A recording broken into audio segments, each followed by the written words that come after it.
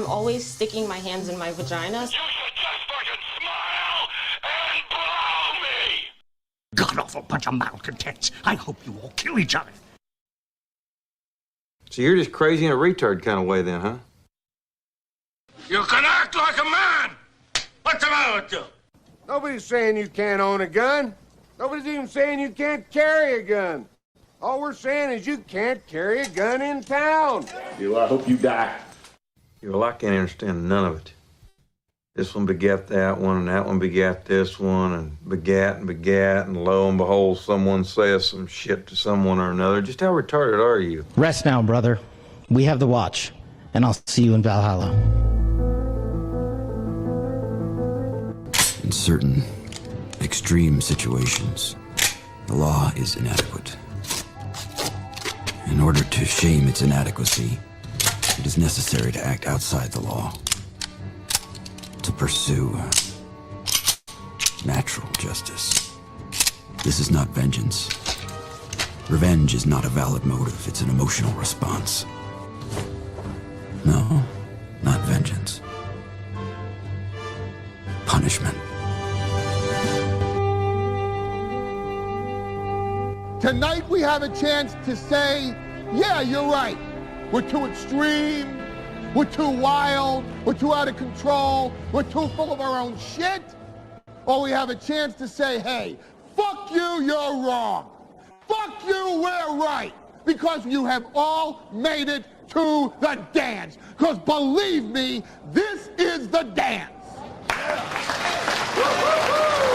Start the show.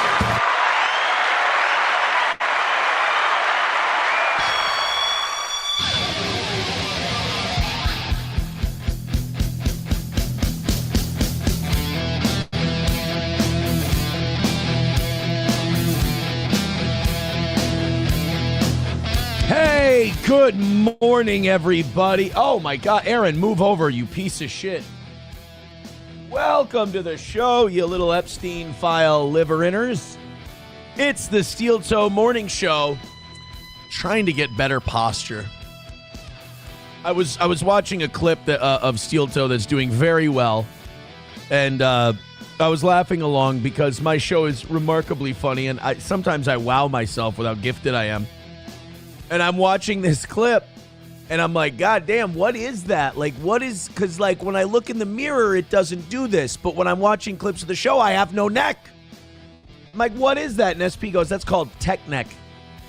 That's like what tech workers get when they sit at desks too long because their posture is so bad. So throughout the day, I keep squaring my shoulders back and trying to hold my shit up straight. But then this is a very uncomfortable, stiff way to talk to you. So I lean on the table, I get a little comfortable, and we get the tech neck. I don't think there's anything you can do about it other than not be a big piece of shit. And what are we supposed to do? Stop being a big piece of shit? Just turn it off one day? No, this is a process over time. Welcome to the show. It is the Steel Toe Morning Show. I do have some great things to tell you. Number one, this week is still perfect thanks to Ethan and many others yesterday afternoon after the show went off the air. Big drops. Not only did they knock out the 60 we missed yesterday morning, but they made it so we didn't even need to ask last night. And boy, did we have a great time. So let's just do that again this morning. I feel no reason to even ask. The other thing, the part that kind of sucks, so with our membership expirations, we barely went under 500. And we have this thing on this show where when memberships jump up by 100, we give you an extra half hour of show. The problem with that is today is also members only Thursday, where at 11 o'clock, we're going to do our members only show. So that now means that if we get 2 Rumble memberships this morning, I have to go till 11. And then immediately after 11, I have to then do the members-only show on the Crusades. Fuck! But hey, as long as it's for you guys and as long as we break that streak and do another perfect week, I am so happy about it. I may be putting my mouth on danger here. Stop it. But I think the reaction we're getting, the seething we're getting from the bitter, defeated, anti-Steel Toe crowd, the Japanese in Iwo Jima in 1960. I think I like it when we miss and then hit it later. Because like, it really does rile them up.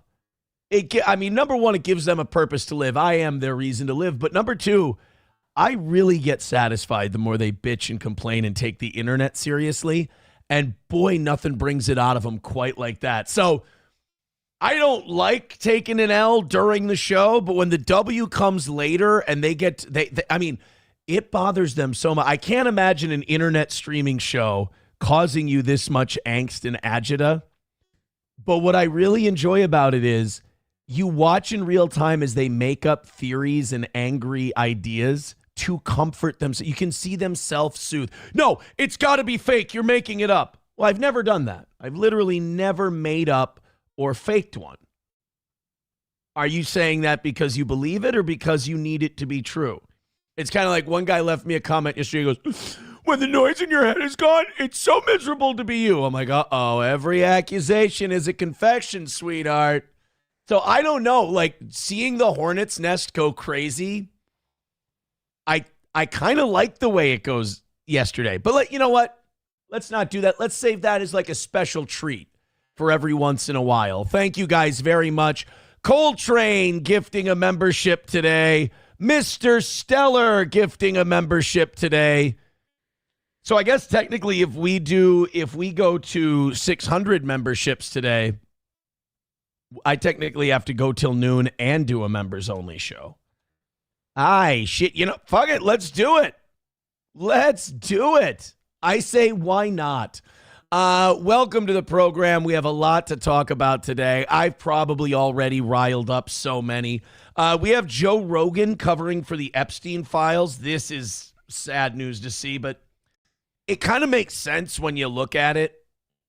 Like when you really take a look at what's been happening to Joe Rogan lately, it kind of makes sense that he's now kind of having to play both sides, which is gross to say, on the Epstein files because all of his buddies are guys in the Epstein files. Elon Musk, Peter Thiel, he's got CIA guys that are on his show. I mean, people who are in there actively pursuing Jeffrey Epstein, trips to his island, trips to his parties. And, Joe Rogan used to be our, before conspiracies were cool, Joe Rogan thought we didn't go to the moon. Joe Rogan had conspiracy theories on 9/11 out the wazoo. And, this is why I say you never sign a big contract as an independent guy. The second you sign that huge contract, somebody's got a say. Nobody just makes $100 million, okay? There's always strings attached. Nobody goes, hey, Joe, we here at Spotify, a company that I don't think turns a profit every year yet. We here at Spotify really, really like your show so much that we want to give you $100 million. That doesn't exist. And Joe isn't going to do so well on Spotify that they recoup all of that $100 million. What they're buying is control. Now, I don't know who owns Spotify. I don't think I want to look it up. Daniel Ek and Martin Lawrenson. Daniel Ek. He's, who's the other guy?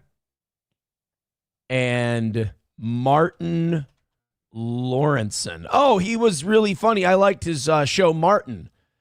He also had a movie called The Black Knight. Oh, I really like, what's that movie I like? It's really wholesome. It's a good family movie. Welcome back, Roscoe Jenkins. Welcome home, Roscoe Jenkins. Great movie. Let's see. So both of them. So anyway, I don't think these guys paid this Eck and Lawrenson. I don't think they paid Joe Rogan $100 million to just, hey, Joe, do your show. We just want to give you $100 million and then watch from the sidelines. That's all we want to do, Joe. It doesn't happen. It's the old saying, you owe $1 billion. You owe $1 million, the bank owns you. You owe $1 billion, you own the bank. Well, Joe got $1 million from the bank. Now the bank owns him. And they get a say. I mean, it's no more evident than when Joe Rogan went to Spotify, they made him delete a bunch of episodes. They didn't carry over a bunch of the episodes of the Joe Rogan Experience. So now you have Joe Rogan, you have this Benz guy on his show. What is it, Peter Benz? And it's really uncomfortable because they're all kind of running cover for this Epstein file stuff. Big credit to Too Lazy to Try. He made this clip. He does a very good job. You know, I criticized him early on because I said he gets too sucked into internet world and buys too much of the bullshit and has too many people. Like he would get caught up in this, I really hate this guy, so everything this guy does has to suck. He's gotten a lot more impartial. And he's just been a good like analyst of this stuff. I remember I was worried. I was like, uh-oh. Too Lazy to Try jumped the shark when he tried to pretend Logan Paul kicking the shit out of Dylan Dennis was somehow a win for Dylan Dennis. I think he now realizes over time Logan Paul's legit a grinder. You see what he's done in WWE and all that. And that Dylan Dennis is a fucking joke. And that, I mean, Logan Paul clearly won. So I think other than that little stumble, he's done an incredible job. He put a video out yesterday about Rogan covering for the Epstein files. And I have to say, I'm so disappointed because Rogan will do this thing. And there are people who are a lot more critical of Joe Rogan than I am. And maybe I was like one of the last holdouts because I was like, I don't want it to be true. Because I'd always watch American Redact and Elephant Graveyard and Too Lazy to Try and all these guys with a modicum of now, hold on, guys, there might be a little hope. Hold on, guys, this might not be so bad. I watched this Epstein thing yesterday, Rogan and Benz, and I went, oh, no. I think I think all the checks have been cashed. The favors have been called in. This is what the $100 million from the Swedish Jewish rich guys that paid him, this is what it's for. This is Mike Benz. Again, sorry if I got this wrong. On the Joe Rogan Experience, and this video was done by Too Lazy to Try, the number 2. Go subscribe to his channel. Here we go. If you're a big Joe Rogan fan, I'm sorry for the disappointment we're about to bring to you. Specific illicit desire to want underage people. Well, how do you even find out that someone's into that? Well, I don't think that the majority or anything close to it of the women were technically, I think it was largely very young, barely legal, so to speak. But and I know that there were cases of underage, but I think most of it was just very, very young. But whoa! So Joe Rogan goes, hey, that's really screwed up that people would like underage girls. And this Benz guy, who's I found out is a Peter Thiel guy. He's a Peter Thiel protege. He goes, now, wait a minute. I don't think even a majority of them were underage. Hey, Mike, I'm gonna come up with a new idea. You know, people who traffic women are bad no matter what the age. But let's figure out something with this underage thing. I don't even think a majority were underage. All right. Let's say if you have one underage woman you're trafficking, you're a slimeball piece of shit who deserves to burn in the deepest pits of hell. Okay? Let's go ahead. Let's call it. Let's say all of these women are drops. Okay, they're all drops in a bucket. And all of the drops in your bucket are 22 years old. But one of the drops you're trafficking is 15. To me, the entire bucket is poisoned with pedophilia. Let's call it the one drop rule. I think that's a good idea. Let's call it the one drop rule. If one of the girls you're trafficking is underage, it's all bad. Not like 20-year-old not girls, like 13 type thing. And then remember, because this is an international enterprise, and many of the clients are like, in countries that don't necessarily have the same norms about that that we do. Is he doing the Chris D'Elia? It's legal in Connecticut. So wait a minute. Now I can't keep the Peter Thiel, Elon Musk, Jeffrey Epstein lies straight. Was there no trafficking, like Ben Shapiro and Kash Patel and Dan Bongino said? Or was he trafficking, but they were all of age, which we all know trafficked women are doing everything they do totally consensually. And none of it's like forced or they're desperate. These are sick people, dude. And remember, I'm one of the holdouts on Rogan where I'm like, I think he can turn this around. This isn't okay. This guy should be blasted. I mean, Rogan should be going after him, damn near kicking him out the door for trying to explain away or excuse the Epstein. So this guy's even admitted he was trafficking women. He's just like, well, they weren't all underage. And, some cultural norms. I'm sorry, you mean the cultural norms of like Muslim countries that you and I and everyone else always talks about how shitty they are, how backwards and how uncomplimentary of Western civilization they are. So now all of a sudden they're getting a pass because you need to protect Jeffrey Epstein. Cleanse your soul, bro. Like, why? Why do you do this? I don't understand why people dirty their souls so much to protect a guy who is unanimously, it's been decided upon, is a piece of rat shit. You can very easily see someone getting involved in that just because girls juice deals. All right, so the Joe Rogan experience is just getting sad at this point. It feels like it's turned into a PR tool for the Epstein clients. After maybe the biggest file drop yet, Joe had on Mike Benz, who is an Elon Musk lackey. So, of course, there's no mention of Elon. Oh, I'm sorry, not Peter Thiel. Elon Musk, that's on me. I watched this yesterday. You see how good I am at information retention. Podcast, even though his emails are one of the biggest revelations from the files, which now Elon, Mr. Free Speech, is threatening to sue people for talking about it or even associating him with the files. I'm sure Joe will have a lot to say about that. No, I mean, Rogan is cooked. People used to look forward to hearing him talk about stuff like this, but now he's way too connected to people involved with Epstein, so he has to ignore and downplay a lot of the information coming out. Also, a lot of his guests work for or are associated with people in the Epstein files as well, so he rarely hears none by. If you're wondering about this Benz guy, the answer is yes, of course, every fucking time.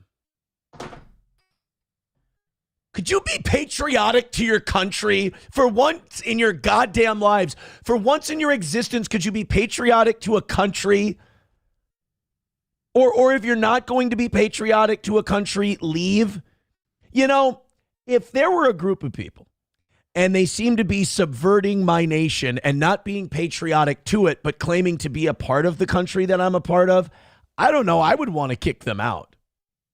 And I'm sure, let's say they did it 109 times in 109 different countries.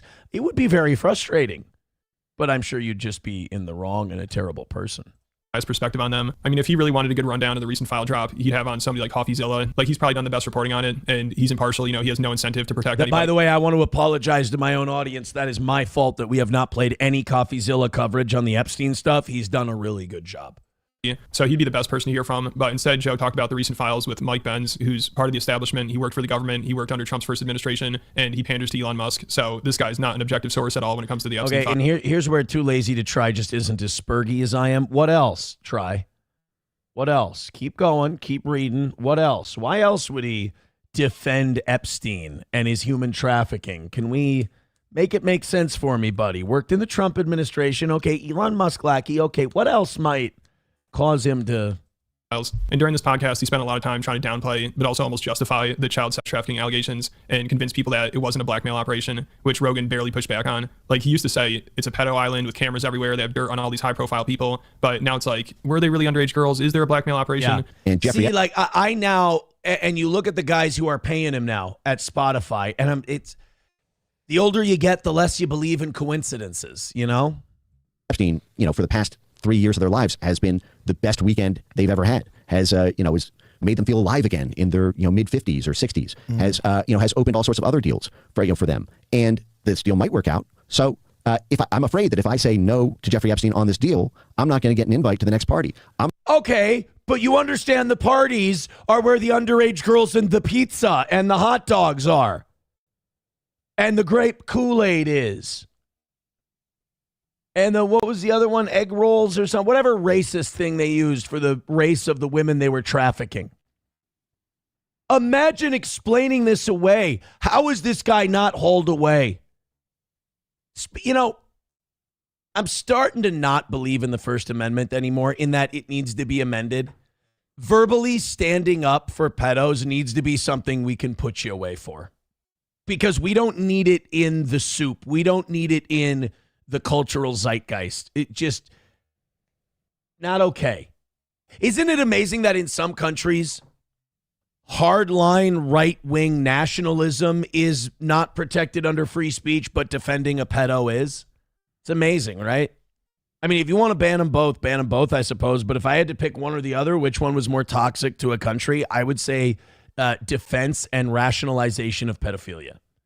I'm not going to be able to get laid again. In the public eye, the narrative is underage girls, and this is the thing that makes it so disgusting. When people talk about it, everyone says kids on the island. This is the big conspiracy about it, and this is the reason why people are so outraged about it. My concern with the runaway train on that. No, not wait for this. Not his fear about the fact that there was a Mossad agent trafficking young women. He's worried about the runaway train. He's worried about us being mad about it and wanting to do something. Interesting, Mike. I'd like to read your emails. Probably not. He's worried about where that train stops. I wonder where that train would stop. Is that it's a massive manhunt for something that it may be true. To me, it's a needle in the haystack. It might be true. Good luck looking for it. We found it. Dude, we're not a court. I don't need to prove this beyond a reasonable doubt, brother. I don't even need civil case levels of proof. I need, there's a shitload of smoke here. There was a fire somewhere. And I know about where that fire was. It was on an island. Might as well call it Fire Island. It was gay, too, kind of. Sorry, Elijah Schaefer. But, it's a needle in a haystack. Good luck.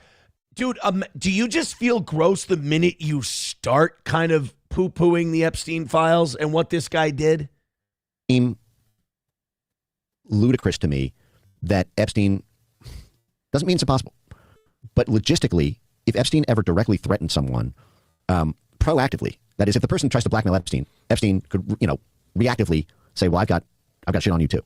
But proactively and really, really do someone in like that, and word gets around that happens, everything he built goes, the whole Rolodex finds out. So it sounds like he's trying to convince people. No, because he has blackmail on the guy. That guy isn't going to tell anyone because of that's how blackmail works, you numbskull. Of course, you numbskull. It's called blackmail. This guy's fighting like he's got something to hide. I mean, this guy's defending this like he's invested in it somehow. This is disgusting. And Rogan is not running this guy out on a rail. He'll probably have him on again.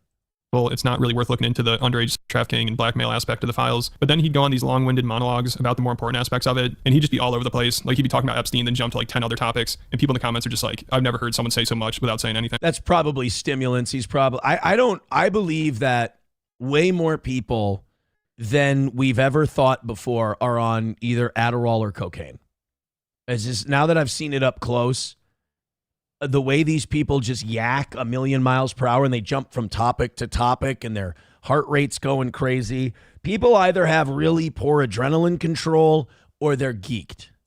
And Rogan posted a clip of them talking about the Epstein files to the JRE Clips channel, and all the comments are negative, calling Rogan a sellout and saying he's compromised and trying to do damage control, because there's so much new information from the recent files release, and it seems like Joe and his guests didn't talk about any of that, and instead his guests try to convince people that it's not really worth looking into the child trafficking aspect of it. The most heinous part of the files isn't worth looking into. So we used to hear Epstein had compromising tapes and pictures on all these high-profile people. His whole house was rigged with cameras, but now Rogan's guest is trying to convince us that there was none of that because word would get out. He tries to say if Epstein told someone he has dirt on them, they'd go running and tell their wife, which just sounds ridiculous. No, that's the hey, honey, I was having sex with this teenage girl and you won't believe what this guy threatened me with.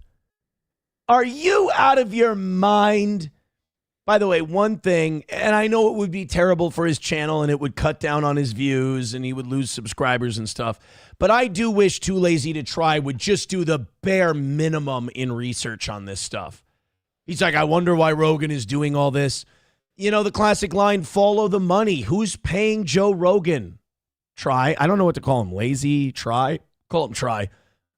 Try. And I say this as a big fan. Just follow the money. It's not like you got to find 6 different degrees. Joe Rogan, just go a step above him. Who writes his checks? That's it. You're home. You figured it out.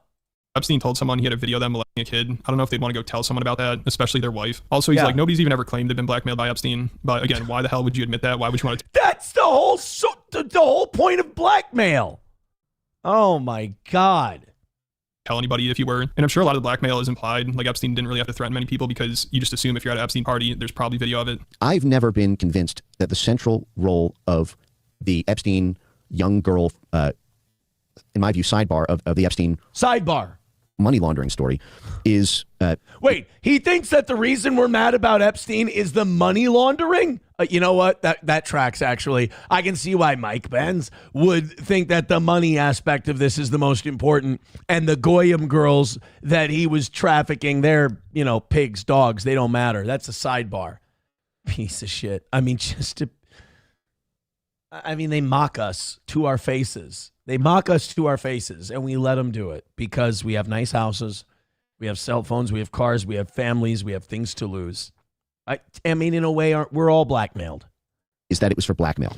And part of this is because the moment Jeffrey Epstein formally, officially threatened somebody with blackmail, and that person tells his wife, and that wife tells her friends, and that gets out to somebody else that knows Jeffrey Epstein. All 0 times that's ever happened in the history of human blackmail. This guy sounds like he's saying this this is like anti-steel toe people. He's self-soothing right now. He's making this up in his head so that he can self-soothe. Jeffrey Epstein's dude, convert to Christianity, become an American, confess your sins and clean your soul. You're welcome in. Just change.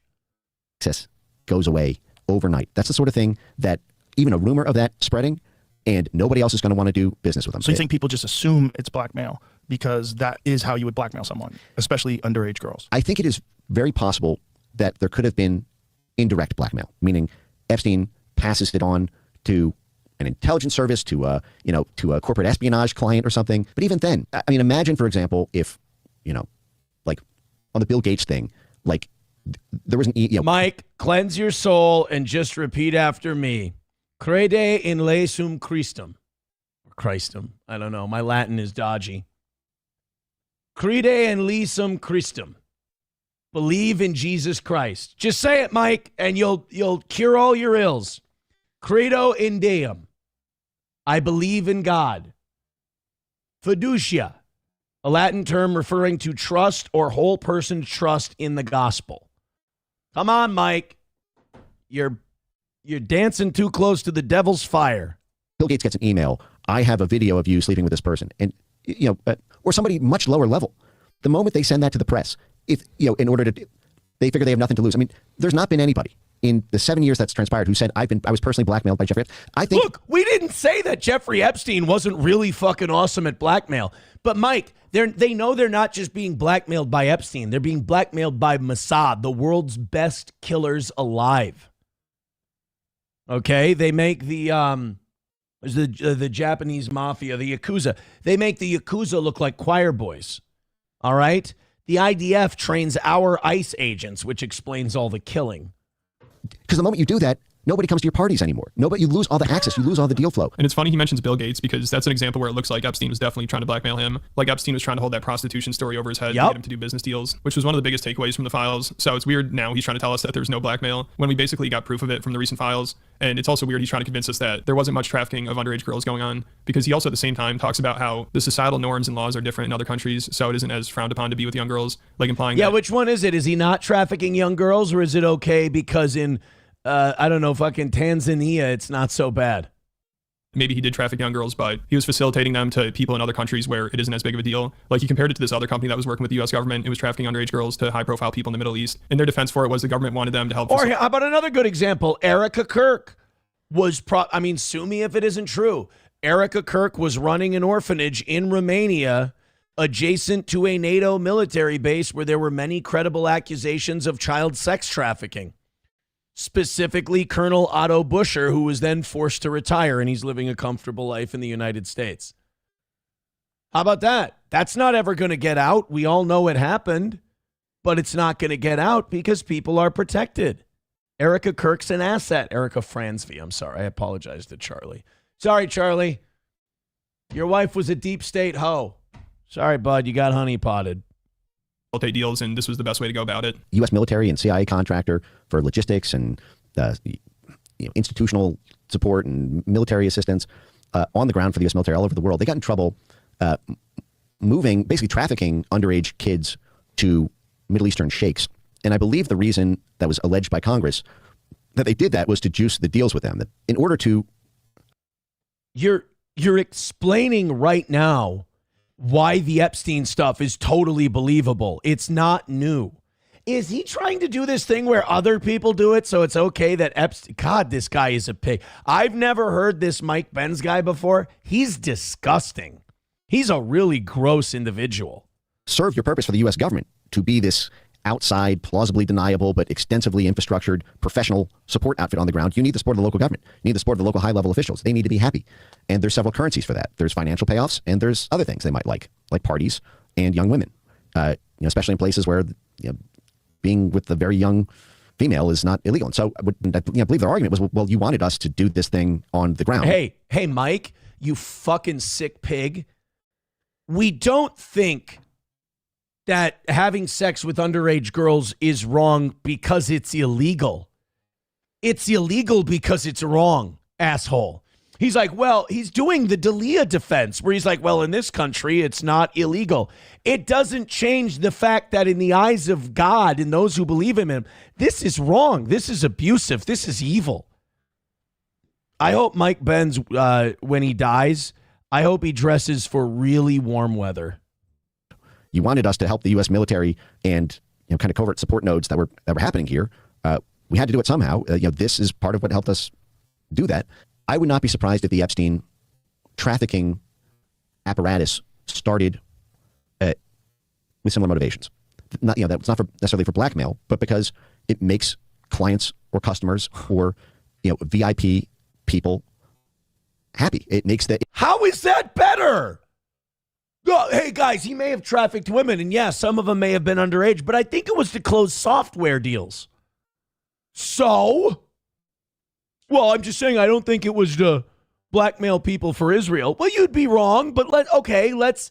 You know your argument is shit when the people who hate you can accept it and still make you look like shit. Okay, let's say Mike Benz is right. Epstein trafficked girls to all these high-level businessmen and politicians because it greased the skids of getting a deal done. Okay, you're still all burning in hell, just for a different reason. It makes them owe you something. It makes them want to get involved in a deal you do. And then, remember, because this is an international enterprise, and many of the clients are like, in countries that don't necessarily have the same norms about that that we do. Could you see? Okay, this is where I realize Joe Rogan's lost, and we're not getting Joe Rogan back. Could you see Tim Dillon sitting here and listening to this? Could you see Tim Dillon not just screaming at this guy at the top of his lungs? I couldn't. Or Dave Smith. Hell, I think, you know what? This is the first time I've ever said anything complimentary. I think Tim Pool might even yell at this guy, even with the fence pole up his ass. Very easily see someone getting involved in that just because girls juice deals. And so I don't think that Epstein, I've not seen evidence, and in my view, you don't need any of that to understand the core part of the Epstein story that is relevant to your life today in terms of your own government and the workings of power and corporate finance and the like. So this is what the Joe Rogan experience has turned into. It's crazy. Yeah. And he'll probably just ignore Elon's emails and all the relevant information in the files. Now he's got to be really careful when he has on his comedian friends because they usually just go off about this stuff. Oh, yeah. If he had Theo Vaughn on to talk about this, Theo would cook him. Theo would absolutely cook him. And don't hold back. I mean, it seems like every episode he does now with Theo Vaughn, Tim Dillon, or Kurt Metzger, and he gets really uncomfortable and tries to change the topic a lot because he doesn't want to upset his tech friends and his friends in the government who are... That's what we ought to do. We ought to be getting old Uncle Kurt in there. Old Unc Kurt Metzger.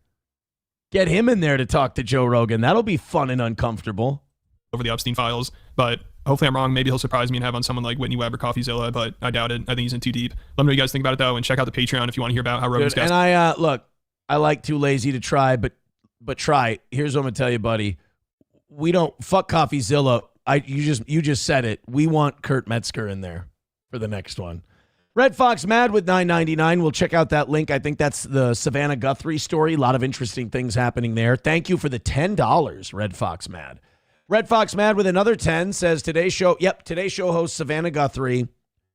Her mother Nancy has been kidnapped, as we know, authorities believe, and a surprising link to Jeffrey Epstein has emerged from the files. Link in Super Chat. I saw this too. That is the Savannah Guthrie story, like a lot of these high-profile stories, gets weirder and weirder by the day. Let me just go and thank a few other people here in the Rumble side of things. Excuse me for just a moment. There it is. Veldrain with $1. Says, age doesn't matter if they are from Middle Eastern countries because they don't count as being people. You know, cultural norms. Mike Benz is disgusting. Another $1 from... God, I missed a lot in the chat. Another $1. Pedophilia is wrong. It's bad. The people should be put in an unmarked grave. That's a lot of money, and pedophilia isn't a problem, and child trafficking doesn't exist. Oh, man. $1 from Zen Man says, no, it's Klatu Barada Niktu, silly. Is that, see, I really have to work on, my Latin, especially if I'm going to start going to Latin Mass. You know? McBuster says, too lazy to try is okay. He has a deadpan shtick. I like it. I think overall, I think too lazy to try is, I think he's a good arbiter for all of this stuff. I think he does a very good job. All right, guys, thank you for a great start to today's show. Hit like, hit subscribe, and hit follow. There is someone in the Rumble chat named Me So Horny that you guys are apparently driving nuts. Just keep doing whatever it is you're doing. Why does any retard give to this retard? Oh, hey, guys. Apparently, when you give money to the show, it makes that guy really upset. Don't anger him. Don't set him off. It's never tell us what bothers you. We don't take this seriously. It's not our lives like it is for you. We'll just do shit to fuck with you. Also, 1 membership away from 500. It looks like I'm doing a long show today. But I don't mind doing it because you guys are so incredibly supportive of this program. And today is the last day of the week for any kind of money things. So the week is perfect. Close it out. We got ourselves the final win for the toe. You guys know about James Fishback, the candidate for governor in Florida? There are a lot of people on the right who really like this dude. And, really, I find him to be utterly creepy. James Fishback, it is so weird to watch some people go, this guy's the next guy in Florida. He's the guy who should take over for DeSantis. But like everything I watch about him, he gives me the creeps. He's odd. He's awkward. Now I saw this from a couple different sources. I can't believe this is real. Did he get banned from Tinder? I just want to make sure. This might have been a fake tweet. Florida Republican congressional gubernatorial candidate James Fishback has not been banned from Tinder. Instead, okay, we'll get there. Okay, we'll get to that other part. I read that he had been banned from Tinder. Might not be true. Get this. You want to talk about boneheaded excuses. James Fishback, gubernatorial candidate to succeed DeSantis in Florida, claims that he started a Tinder account so that he could reach out to young voters.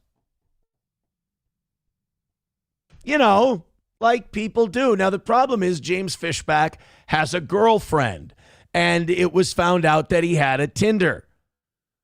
You know what? I'd like to correct that. James Fishback had a girlfriend, and then that girlfriend found out he had a Tinder, and apparently the girlfriend did not go for the very believable excuse that he did it to connect with young voters. We've got a clip up here. This is going to be great. By the way, the cleaner says, Aaron, cut the gloating. You're probably right. MLP Zero gifting a membership. You're going to make that guy mad. Aces gifting a membership. Thank you very much. So Los Federales got one and McBuster got one. So that means we're officially going until 11 o'clock today. That means we're officially going to 11. Hey, guys, I'm happy to do it. Thank you so much. That puts you guys 99 memberships away from 600, and I appreciate it. Thank you very, very much. Keep it going. I love it. Thank you. Here's James Fishback. letting the crowd. Now, okay, not only is this guy a creep, but I think he's definitely angling for dates right here. Because, and by the way, this tells you why this guy's in public office, because he's a complete sociopath and has no ability to feel. James Fishback tells the story about how he joined Tinder so he could connect with young voters. His girlfriend dumped him over it. And I guarantee he's making this confession publicly, which you should never make publicly. It's humiliating, because he wants girls to start messaging him. Don't vote for this guy. Do me a favor. Isn't there another guy running for governor as a Republican who's been like exposing this guy up and down? Pick that guy. Don't pick this dude. I did not join Tinder a single man. 24 hours later, I am a single man because I joined Tinder. Hey, dude, you're saying that like something happened to you. You're saying that like someone out there was being unreasonable. That what you just described to us sounds like a natural progression on a timeline. Man with girlfriend joins Tinder. Man with girlfriend gets dumped by girlfriend. That is not an, oh my God, someone did this to me type of a thing. You fucked up. And imagine how pathetic you looked, and imagine how disgusted she was when she looked at you and she said, "Why are you on Tinder?" And you said, "To connect with young voters." Bro. Someone was not very happy. My better half was not very happy. I said, look, you have to meet young women where they are. Okay? It's very simple. We will... Can you hear the pin drop in this crowd, by the way? Nobody's riding with him on this. It's very simple. We will win on August 18th. Put Florida first. Vote Fishback, swipe right. It's that simple. It shouldn't be controversial to say that. I don't know. One or two people nervously laughed. Why they're upset. Politico was in shambles this morning because I joined Tinder. I'm up to 1,000 matches, okay? Sometimes you look at a guy and you get a vibe. Do me a favor, go with that. Because you're always right, all right? When you get the vibe from the guy, roll with the vibe. And if this guy doesn't give off creepy to you, you've got bad selection instincts. This guy is nothing but bad news. You don't want any part of this. Stay away forever. Veldrain with $1 says technically he isn't wrong. He did want to connect with young voters. Physically connect with them. Yeah, I mean, in that case...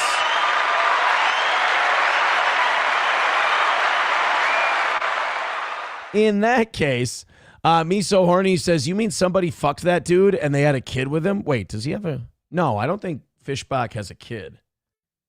Does James Fishback have kids? You know he's got a problem with it. First of all, he's a hedge fund manager, so you shouldn't trust him. But number two, this is the guy who wants to put like a 50% tax on OnlyFans models. Not OnlyFans itself, not the ownership, just the people making just the girls.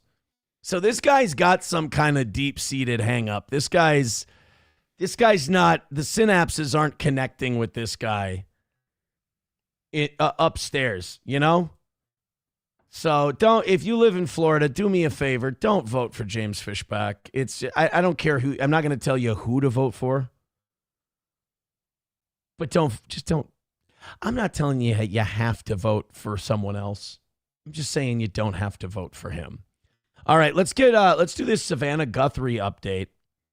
The host of the Today Show's mother was kidnapped and a ransom note was left. The incident comes amid the Justice Department releasing files related to late convicted child sex offender Jeffrey Epstein. When news of Nancy's disappearance broke, that's Savannah Guthrie's mom, it also put the spotlight on Savannah and her personal life. As an old interview of her with Trump resurfaced, one person asked if she was the woman who had pushed for the release of the Epstein files. While this was not the case, Guthrie had interviewed Epstein accusers for NBC News.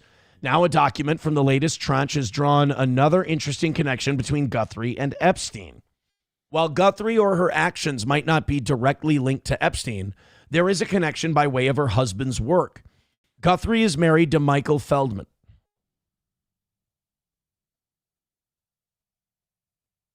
Do you get to do anything in this country without them? who helped find the Glover Park Group in 2001. The public affairs firm is based out of D.C., and during his time, Feldman helped the likes of Bill Clinton and Al Gore. Glover Park Group is mentioned in the documents linked to Epstein. One file mentions a communication involving Larry Summers, that's the head of Harvard, who was balls deep in the Epstein stuff, pardon the phrasing, where it is suggested that Epstein spoke to someone at the Glover Park Group. He has helped Clinton and General Petraeus. The document continues. A person on X was quick to pick up on this. Samantha Guthrie's husband, Michael Feldman, founder of Glover Park Group and partner at FGS Global, is directly tied to huge global political influence firms named in Epstein files Bill Clinton, Al Gore, and personal relationships with Epstein.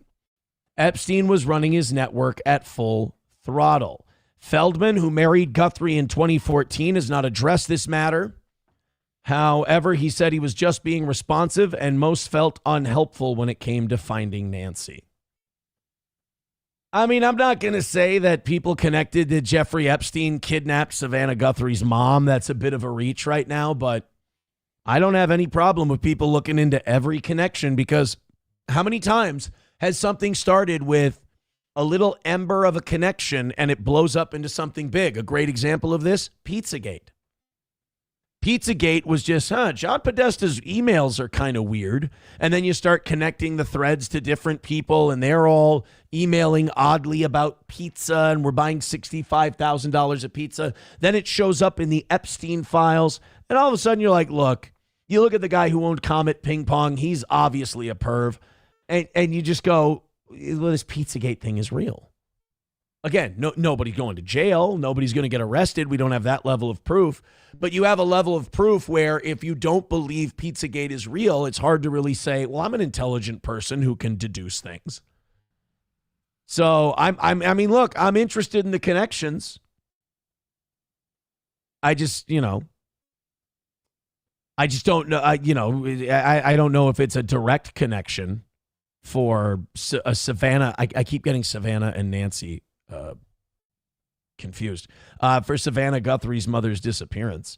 Grand Poobah with $1 says, if his opening line isn't, would you like to take my poll, he's fucking up. I don't hate that one. I don't hate that one. Thank you guys very much. Continue on. Hit like, hit subscribe, and hit follow. Pushing 600 already this morning, but you know what? Rumble's on its way. YouTube lacking this morning. So over on YouTube, make sure you're hitting like, you're hitting subscribe, and you're hitting follow. Oh, hey, if we can get to 750 today, we've got a nice little kids guide read coming. Thank you very much. Okay, guys, keep spreading the word about this fantastic show. This is what the title of today's show is all about: the Battle of Minnesota. Tim Walz, Tom Homan. It's the main event. Bavino's gone. Really, the Minnesota protest stuff, not really a big deal anymore. I am going to go to the Minneapolis City Hall tomorrow for the Jake Lang protest. I do want to see what the deal's going to be there. It might be our last protest coverage we ever have, because it looks like Walz and Homan have come to an agreement. Now, it depends on what side you're on. I see a lot of right-wingers saying that Tim Walz looks like a bitch. Tim Walz folded. If you're on the left, it's, Trump is running out of Minnesota. He's drawing down agents. And neither of them are wrong. I think what really happened here is some adults got together in the room, realized this is an untenable situation. It's an absolute mess. And they decided to figure out how to fix it. And Tom Homan did that. I've said this before. I may have fallen out of love with the Trump administration. I may not be a big fan. I do like Tom Homan. I think Tom Homan is good. Oh, and also, by the way, I hate Bapa Shab. And I hate Bapa Shab for this reason. He informed us yesterday. Did you guys know that ICE has headquarters in Tel Aviv and Jerusalem? It's weird. You know what? I'm going to say that Bapa Shab's just being an anti-Semite if I can find what countries does ICE have headquarters in. Washington operates over 80 international offices in 46 countries. I mean, that helps a little. That helps a little. So now this is Tom Homan talking yesterday about his meeting with Tim Walz and what they've agreed upon. Now, here's, I don't want anybody spiking the football. Let's not start stroking each other's dicks yet, gentlemen. Tim Walz and Tom Homan have sounded like they've come to an agreement before, only for Tim Walz to go right out publicly and go, fuck Tom Homan, he's gay. The Trump administration eats balls. I hate these guys. War Minnesota. So Tom Homan coming out yesterday, this was very encouraging.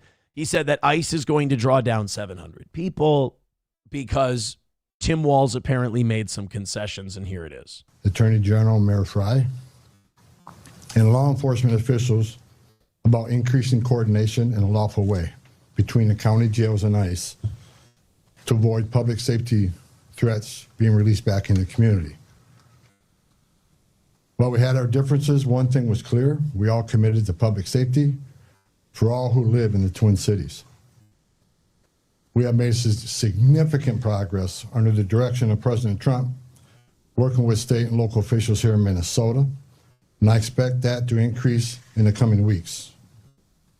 Perhaps you expect too much, but okay. I like that you're positive. He's like, we're going to have better coordination between the state and federal. It's like, yeah, how about number one, we're going to stop killing people. We're going to, let's try and ease up on the like one corpse a week thing. We continue to have discussions. I'll have discussions this afternoon.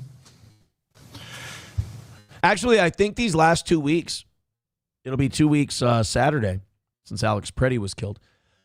These last 2 weeks have been the first 2 week period that someone has not been murdered, not been killed by ICE agents in Minnesota in 2026. Go us. We currently have an unprecedented number of counties communicating with us now and allowing ICE to take custody of illegal aliens before they hit the streets. Unprecedented cooperation. Now I'll say it again.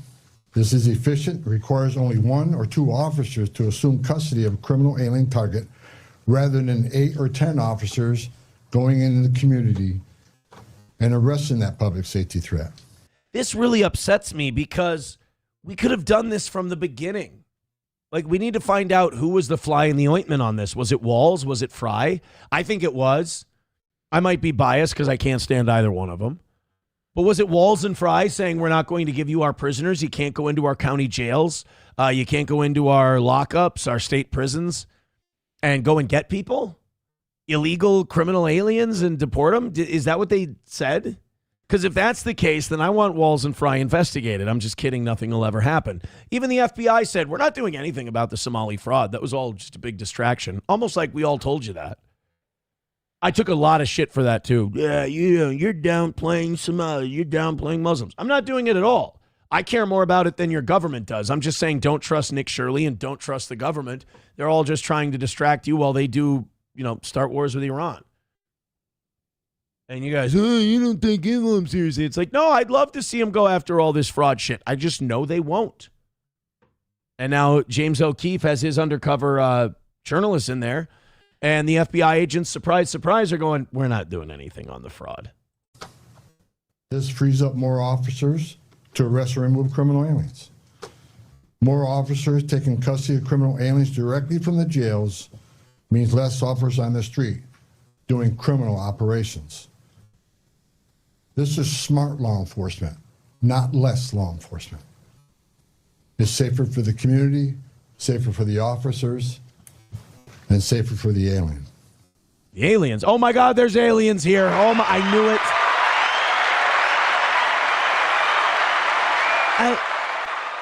I guess the only thing that really upsets me about this is that it didn't have to be this way. We could have, all we had to do was do this from the beginning. All we had to do, Minnesota, Tim Walz didn't have to puff out his chest. That cringe moment where What was it? God damn, what was his name? Why can't I think of Jacob Fry's name? Jacob Fry didn't have to have that cringe moment where he went, "Get the fuck out of Minneapolis." Oh, God. You guys could have just done this from the start. And Renee Good didn't have to die. Alex Preddy didn't have to die. That Venezuelan guy didn't have to get shot. I didn't have to have a 250,000 view video. Got my hopes up. I didn't have to have 650,000 views in the last 30 days and counting. I didn't need that. All you guys had to do was go, we're going to let you guys into the jails and ICE can come in and deport our criminal aliens. And they didn't do it. They didn't do it. Thank you very much to, now is this Approachable or King Kong Dong? I don't want to say his real name, but I always screw you two up and it's my fault. $5 over on PayPal. He says, this is for your boss, Mr. Goldstein. I don't have a boss named Mr. Goldstein, but thank you guys. You're being very generous so far today. That was Mr. Approachable. All right. Thank you. Hit like, hit subscribe, and hit follow, and gift those memberships, and throw some Rumble Rants and Super Chats and PayPals and Venmos in there. We appreciate your support. We have a perfect week going so far. I know it upsets some of you, but hey, we could still fail today. I hope not. But we could still. Not if you guys keep going with those memberships and little. I told you guys, constant little, $2 and $5 drops. That knocks it out nice. All right, let's go ahead and see the clip that Approachable gave us. What did I say now? This Rogan clip was stellar, by the way. I did an amazing job with this. It's getting clipped. What did I do? And I was personally blackmailed by Jeffrey Epstein. Look, we didn't say that Jeffrey Epstein wasn't really fucking awesome. And I was personally No. I mean, you so clearly edited that. You cut off the... Blackmailed by Jeffrey Epstein. Look, we didn't say that Jeffrey Epstein wasn't really fucking awesome. And I was personally... That's not what I said. Could you go ahead and add Approachable in the light of fairness? Could you go ahead and add another 5 seconds to that clip? Do you think you could do that? Do you think that you could do that? Joey Caravello's mommy, you're becoming a very good Steel Toe fan, and I think even you know that what you wrote is horseshit. Come on, buddy. There's people who live for this show in a way that it makes it very unhealthy for them, and they are mad every day. Stop it. Come on, man. I mean, look, you can feel however you want about me, and I know, I guess it hurts to point out, I guess Aaron's probably right almost all the time about these retards, but don't lie to yourself. It's gross. It's really gross. And I only say that to you because I think you're pretty decent. Don't be a retard. Don't be dumb. You don't need to dumb yourself. It's kind of like you have to tell, like moms have to tell their girls when they're teenagers, like, you don't have to dumb yourself down to get along with these dumb bimbos. And that's kind of what you're doing, Caravello's mommy. You're kind of dumbing yourself down so you can appeal to bimbos. It's, ugh. Conditioner on my D says, who lives for this show? Get a psychiatrist. That's what I would say to those people. But again, every accusation these guys throw at me tends to be a confession. I'm tired of being right. I'm kidding. All right, let's do the Don Lemon thing. You guys throw in the 5s and 10s. I'm sorry. Again, it's bullying. It's picking on people. I need to start working on myself. All right. Don Lemon was on Jimmy Kimmel because Jimmy Kimmel, I guess he's like speed running his Colbert arc. By the way, what do we have left? February 5th. I think we've got 3 months of Colbert left until he's done. Jimmy Kimmel, if it's like ever since his Charlie Kirk incident that he had, in which I do think he was treated unfairly, by the way, but ever since his Charlie Kirk thing, and remember, he goes, he got in trouble for saying that the Charlie Kirk shooter was probably MAGA. And I agree with him because I'm pretty sure it had something to do with Turning Point and Erica Kirk. So the shooter probably was MAGA, the actual movement. But he got in trouble for that. And ever since, it's just been the hate boner for Trump has been increased. Sacrifice comedy to attack Trump at any cost. So the other night he had Don Lemon on. I think this was 2 nights ago. Don Lemon, of course, got arrested. I believe has been charged. Now, I think we all agree Don Lemon should not be charged for what he did. We can't have journalists being arrested for covering a story. If somebody goes into a mosque, if like Tommy Robinson in the UK went into a mosque to protest and BBC reporters, followed him in there to cover it, I don't think they should be arrested. Same thing applies here. So Don Lemon goes on Kimmel so they can basically exercise their Trump hate boner together. Let's take a look. Now, first I want to ask you, is there a difference between whether those protesters had the right to go into a church and whether a credentialed journalist like yourself had the right to go in and cover them going into the church? And now people have been saying, well, how do you define a journalist? Is anyone with a phone a journalist? No, because then those protesters could have said that they're journalists. I think it has to be like the Scalia pornography definition. You know it when you see it. Does this guy have a history of reporting, being a reporter, being a journalist, covering different events? Yes. Like, for example, me. If I got caught in this same situation, you could go on my channel, you could watch the live streams we've done from Whipple and the Jake Lang protest and all that. You could go, okay, this guy has been covering these things. You know, they have a history of documenting this stuff. They aren't involved in the protest. They're just documenting it. That's okay. Well, listen, obviously I'm in the middle of this. So I can't say a lot. There's a lot that I cannot say. But what I will say is that I'm not a protester. I went there to be a journalist. I went there to chronicle and document and record what was happening. I was following that one group around. And so that's what I did. I reported on them. And so, but I do think that there is a difference between a protester and a journalist. So I think what the Trump administration does when they go after guys like Lemon for stuff like that, I mean, sure, you'll get some low-lying, low-hanging MAGA fruit people who are like, yeah, I like the Don Lemon, charge him with a crime. People who don't understand the Constitution, don't have any kind of morals or principles about politics or philosophy or anything like that. You'll grab those people. But I think what you do is you kind of make yourself look like the thing they accuse you of being, kind of fascist, making it look like you're out for revenge. I mean, look, didn't the Trump administration pardon a shitload of January 6th people because they said, well, they were just protesters and this was overblown? But now we're throwing Don Lemon in jail for walking into a church to record and interview people? I mean, is what Don Lemon did worse than what happened on January 6th? I don't think so. And I think what this does for the Trump administration is, again, it grabs some retards, but ultimately what it does is it makes you go, is it makes people go, oh shit. Like I was watching Piers Morgan the other day. Even the right-wing guys were like, well, yeah, I'm a journalist. I follow the story wherever it goes. The next day, Trump reposts something from someone saying that you should be arrested, you should be sentenced in prison for violating the FACE Act. And at this point, are you thinking, oh, I might get arrested? Well, not until they started, you know, the drip, drip, drip of people starting to talk about it. I think Todd Blanche and Pam Bondi and all those folks talked about it. And here's the interesting thing, though, is that after that, you know, I retained an attorney. And the attorney reached out to them and said, basically, I understand that you have an interest because your folks have been talking about it. And so if you are serious about this, then let's do it the right way. He's perfectly willing to self-report it, which means turn yourself in. And so we don't have to go through this whole rigmarole. And I did that. We did a thing where we told them, all right, we're going to self-report first thing Tuesday because it was a holiday weekend.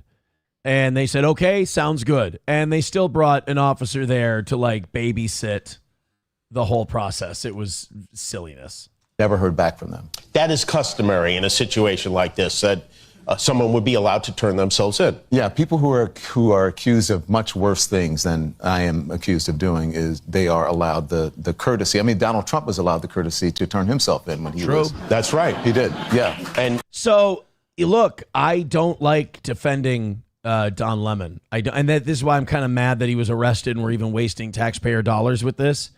I don't want to defend the guy. Makes me feel gross. Good morning, Oz. Good morning. Oz is here. Yes, I am. And you know what? Do you know why Oz is here? Because we found out that Oz this week, and I don't know if he said anything to you guys, Oz is in the Epstein files. Yes.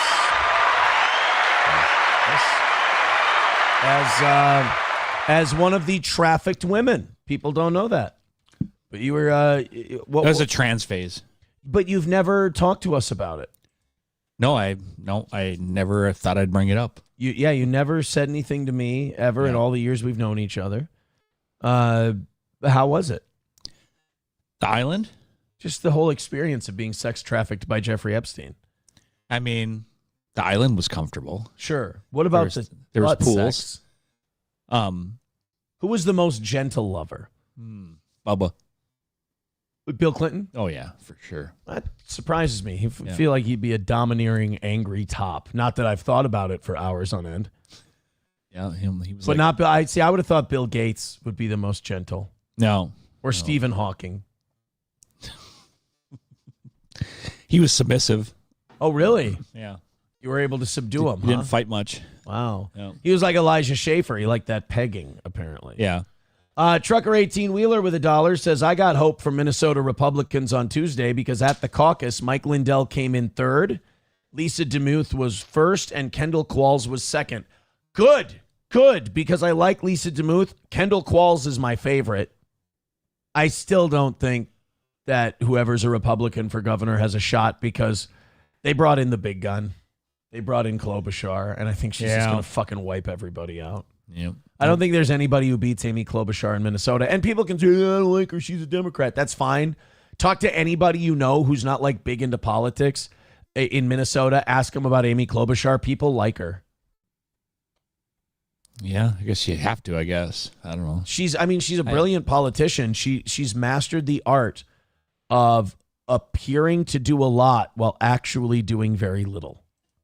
She doesn't piss anyone off. She has the look, yeah. Yeah. I mean, whenever there's one of those hearings, she keeps her mouth shut, and unless it's a guy that everybody right and left hates, and then she'll go, how dare you, you're garbage, and all the clips are, Amy Klobuchar represents Minnesota by ripping this jackass to shreds, and, you know, and then when it's somebody who, like, if it's like Fauci or something, she's like, oh, I'm busy.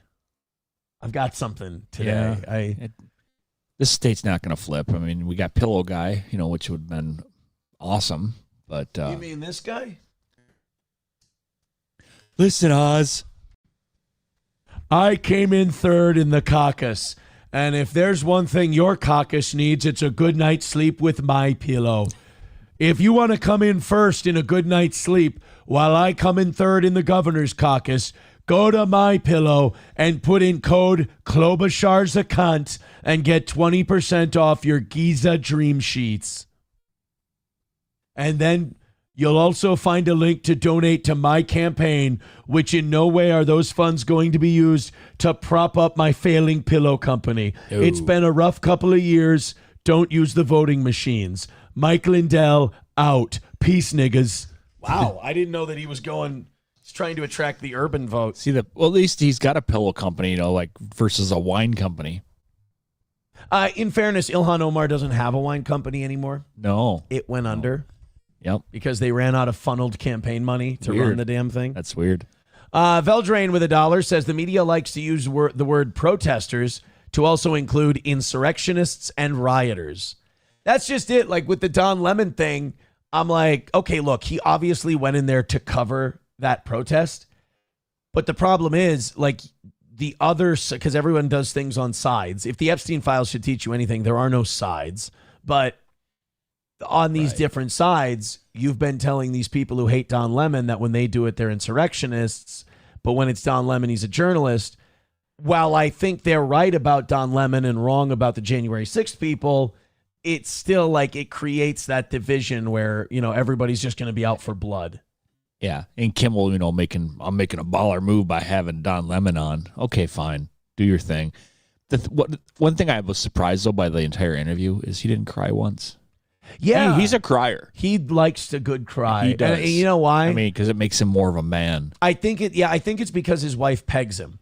Yeah, and it hurts a lot. And there's only one way that he can.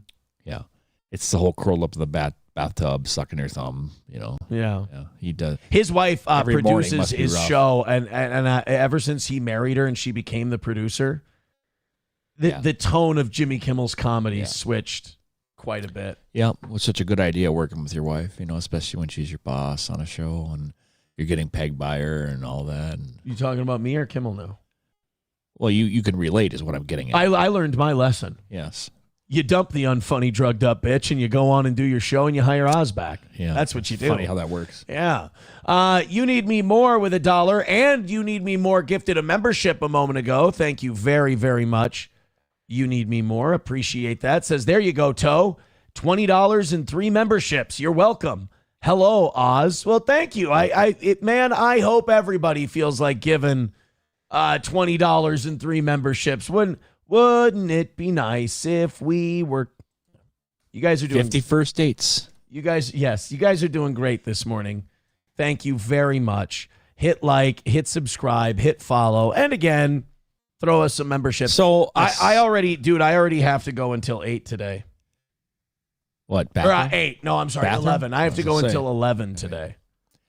Scrolling through the old Toe, page, and I noticed a comedy show coming up. What? In October? Or is that last year? Yeah, that was Mayor and you understand that was 2 years ago. Oh, almost bummer. 3 years no, ago. I just glanced at it really quick, and I'm like, oh. You understand that was the beginning of the end of everything. You understand that was the beginning of the nightmare. Somebody just reposted that. That's why I saw it. Okay, I just glanced quick enough to not look at the dates. Thanks, Oz. No, they reposted that because Kevin Brennan has been brutally and mercilessly clowning Nick Rekieta. Oh, he's been having a thing And with that. Okay. Nick had a criminally terrible stand-up set at a show we brought him on to guest spot, and he bombed horribly. And Brennan wanted it. Somebody found the video, and then Kevin Brennan just ripped it to shreds. I mean, Kevin Brennan has been feasting on the corpse of what used to be Rekieta, and it's been brutal to watch. Okay. Really brutal to watch. So, yeah, that's what you saw. Bummer.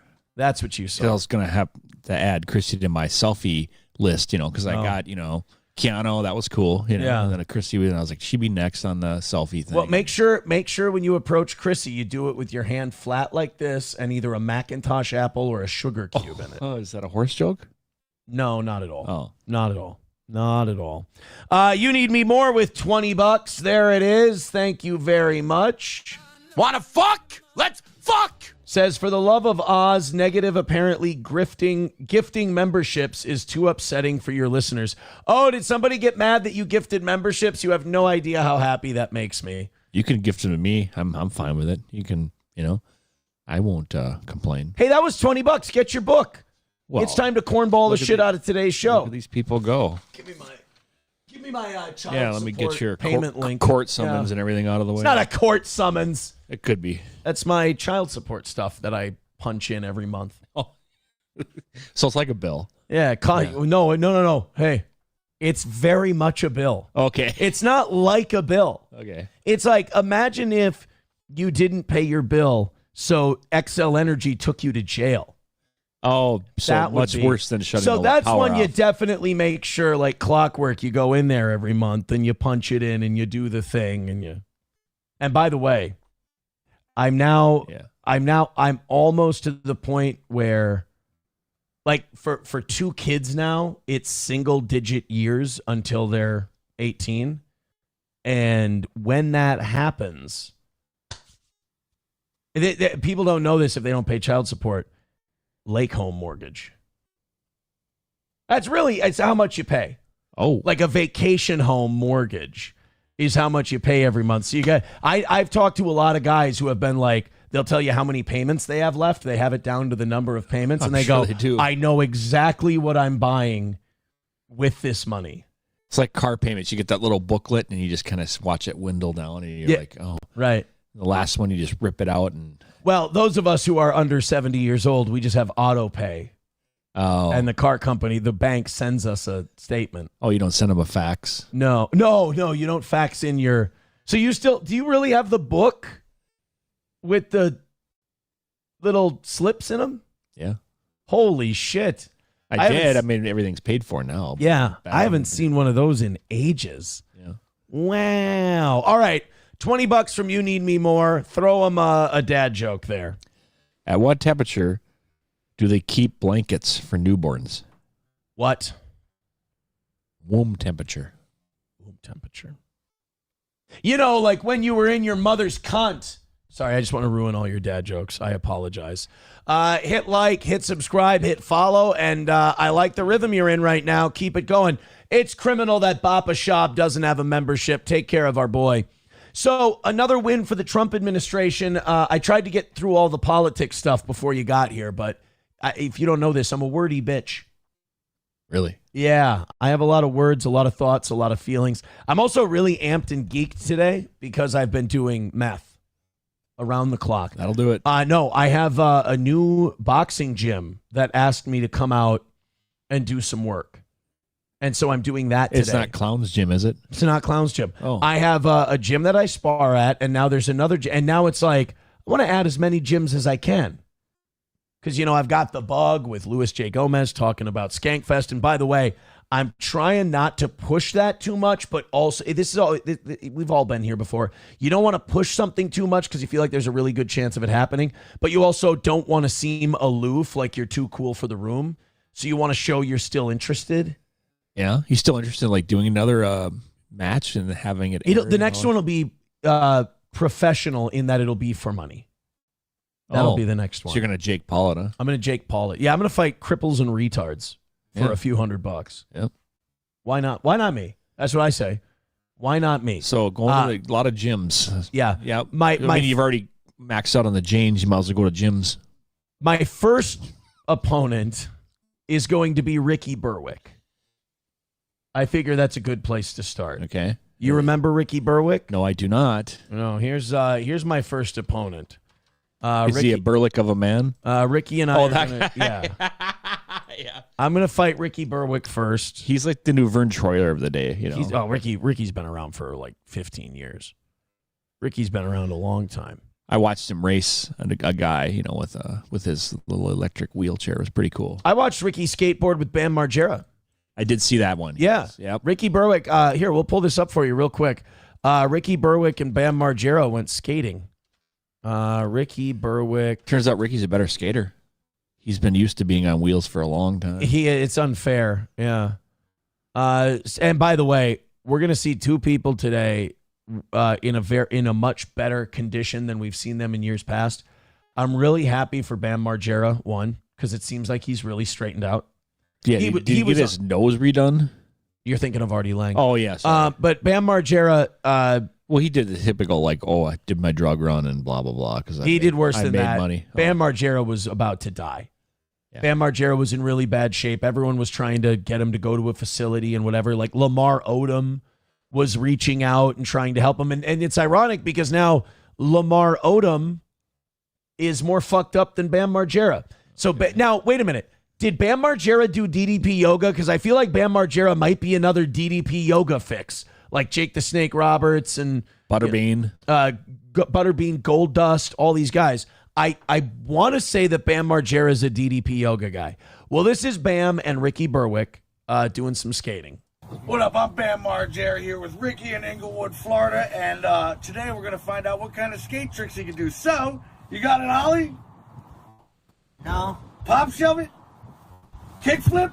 No. Nollie flip? No. Tray flip? No. Switch tray flip? No. Igloo plant to fakie? No. Switch dance dog sled? No.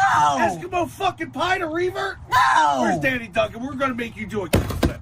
1, 2, go. Oh, he's got Danny Duncan with this. Oh! Yeah! Ricky!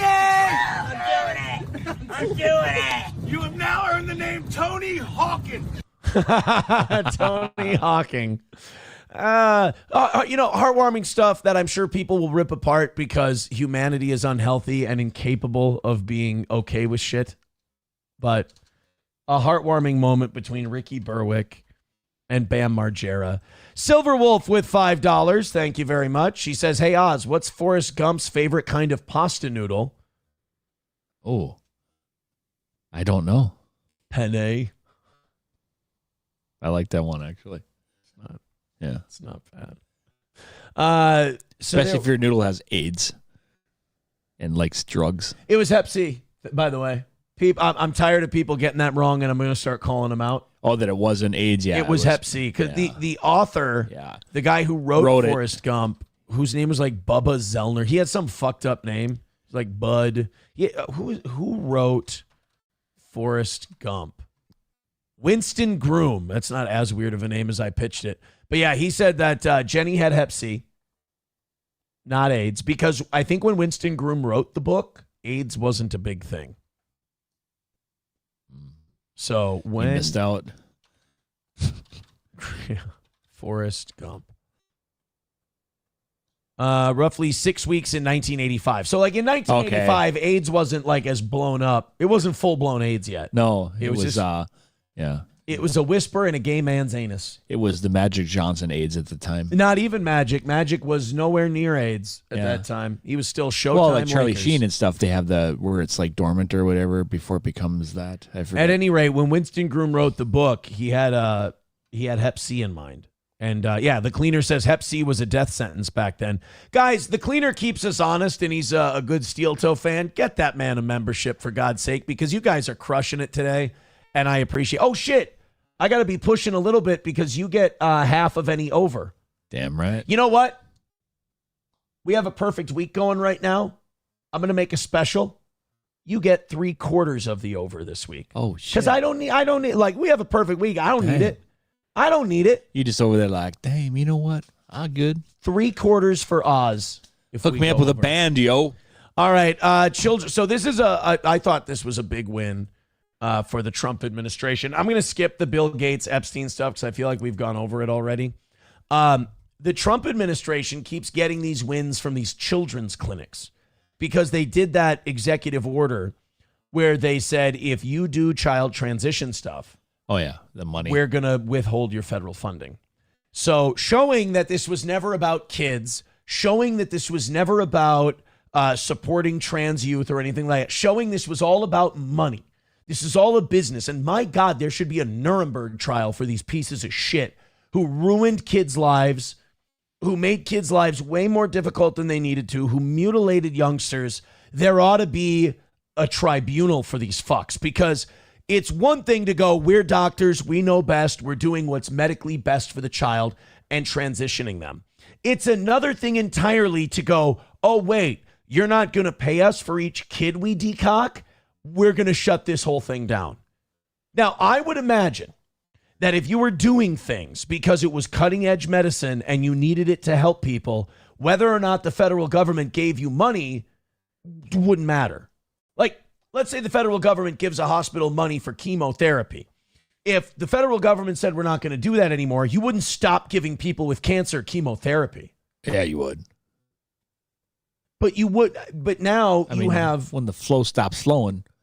But when you have children that are being transitioned and the federal government says no more money, so all of a sudden you go, well, even though it's what we're supposed to do, and even though we took a Hippocratic oath, and even though we think this is totally best for the kid, I mean, if you're not going to give us a bunch of free money to do it, we're going to stop. So you're saying they're not going to take the whole thing off? They're going to just circumcise it? They're not going to do anything. No more child transition stuff. No more nip and tuck. This is from the hospitals and clinics of Minnesota. This is a KSTP 5 production. Children's Minnesota is planning to temporarily stop certain gender-affirming medical treatments for minors. As Kamaria Bray reports, this is in response to new federal pressure.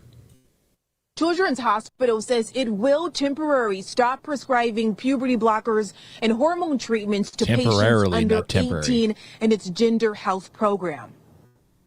If you look at Children's Minnesota's gender health webpage, you'll see a new message warning the community about potential changes. The hospital writes, it is like, I got that vibe. DEI. I know, I got a very DEI vibe at the beginning of this. I'm like, God, she can't speak. Like, I would hope that they would have heard her audition and go like, well, she can't pronounce words. Her dad should have helped her with her English. Oh. That's racist. Now I know how people feel when I talk about the Jew stuff. You're just being a bigot. You're just picking up on it wrong. You're just an old boomer racist. No. You like those cups, don't you? Yep. You like the Vikings cups? I get to the Vikings cups for you. Yeah, we'll catch them at the Super Bowl. Oh. Somebody, hey, fuck you. Our quarterback from last year's in there. That kind of counts. Sure. Our center from last year is in there. That kind of counts. Yeah. A running back we used to have is in there. That kind of counts. It's almost like these guys start doing better once they leave. As one of the leading pediatric providers of gender-affirming care in the region, we have recently experienced an increase in federal actions directed at health systems like ours that provide this care. A spokesperson says the temporary pause isn't a decision they want. Oh, my God, you got to stop doing that. I mean, they're going to stop cutting off their penis, but they're going to give them dog feet? I mean, they're going to give them temporary pause? Where does the madness end? Well, they misunderstood it when they said, we want you to pause this whole action. Oh, no. They actually dog pause, no problem. No. So they're getting away from decocking kids, and now they're going to start giving furries transitions now, too. What a weird. God, watch out for a full moon. Talk about misunderstanding, trying to understand her. To make, but it feels it's necessary to protect its providers and the hospital. State Representative Lee Finke. Oh, have you ever seen Lee Finke? No. Does she thinky a lot? Well, it depends on what you define think and define she. Oh, no. Lee Finke is a hoot. No, we've watched Lee Finke interviews on this program, and what, a hoot with a gaping poot? Yeah, Lee Finke is what do the kids say? Has had some work done. Mr. Thinky? Get a visit from Mr. Thinky? You're not going to find Captain Winky on Lee Finke, let me tell you. Says the news is devastating for families. It means additional uncertainty. It means additional fear. Finke, the first openly transgender woman serving in the Minnesota legislature. Tom Emmer was the first non-open transgender. Always with the glasses, too. What's with the square glasses? It makes you look more feminine. Yeah. You put on feminine Said glasses. no one ever. It takes your eyes off the stubble. Yeah, that's true. If you have the feminine, it does throw it does throw the attention away from, I don't know, that penis. Hey, why do you wear such loud glasses? So you don't see the imprint of my cock. Yeah. That's why.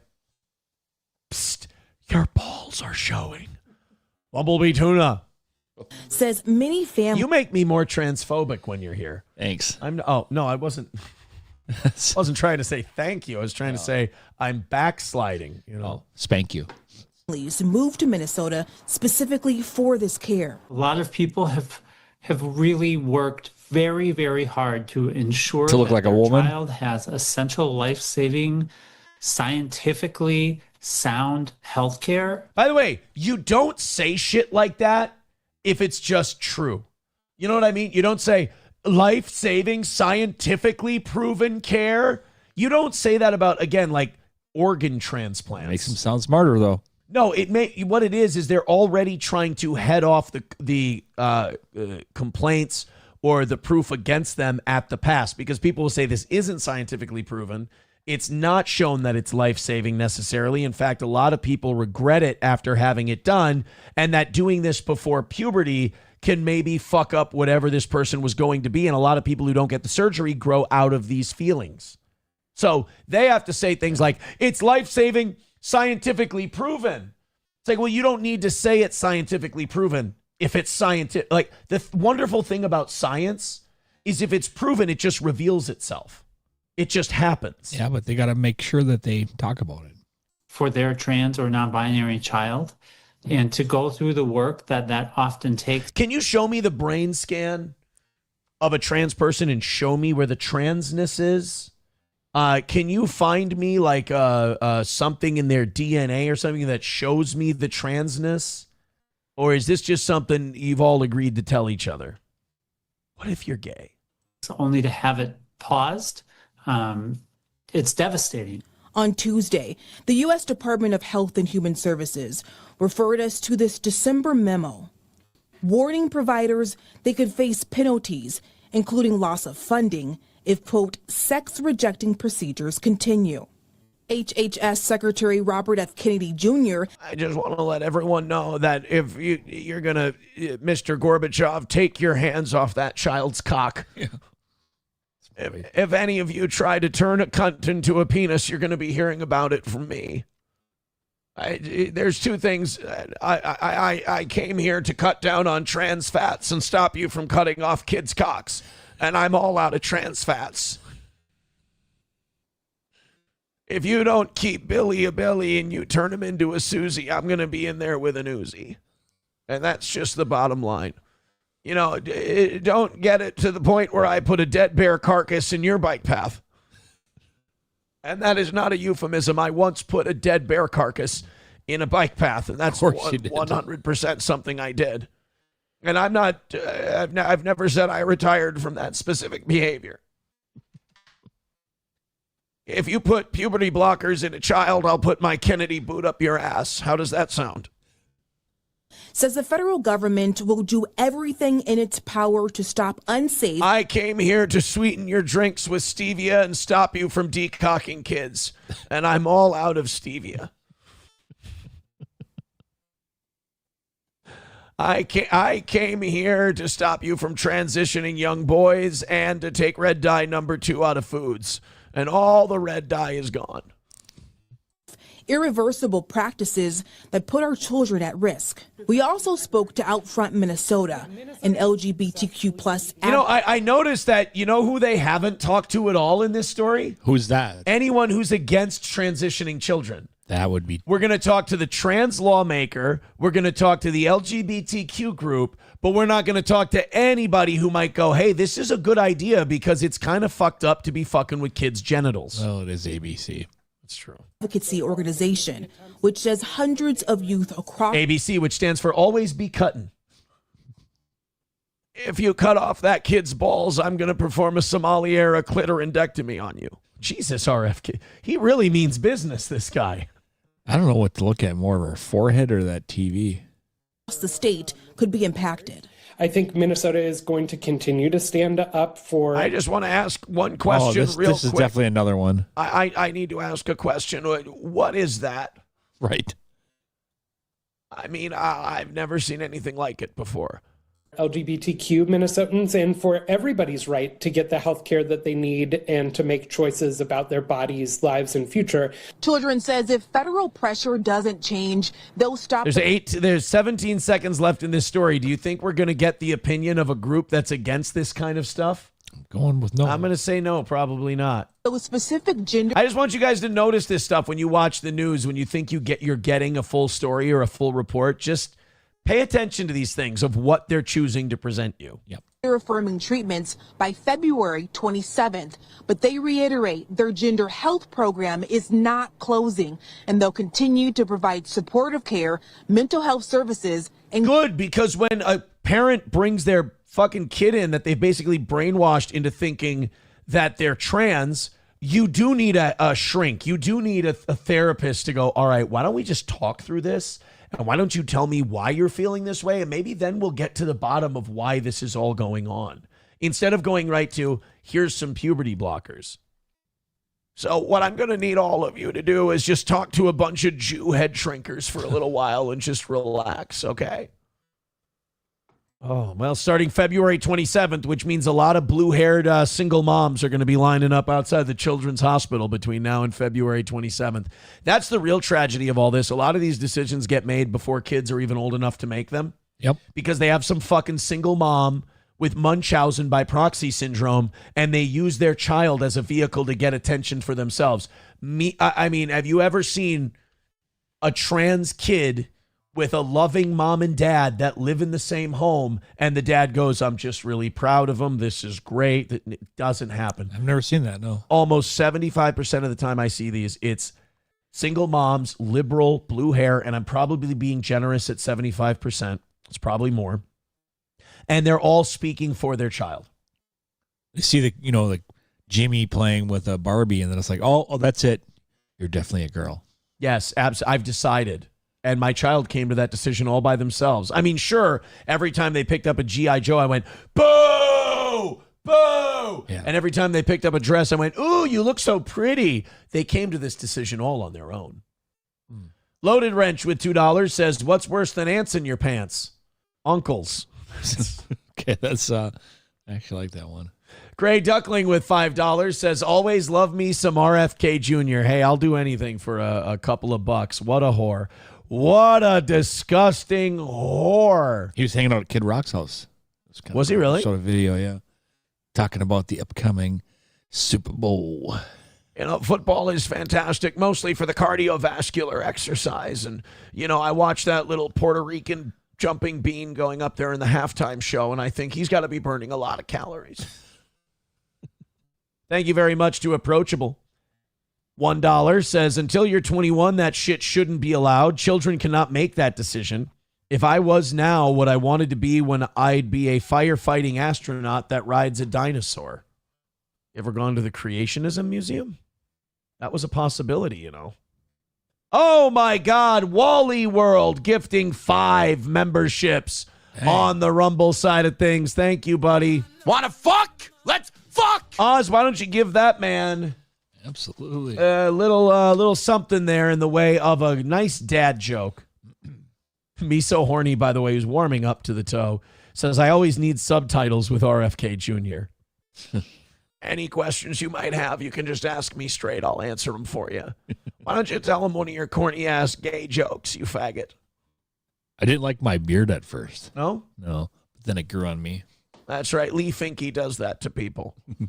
Veldrain with $1 says, can't help but notice nearly trans kids just happen to be white. Like having a kid that is just white is bad. That, you know what? That might be part of it too. Because, yeah, you see a few black trans people. Yeah. You see a few, but not a lot. No. Not a lot.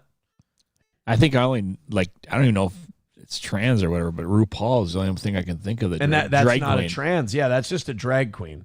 Yeah.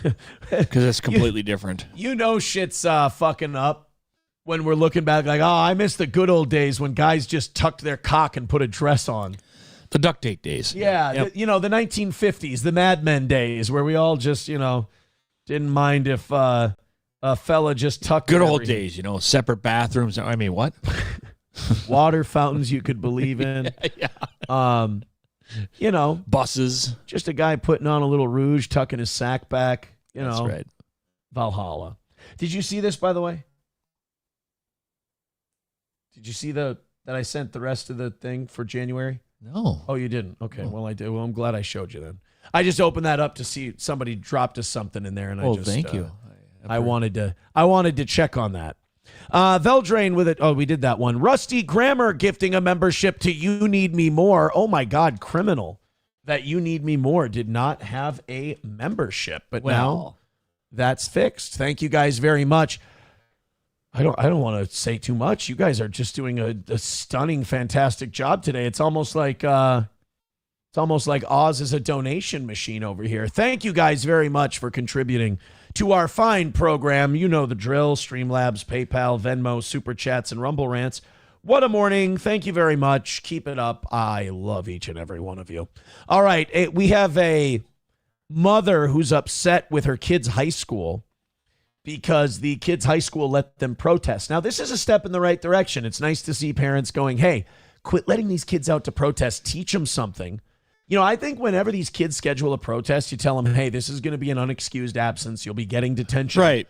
Instead, what we're going to learn is we're going to learn a civics lesson. We're going to talk about the First Amendment, the rights you have, your protests, and we'll have a class discussion on ICE and immigration. And everyone will get to give their opinions. I think that would be way better than letting kids go out and protest. I don't know. Or let them back into your classroom and teach them your ways of thinking about transgenders and show them videos. And you know what? You know what? Let them protest. No, you're right. Yep. You're right. Take the day off. Why are we outside? Because we're not in school. Yeah, but we're protesting. What are we protesting? Does it matter? Right. Yeah. Here's a saltine. That's kind of always been the line, right? It's been like, of course, if you any excuse. Yeah, if you give kids a chance, like every time there was a bomb threat at our school, we had that. We'd be like, I really don't give a shit if there's a bomb in there or not. We're going home. And of all places, now this is definitely an Eden Valley, rural Minnesota thing. When there's a bomb threat, you know where a lot of us went? Where? In the basement of the Legion. You drank? If we could have. Were you allowed to drink in the Legion? No. Oh, but they just put us in the basement. We had to hang out there. Oh, the school put you there. Yes. That's awesome. Yes.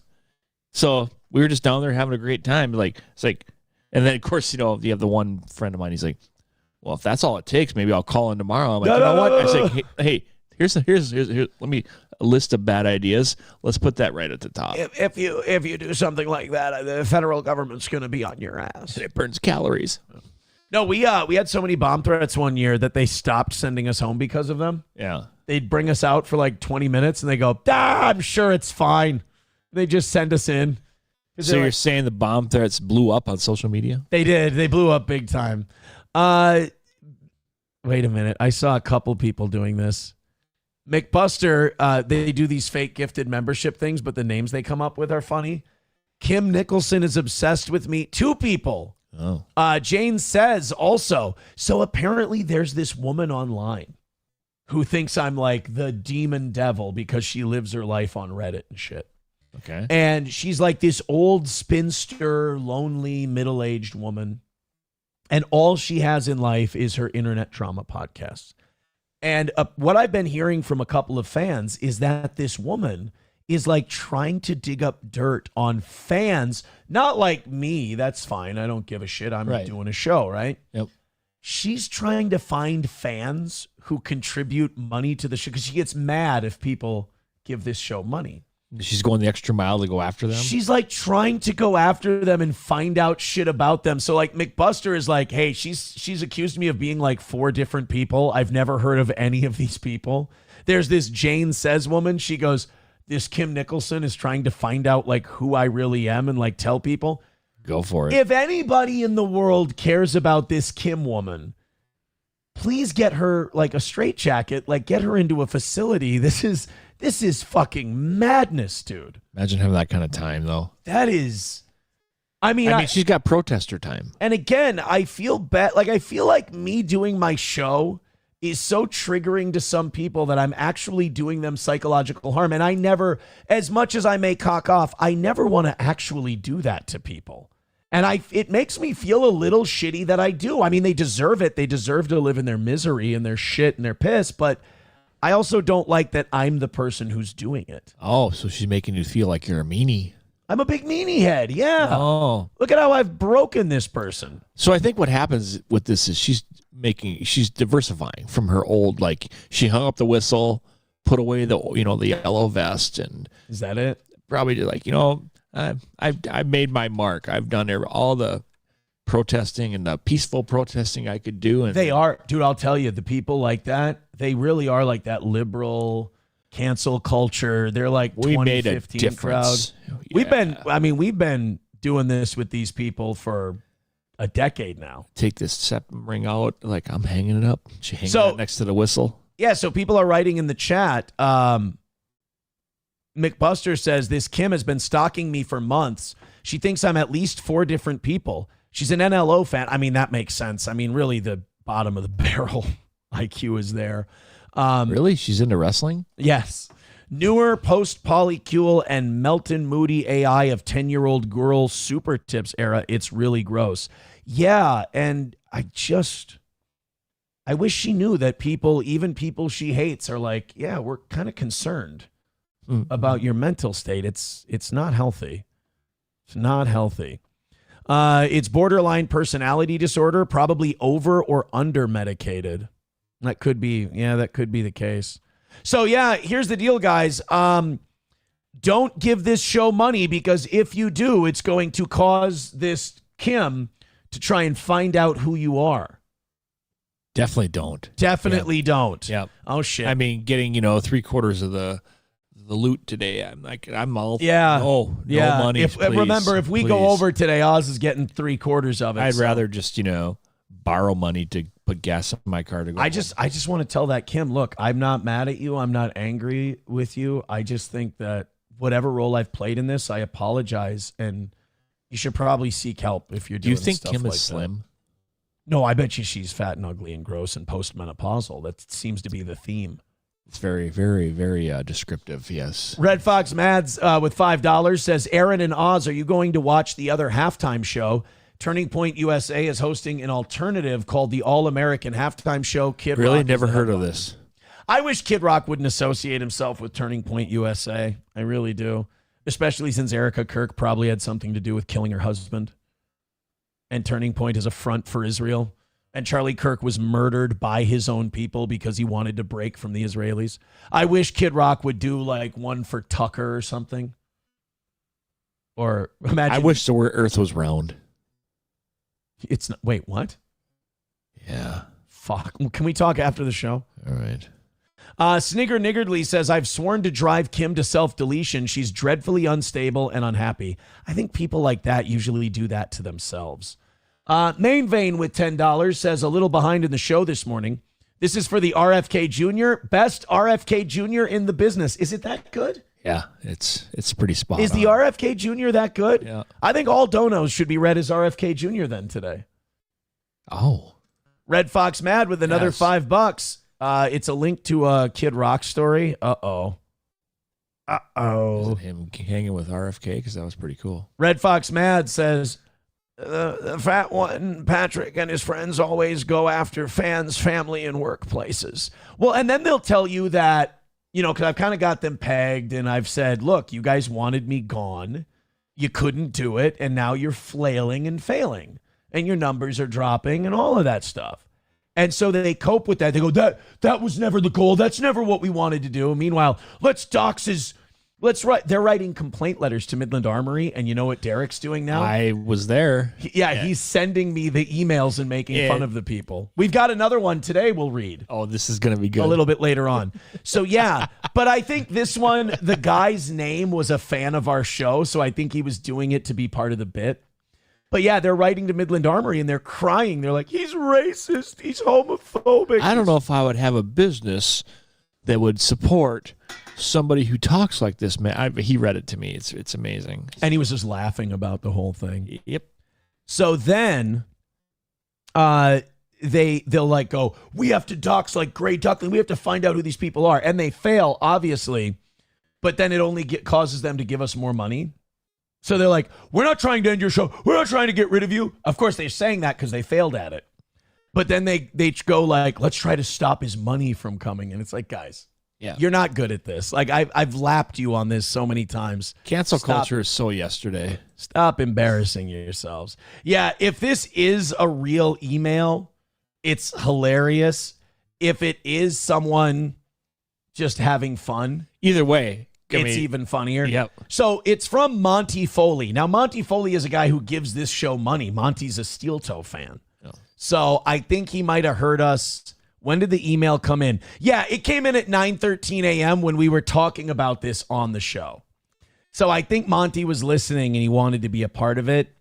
This is what he sent to Midland Armory. I have a complaint about a show you sponsor, Steel Toe Morning Show. I don't know if you know this, but he's a racist, bigot, also a fag. So, racist bigot, but then he says fag. 6'7". I think it's one of ours. You should stop sponsoring him. His hairline is atrocious, and he's a retard. I think he sent that because he knew it would get on the show. Sure. And then I'd read it, so. Yep. Yeah, he Jewed the, the having to make a super chat.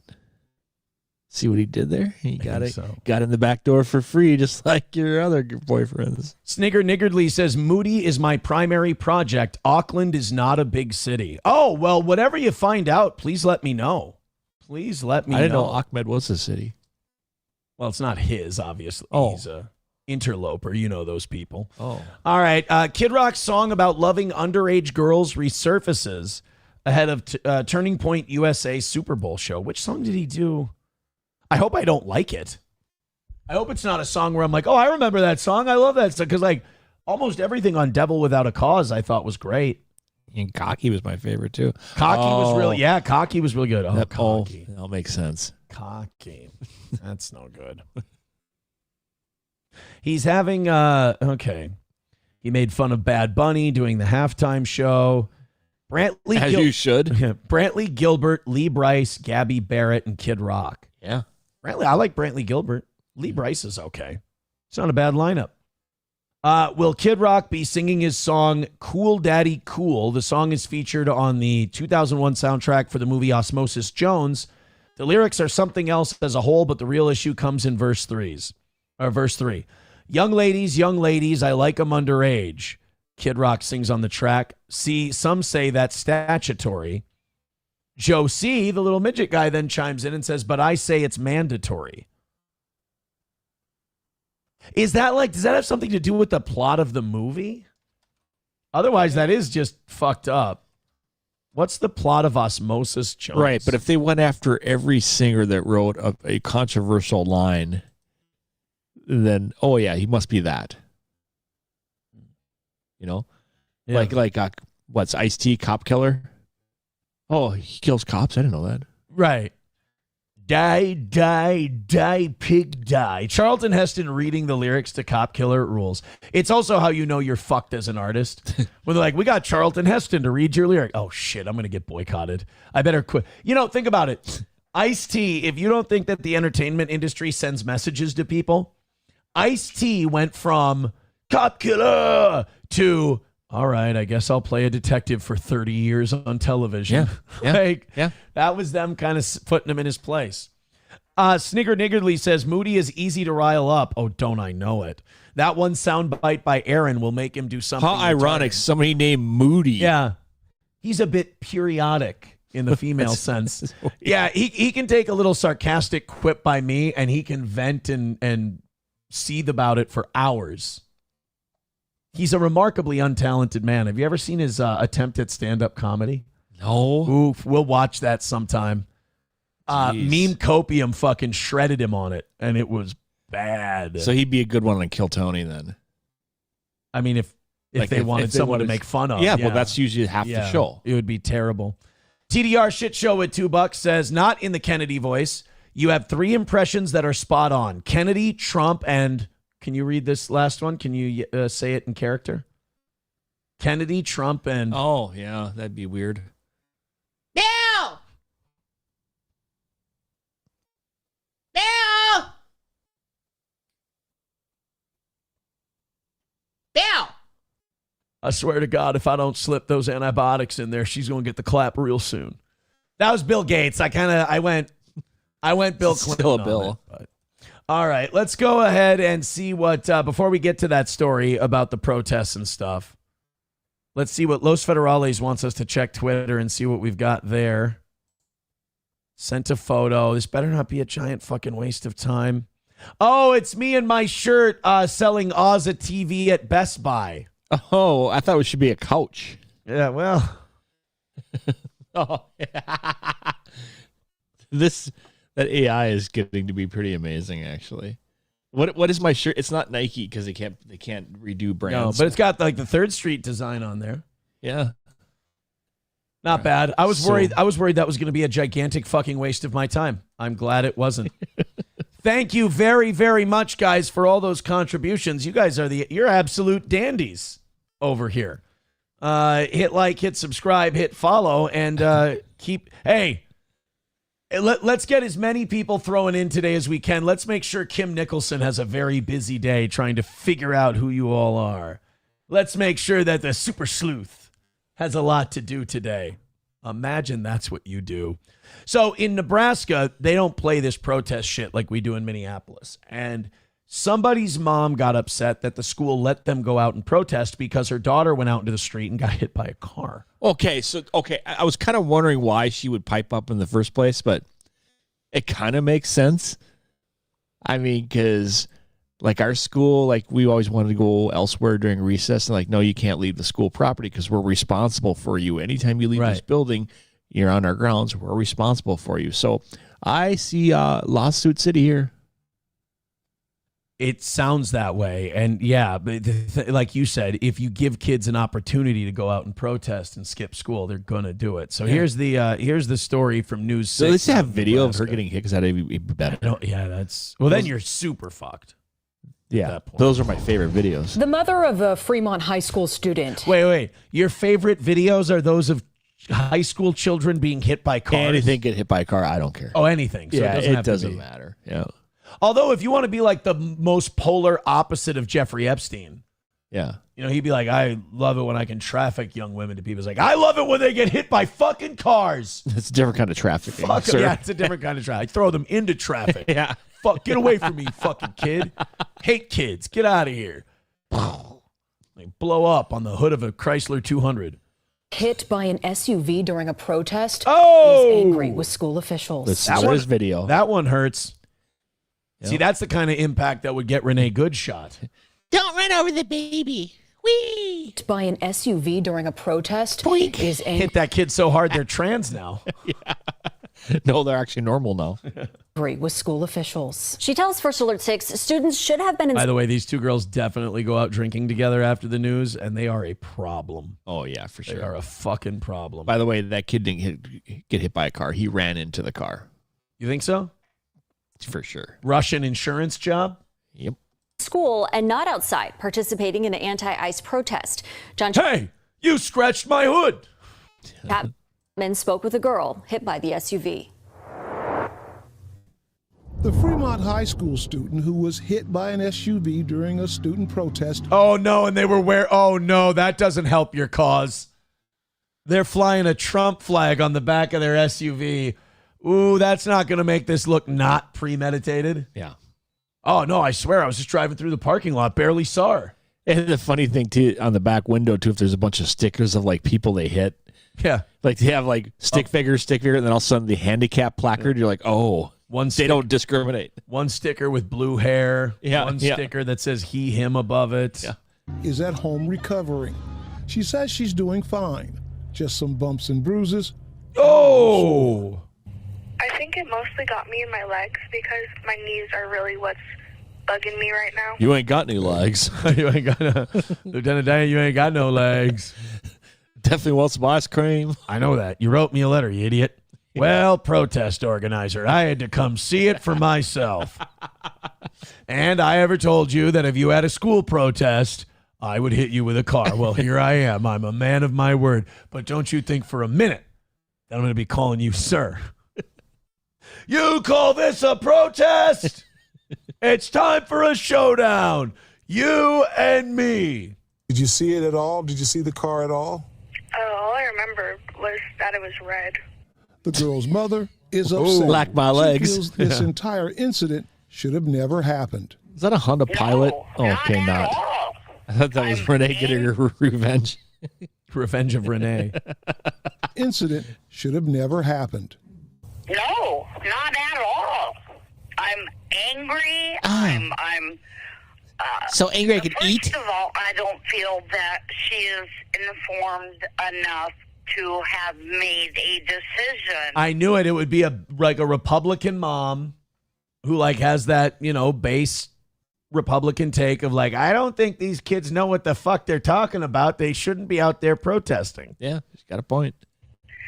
Like the one that she made by doing a protest. Whee! I don't feel that. And by the way, it doesn't look good that you were stopped and then you punched it. Well, it's all about, aiming. Yeah, I mean, it you looks... gotta make sure the steering wheel is not turned to the right. It looks mildly intentional is all I'm saying.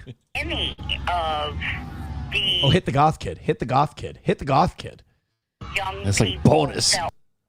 I walk this lonely road, were involved know enough about what's going on to do or set up a protest. God, people from Nebraska make people from Minnesota look like people from New York. Oh, here's ironic, too, now that you sang that. It's ironic that a very woke band will be also playing with Bad Bunny. I believe Green Day is also. Are they really? I believe they're part of it. Isn't it ironic?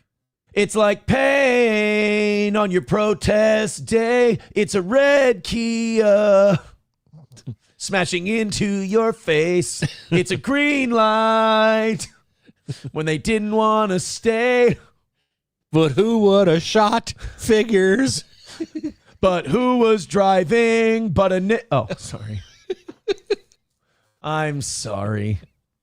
Because I don't feel they know what they're protesting. Really? The mother of the That's student very hit true, by the actually. SUV believes the high school bears some responsibility for what he happened. bared the force, all right. My daughter was allowed to make her poster in class, in school. It's hard not to make that look like the school tepidly endorses it. I could see if you're like, well, the school doesn't have a position on this, but when you're letting them make protest signs in school, Also, tell your dumbass daughter to stay out of the fucking road. Oh, when the teacher walks by and it says, F ice or something like that, they just like, they keep walking. Wow, that is a wonderful sign. I love that sign. Have you ever thought of transitioning genders?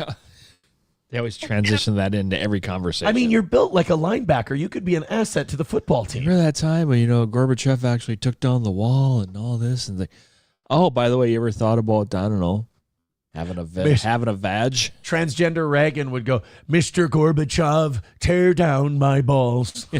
Yeah. Career class. Where are the teachers? And why? Mr. Gorbachev, build me labia walls. Fucking stupid. Are they paying more attention? If anything was certain, he definitely made us some beef cutting. Jesus. To what these kids were doing. I feel the school is... Mr. Gorbachev, make my hormones stall. Sorry. Trans Reagan's got to be a new impression. Why did they have fault for this? There are some students... she did that interview in a muumuu. Oh. She had a bathrobe or a nightgown on. Yep. Fremont smoking an unfiltered cigarette. High, who are concerned this incident will damage the school's reputation. In Fremont, I'm John Chapman, First Alert 6. Fremont Public Schools issued a statement on student safety at Fremont High School. They say they were... We don't endorse these protests. These niggas on their own. told about the walkout yesterday. The district says, quote, staff were reminded of the importance of remaining nonpartisan in all conversations with students.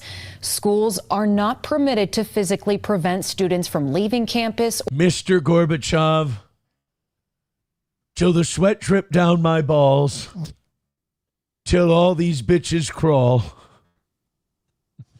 Mr. Gorbachev, to the window, to the wall. Sorry. So stupid. Or gathering on public sidewalks. Students who chose to participate in the walkout were marked with an unverified absence, and parents were notified. Mr. Gorbachev, make that protester crawl. Yeah. And Mr. Gorbachev, say no more.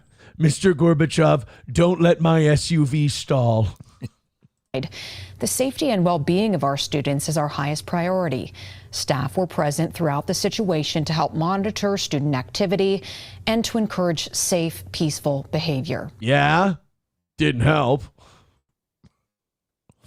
We were there to monitor peaceful behavior. Explain to me how a kid got hit by a fucking car, please. Very, very, very interesting. The world needs to know. $1 from Coltrane says, my name is Kyle. Give that cunt a head start. Oh, people are donating money so that Kim Nicholson can dox him. Perfect. Coltrane says, my name is Kyle. Give that cunt a head start. Approachable with $1 says, you should check out this story. It's absolutely crazy. I've never heard of anybody doing something like this. Uh-oh. $1 from T-Baby says, Kim shits from her pussy. That's breaking news. Wow. Kim Nicholson apparently has poop that comes out of her vagina. You ever heard of something like that? Oh, Nicholson, huh? That's some kind of infection, I think. I mean, it's definitely disconcerting. Very. Having poo-poo come out of your vagina. Confused, whatever. How does someone like her think this is going to go? Like, I'm going to dox Aaron's fans. We're just going to make immature jokes about your cunt. Like, what? I mean, we've been dropping. You and I have been dropping people in these like radio battles and stuff for like a decade. Like I'm sorry, you're not going to show us anything new. The last person who showed me anything new said they were going to fuck one of my kids, and then they had to get a restraining order on them to get them to stop saying that. I mean, that's the last. I'll give credit. That's the last new thing. But then again, that's more stalker behavior than anything. But yeah, Kim, you're going to go, oh, I'm mad at Aaron. I've never met him before, and I don't know the guy. I only know him from a show that he performs in, but I hate him, and I'm going to dox his viewers. All right, we're going to say that turds fall out of your pussy. We win. By the way, guys, stop giving money to this show. Kim's going to find out who you are, and she's going to be very mad. Bigot on Socialist Media says, I'd like to see Kim try to convince people she doesn't shit from her pussy. Yeah, you can't prove that shit. Fucking sue me. Let's go. Not without Discovery. slides. I'm just hearing from others that Kim Masterson? No, Kim Beta? Nicholson. Kim Nicholson shits out of her vagina. Turns out it's my sister. I mean, if she didn't, it would be utterly useless for her to have one. She seems like more of a cocked. Can't do Jack Nicholson very well, so. No, I didn't even know you were trying to do it. That's how bad it was. Yes. Jane says, I have heard Kim was very drunk on a stream. I didn't see it, but I'd like a clip. Jane says, Kim, you're on the Ralph Male's radar, silly. Oh, he's ruthless. I just make jokes like you have poop in your vag. Remember, white front to back. Fauci's Pangolin says, it's not turds, more like mud twat. Oh. Matt Barrick says, Kim lets pit bulls lick her pussy. Again, we don't know if any of this is true. These are just reports coming in. Guys, make sure that you Rumble Rant or Super Chat these so that she knows she has to go and track you. We're giving her way too much work to do. I feel bad. Yeah, this can be a long morning of hate. Das Optic Nerve says, Kim Tarbox over here. Oh, no. Nobody wants to be called Kim Tarbox. It's not. I used to go to Starbucks, but apparently that's different. No, that's Tarbox is a different. Red Fox Mad with $5 says, I do not remember being allowed to skip school to protest. Streaking was the thing back then. Drinking, sex, partying, and smoking. Not protesting is what I remember. Vag Scabs says, Kim eats her own scabs. Well, I mean, Vag Scabs would know about scab behavior.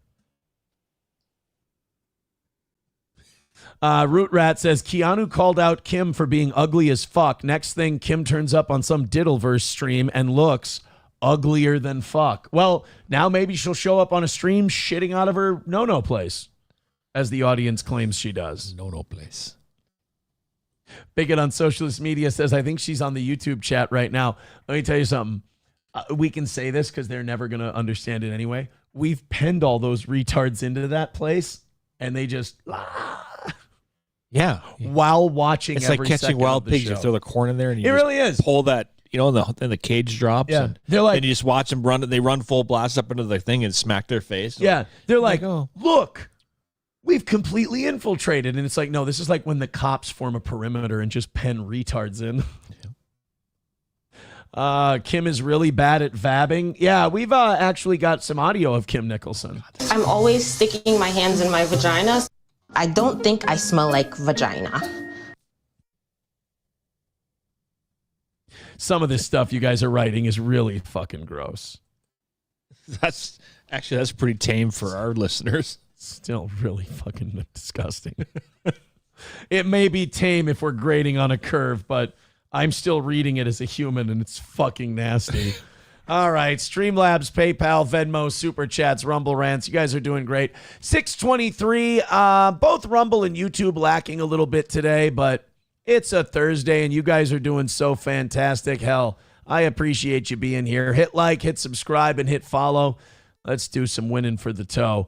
Hey, you ever have one of those moments where an F-bomb is absolutely justified, Kim?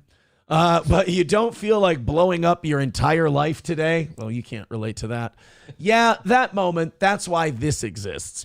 It's called an F-bomb jar. You drop one silently, no yelling, no consequences. All the impact with none of the fallout. Deploy responsibly, or don't. We won't judge. You'll see it on screen. Scan the QR code or click the link below. Use the code RUMBLE10 for 10% off your entire order at thingsofholding.com. That's thingsofholding.com for your F-bomb jars. There we go. Like, subscribe, follow. We've been at 700 every day this week. Doesn't look like we'll get there today, but 623, I think if we just pile on the thumbs up, I think we'll be looking pretty good. Thank you, boys and girls. All right, let's go on to... For months. Hold on. They want us to do this one. This one got sent in. This is not one of mine. This got sent in. Let's take a look. For months, this has been the sound of frustration for people who live along Elgin Estates Drive and neighborhoods throughout the area. I did this whole road. The next day, 2 days. Oh my God, Rasputin lived. Holy shit. Days later, came back out and found another cup full. If it looks like we were scared to death, like a couple of kids just trying to save each other, you should have seen it in color. Jamie Johnson. I know it sounded just like him. I love how I told you, I'm like, it's Jamie Johnson. You're like, yeah, it's not how a good impression works, asshole. a good impression does not go, hey, that's that guy. Oh, thank you.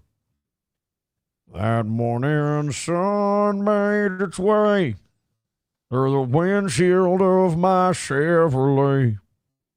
Whiskey. No, it's a.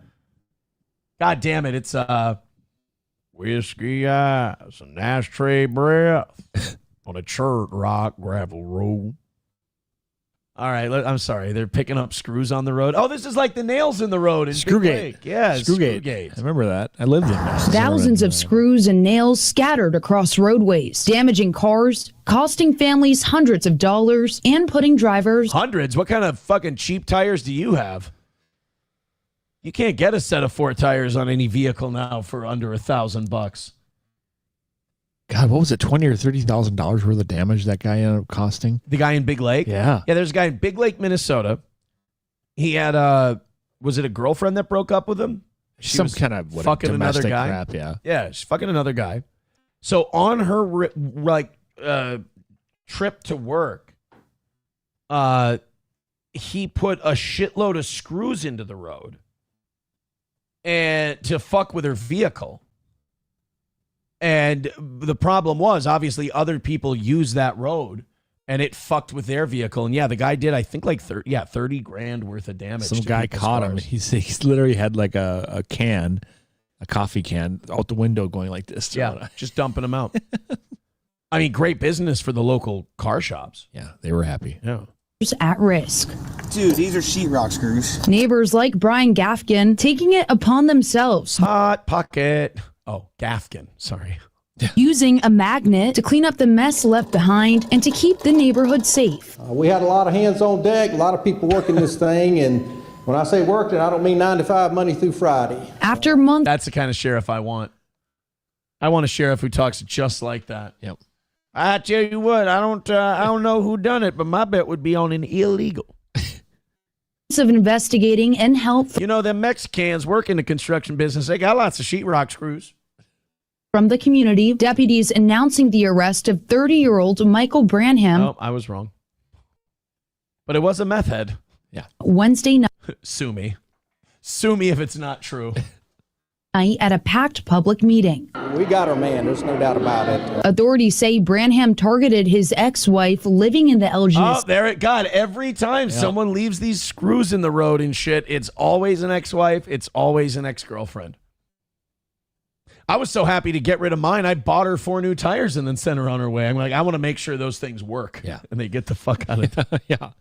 State's neighborhood and used nails from. I got her powdered donuts one time. She gave me the box back with just donuts that have been sucked dry of all the powder. I think she misunderstood the mission. Oh.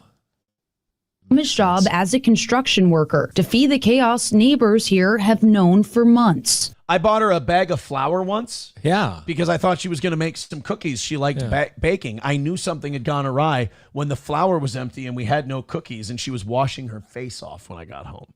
Is that how she got a yeast infection? No, but she got 2 sinus infections in a 2-week period. Weird. Yeah. It's weird how that happens. Yeah. She did it. She played it like that too. She's like, I don't know, it must be the weather. I'm like, no. Yeah, well, you know, Peruvian weather. Or it could be the fact that you have more sugar in your nose than boogers. Yeah. Extremely relieved he's caught. They know he's caught, so now there's an end to all of it. So there's no question who the Does culprit. he have his 2 children in a headlock while he's doing it? I know if I let these little fuckers go, they're going to run all over the goddamn place. It is. Many like Bubba Ernst share. Of course.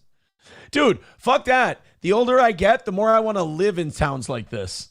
I want to live where Bubba Ernst lives. bring their relief. Ernst, a tire repair worker, says many, including himself, became an unintended victim because people thought he was putting screws in the road to drum up business. Wow, that's smart. No, that would be the most retarded thing you could ever do.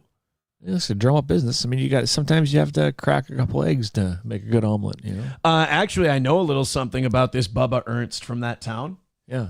I visited that town one time. I got to meet Bubba. Yeah? Yeah, we were. They have a bar down there called Margie's.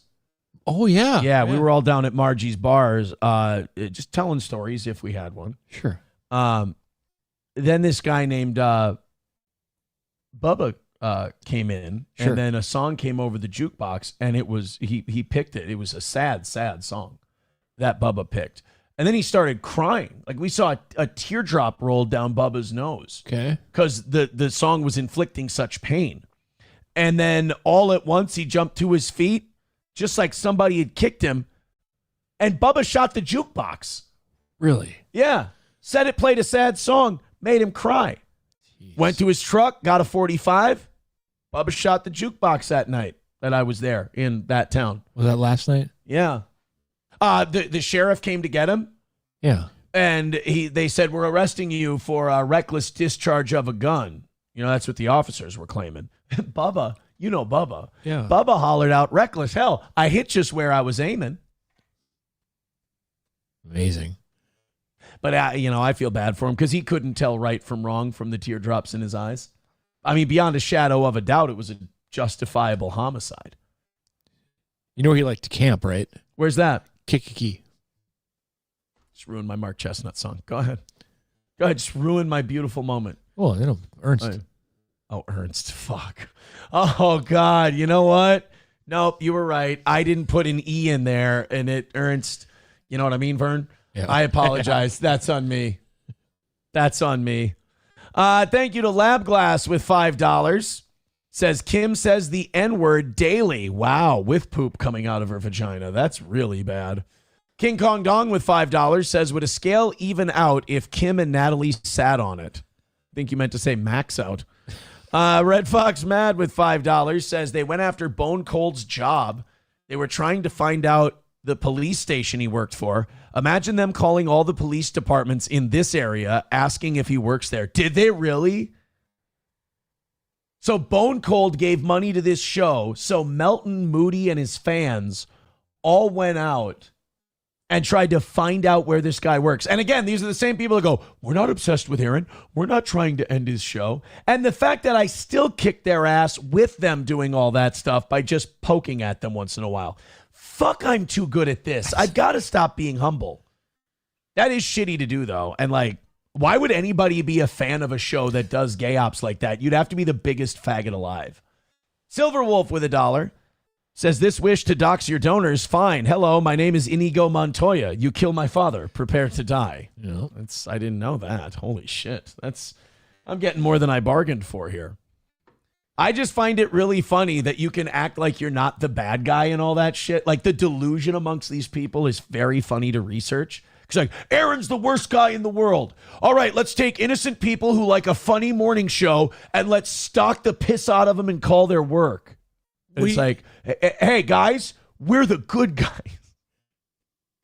And the funny thing is, too, like on their own streams, you'll know who I'm talking about here in a second. But, okay, guys, what we're going to do today is I'm going to drive a few hours. And I heard Aaron's got a show coming up at Stoney's. Right. Dude, I'm going to show up and buy some merch. But again, they're the bad guys. Those steel toe guys, yeah, they're the bad guys. These guys, you know what it is? These guys just can't stand being mocked. Then, you show up and all of a sudden I see Cheetos running by and he's like, what? Melton's here. I'm like, oh, I want to go watch.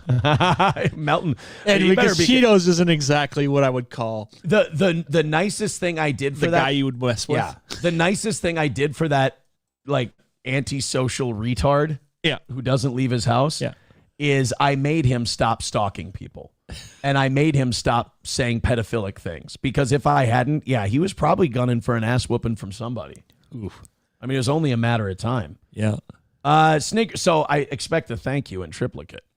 Snigger Niggardly says, I misread the title of this episode and thought it was Haley from Pretty Parasocial was coming to Minnesota. Who blacked down in Minnesota? Oh, yeah, she has sex with black guys and mixed race kids from multiple baby daddies. So kind of a embarrassing deal there. All right, guys, hit like, hit subscribe, hit follow. And don't, look, we're just having some fun. And again, don't give money because Kim will find out who you are because she's a super sleuth.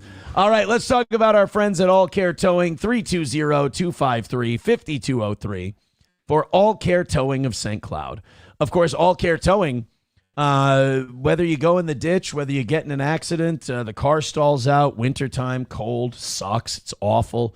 Make sure you've got that phone number because they'll come pick you up quicker than anybody at All Care Towing. Again, that's 320-253-5203 for All Care Towing of St. Cloud. They'll pick you up quicker than ice. That's efficient. They'll pick you up quicker than a turd falls out of Kim Nicholson's vagina. That's a fast pickup. They came right away. It was cold out. My car wasn't working. I was worried. Oh, man, I thought it was that damn Kim Nicholson shitting turds out of her pussy. You guys were here so quick. Well, I'll be a turd falling right out of that Kim's cunt. I tell you what, you boys are quicker than a hiccup. Yep.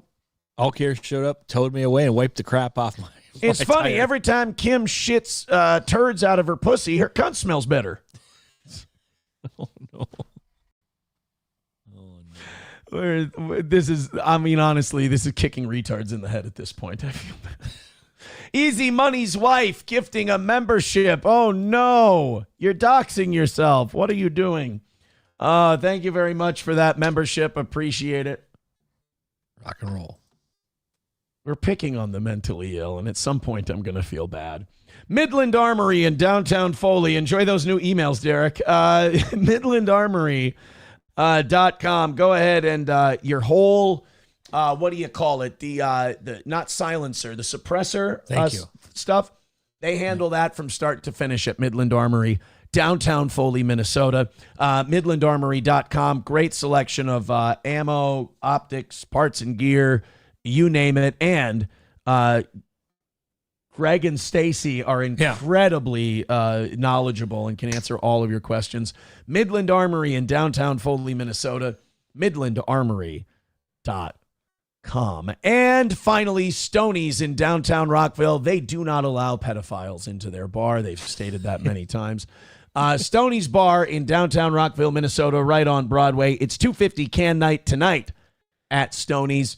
And on the weekends, they've got live music. The Super Bowl is Sunday. Go there for specials. They've got the ultimate Bloody Mary. Grab yourself a pizza, settle in with the boys, play some darts, play some pool, and make some new friends at Stoney's in downtown Rockville, Minnesota, right there on Broadway. That is Stoney's. Yes, Snigger, I have seen, we played that on the show, the Ari Shaffir humiliating Melton thing. Yeah, it's not hard to figure out. Melton is a guy who's been bullied his entire life, and this is all he's playing out his cope in real time. And but he's showing them. Yeah, look at what I've become. I'm like, all right. You've become a guy who sucks off my tailpipe. Yeah. Sorry. Snigger Niggardly says, Kim is a sad, sad soul. She's Alan Daniels with a smaller vagina. No, Aussie Mark, there is no pizza party at Stoney's every Wednesday. Stop it. I know what you're trying to do. All right, guys, thank you very much for your support. I appreciate it. You are doing great. Keep it up. Hit like, hit subscribe, and hit follow. Let's see if we can't hit that 700 today. A Florida man has, in the wintertime in Florida, one of my favorite things to watch is these videos of iguanas freezing. Yep, they fall right from trees. They don't die. No, they're stunned. They're too hot-blooded. Yep. Check it and see. Hot-blooded. Actually, cold-blooded, but yeah. What did I say? Oh, they're too hot-blooded. Oh, cold-blooded is the thing they are? Yeah. I thought it was hot-blooded, so it gets too cold. Well, we're hot-blooded. Yeah. Check it and see. Yeah. Got a fever of 103. Yep. Hot-blooded, you do more than dance. I'm hot-blooded. Hot-blooded. They're cold-blooded. Cold-blooded. Is that okay? So they're cold-blooded. Wait a minute. Then why wouldn't they do better when it gets cold? Well, you get down to 40 degrees. Even cold blood is going to get colder. But But wouldn't that be Those fine? things are annoying, though. They are everywhere. They're a nuisance down there. But anyway, what happens is they crip up, like Johnny with MS. They like lock up and gimp up, and they just fall out of trees. Yep. I've seen people make like blankets out of them and cover themselves in passed out iguanas. And then like, I don't know, 10, 11 o'clock in the morning, shit warms up. Iguanas wake up. They shake it off. They go back to living their life. By the way, I really wish that hot-blooded, cold-blooded thing wouldn't have happened, because now nothing in the chat, the chat is nothing but you're retarded, Aaron. And I can't fight back. I can't even defend myself. Conditioner on my D says they're ectothermals. They have to warm their bodies with the environment. Their blood is not warm enough to warm them up. Well, aren't you fucking smart? Go watch Daywave, you cunt. Just kidding. I apologize, Conditioner on my D. I'm very intellectually vulnerable right now. So some guy on, I believe, TikTok said that he was going to make iguana tacos. And apparently this set some people off. I think he was going, as I understand it, he was grabbing the passed out iguanas and making tacos out of them. Well, it's currently so cold here in South Florida that iguanas like this one are falling out of the trees. So today, we're making iguana tacos. Green iguanas are an invasive species here in South Florida that compete with our native wildlife for resources. But because they're not from here, they aren't adapted to the cold. That's so fucked up. So that's like, that iguana is essentially paralyzed, but he's awake. He knows what's going on. So if this guy's like cooking him and shit, and he kills him before he cooks him, the iguana's like, fuck, maybe I shouldn't have frozen up. Maybe I should have tried to get these joints working a little bit. It's Bill Cosby's dream pet. Well, you see, I cut off the tail so I can have easier access to his shit cutter agar.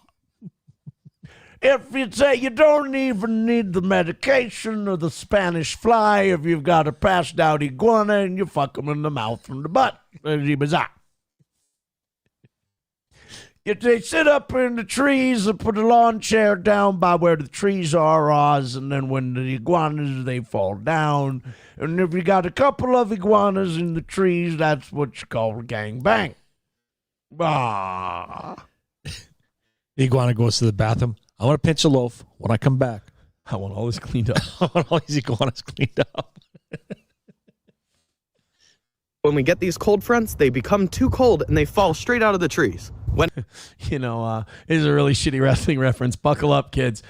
They get too cold, and some of it. You know what? Fuck that. I'm not going to rush this joke. I'm going to look it up and make sure I do it factually correct. Yeah, as all good material should be. Absolutely. You got to make sure you fact check your shit. Iguanas that get too cold and are born between October 23rd and November 21st, those are too cold Scorpios.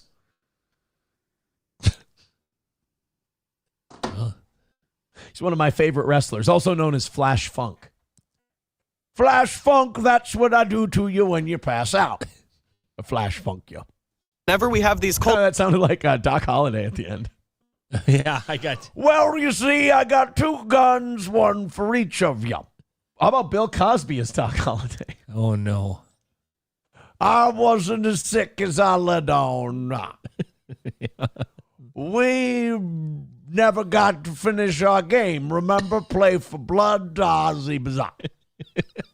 Why, Johnny Ringo, you look like somebody just walked over your grave. Well, you're no Daisy at all. You're just high-strung. Perhaps the strain of Spanish fly was more than his butthole and his mouth could bear. I was just playing about. Well, I wasn't. Ah. I thought you and I was friends. Wyatt Bailey, are we cross? Does this mean you're not my friend? Because if you weren't my friend, Ed Bailey, I don't think I could bear it. Just a lunger. What an ugly... no, sorry, I must have... Fuck. Why, Ed Bailey, what an ugly thing to say. I abhor ugliness, boop. Let me introduce you to a fellow pair of sophisticates. This is Turkey Creek Jack Johnson and Texas Jack Familiar. He drew first. We was legal. Yeah. I just made Tombstone a very different movie. Yeah. I've got you now. The sheriff is near. I've got you now, you son of a bitch. You're a daisy if you do. You don't need to get mixed up in this, Bill. That is a hell of a thing for you to say to me. All right. Can we watch this nigga make some fucking iguana tacos now? Jesus. Yeah. They start falling down, a lot of people will go out and collect them to help control the number in the population. But they do have the That's what I used to do with female fans at stand-up comedy shows. Name chicken of... See, before you couldn't touch them. Like, now they grab them up, load them up, and bring them to a center, and then they execute them. Are we talking about my victims or the iguanas? the number in the population. But they do have the nickname chicken of the trees because they're absolutely delicious. So rather than let this one go to waste, we're gonna make tacos. This next part I'm not gonna show because I don't want the video to get taken down, but we have to humanely dispatch and clean this guy. He means kill. Yeah. We have to do this humanely. What do you mean funny though? Fucking butcher knife. If they blacked it out, then also you just hear the gun cocking. You just see a thumb pushing an M80 into a black bar. You're like, what the fuck is this? Yeah. We used to do this to bullfrogs back in the day. A fuse sticking out of a redacted black bar and then a lighter. Just we have to dispatch of him humanely. I feel like that's going to ruin the meat. Show the guy he's got ketchup all over his face afterwards. He's like, all right, we'll be back in a few minutes after we prepare. Crikey, that one blew up like it had a firecracker in his ass. Yeah, we have to dispatch of him humanely. You just see him drive a knife in like Dexter. It's a good thing I managed to remove this. We have to dispatch of him humanely. Come here, you little fucker. He just strangles him. We have to dispatch of him humanely. Wraps piano wire around him. Just we're going to have to edit this out. Oh. We have to dispatch of him humanely. High time we had ourselves a hanging. One when I did, because inside I found over 20 eggs. Oh, I thought those were his balls. So by removing this one iguana, we've actually saved the environment from over 20 iguanas come spring. And committed a shitload of abortions. And they're delicious. Yeah, good job, Planned Parenthood. Caviar of the seas. And you guys know that I like to waste as little as possible. So in addition to making... Of course. So now we're going to be making these tacos with iguana ass meat. He's like, I don't like to waste anything. Pulls out a little hand purse. He's like, and look what we made. I don't like to waste any of the iguana. So here's an appetizer of iguana cock. Yeah. There you go. Give that a shot. Making the tacos, I'm also going to try to preserve the skin. And any leftovers are used as crab trap bait, so zero waste. Oh, crab First things trap. first, I filled the pot with water and added onion, garlic, a bay leaf, and some salt, and we're going to bring this to a simmer. Once it was at a low simmer, I added in the iguana meat, and we're going to let this cook on low heat for the next 30 minutes. By par-cooking the iguana like this, you give it flavor and tenderize it. After 30 minutes, I removed the iguana meat, set it to the side. Oh, God, that looks like shit. Dude, iguana looks really... You're eating dinosaur, so... That looks really shitty, though.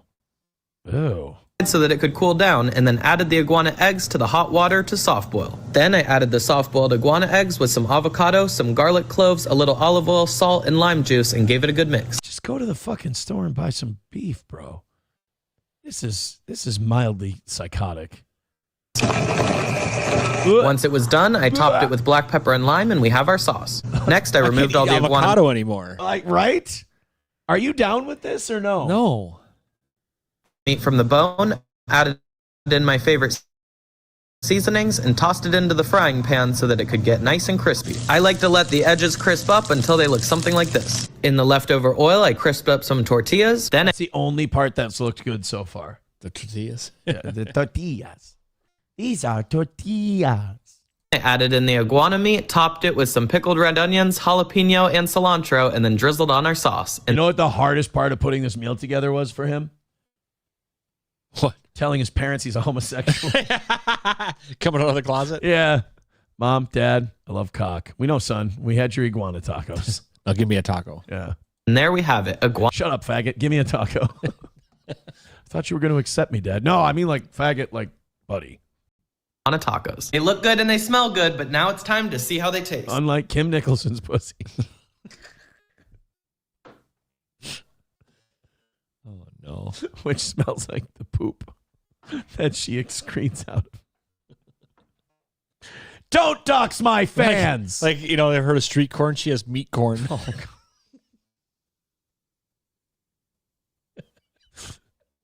She has hemorrhoids on her labia. Oh, no. No. Stop wiping so much. I'm just going to add a little squeeze of lime to this one, give it a nice little dip into the sauce, and bon appetit. Oh, you sure you didn't overdo those shells there, buddy? Or, I don't know, the microphone? Yeah. Let's ASMR this. Let's go. Jesus. Turn down the Roadcaster a little.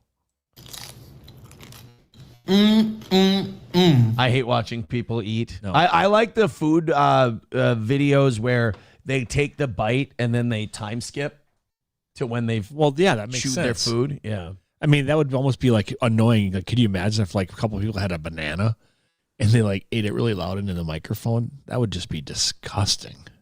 God, I wish I had bananas right now. I have apples. They just don't do it the same. No. They don't.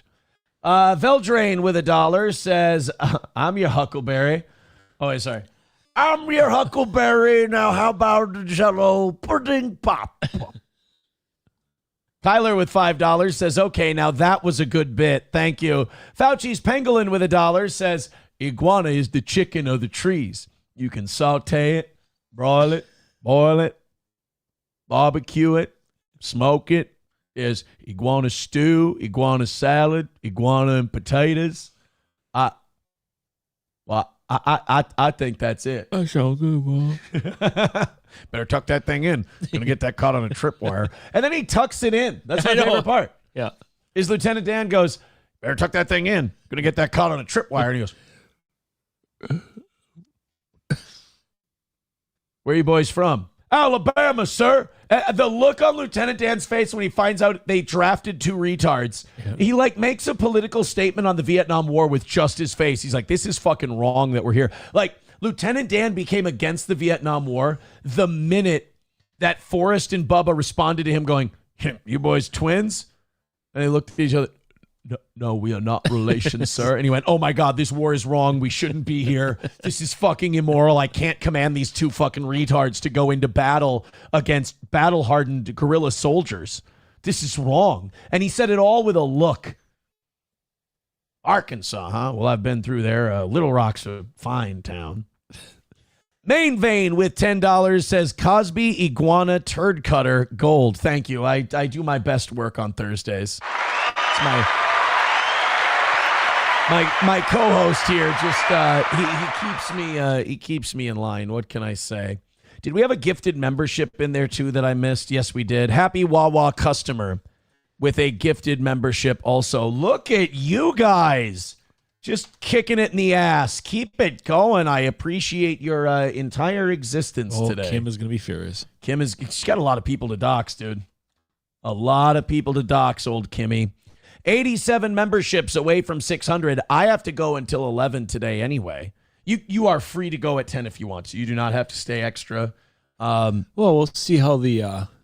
Oh, you want to see the money situation? See how the dineros. That's right, Johnny. Oz gets paid. The more money that Johnny comes and Greg. Johnny and Greg, yes, of course. This was I fucking love this video. It's really fast. It's to the point. A security guard in China used excessive force, taking a guy out. Like, he's not a cop. He's just security. Sure. And some laws still apply to you. And under Chinese law, he can't do what he did unless it was mutual combat, unless he was being attacked and it was self-defense. Yeah. So watch what this security guard does. Now, first of all, there's people all over this situation. Like, they can see. I can see the phones out already. Watch what the security guard does to try and sell that this was like a two-way street, not just him accidentally fucking a guy up.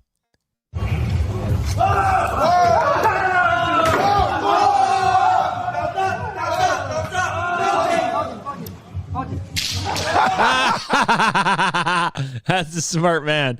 That's like he plays soccer or something. Right? He just, WWE's going to hire that guy. Oh, for sure. And you see his McLovin buddy over here. He's like, go down, go down, go down. Like, this is going to be their big solution to this issue that was they've created. beautiful. Boy, he fucking cracked him with that stick. Why don't we get shit like that for our cops? Or and our water security? cannons? Oh, man. I love how I'm sitting there going, why can't we be more like the Chinese Communist Party? I got to go. Hold on. That's true, though. First of all- He did whack at him. First of all, what a bitch slap. The security guard started it. And like, was that punch really a threat? Dude. Well, when you're carrying a stick that size, you got to use it.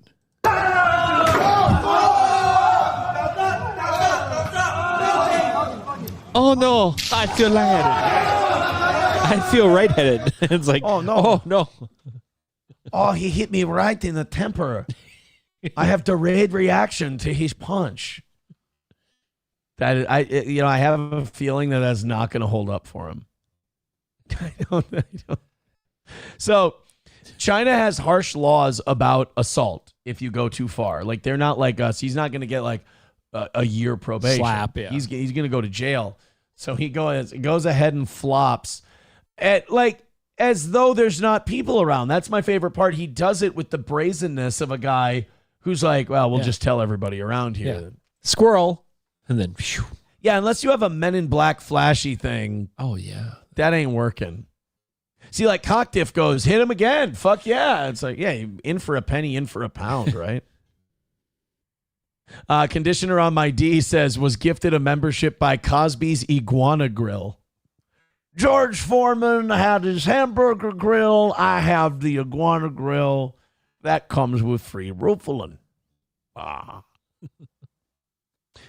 Chips and Diff says, none of those punches connected. Only the stick did. Yeah, Das Optic Nerve says, that's called the frozen iguana defense. Yeah. It got cool out and I had to fall. It was so cold that I fell down. I do not feel a punch right away. Colder. Punch impact comma rater. That's always the case. Thank you guys very much for being here today. Hit like, hit subscribe, and hit follow. We appreciate your presence. Let's talk about something that I use, and I hope you choose to use it at some point too. That's Rumble Wallet. They can cancel your accounts. They can freeze your cards, decide what you're allowed to buy, say, or support. Big banks and financial institutions have total control, and they use it. That's why financial independence matters more now than ever. Introducing Rumble Wallet, a wallet built for real freedom. With Rumble Wallet, you control your money, not a bank, not a government, not a tech company. Buy digital assets like Tether, Tether Gold, and Bitcoin in one secure place. No permission, no middlemen, no cancel button.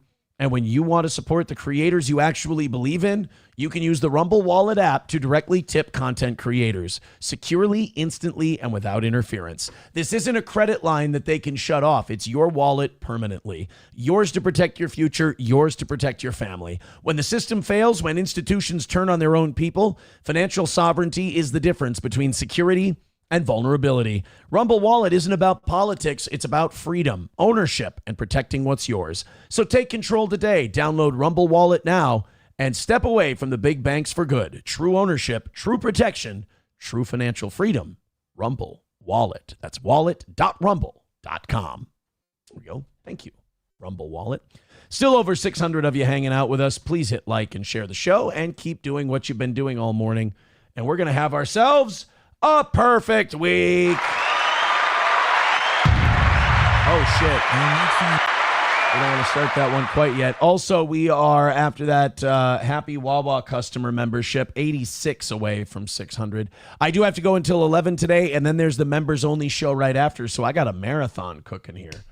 And then 3:30, I got the new boxing gym. I got to check out.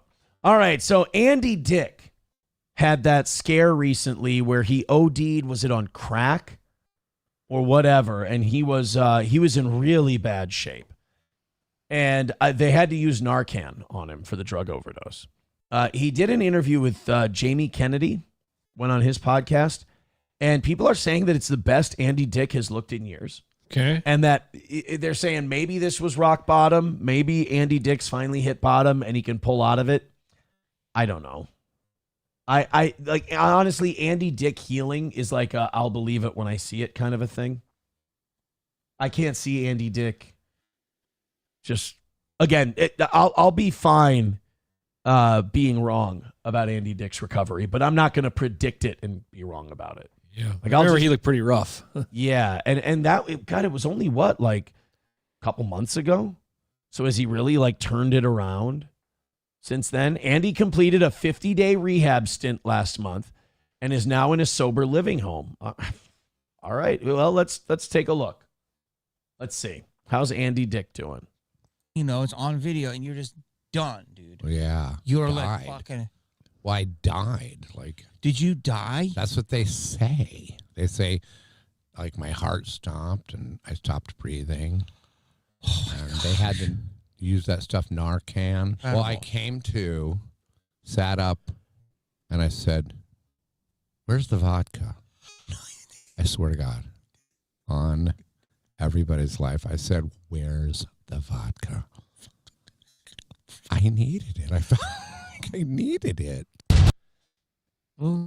He sounds better. He looks better. The problem is, what was it? The devil said to God, he said, when he's talking about Job, he said, remove his shroud and he will curse his maker.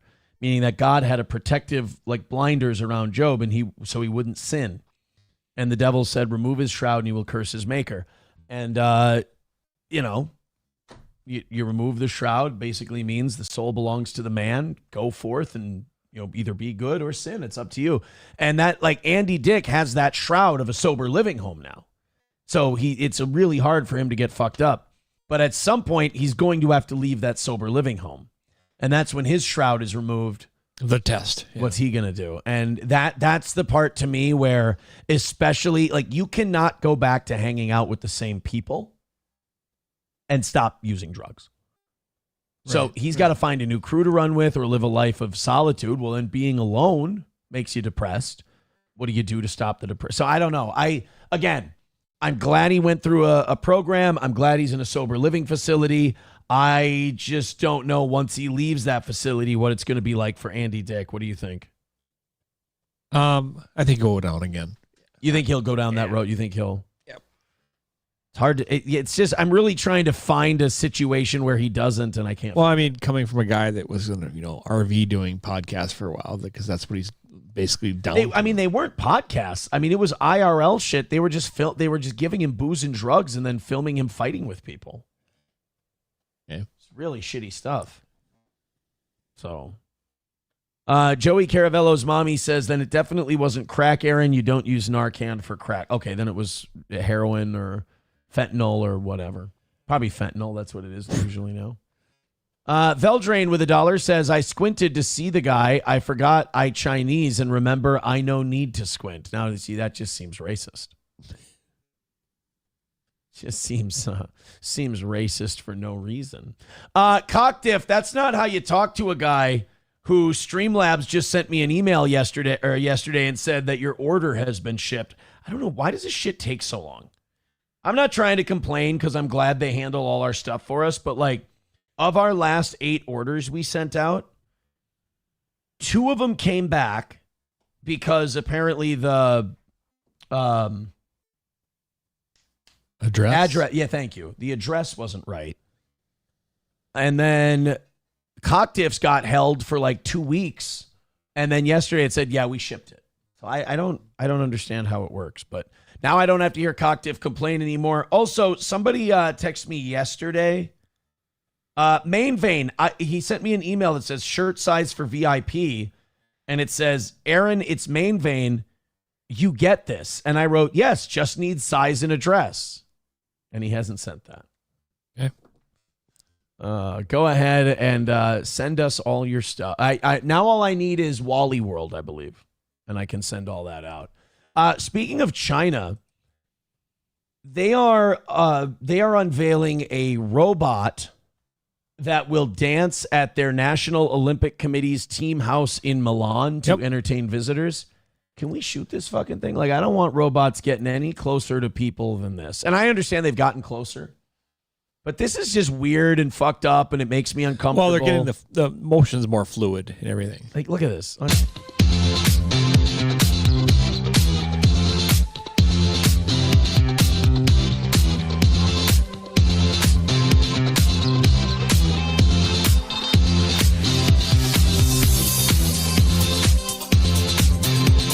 Get it to dance like Alfonso Ribeiro in Fresh Prince, and then I'll be impressed. Yeah, like this is uncomfortable. Like I just have the urge to hit this with a baseball bat. Some of their moves, like their Chinese moves, are getting better. Like even like Teslas are pretty good. Optimus, you know, you can see Optimus giving some guy popcorn. Guy hands him a thing, and Optimus scoops up popcorn, hands it to him. But it's not as fluid as this. Sure. So they're getting closer. Yeah.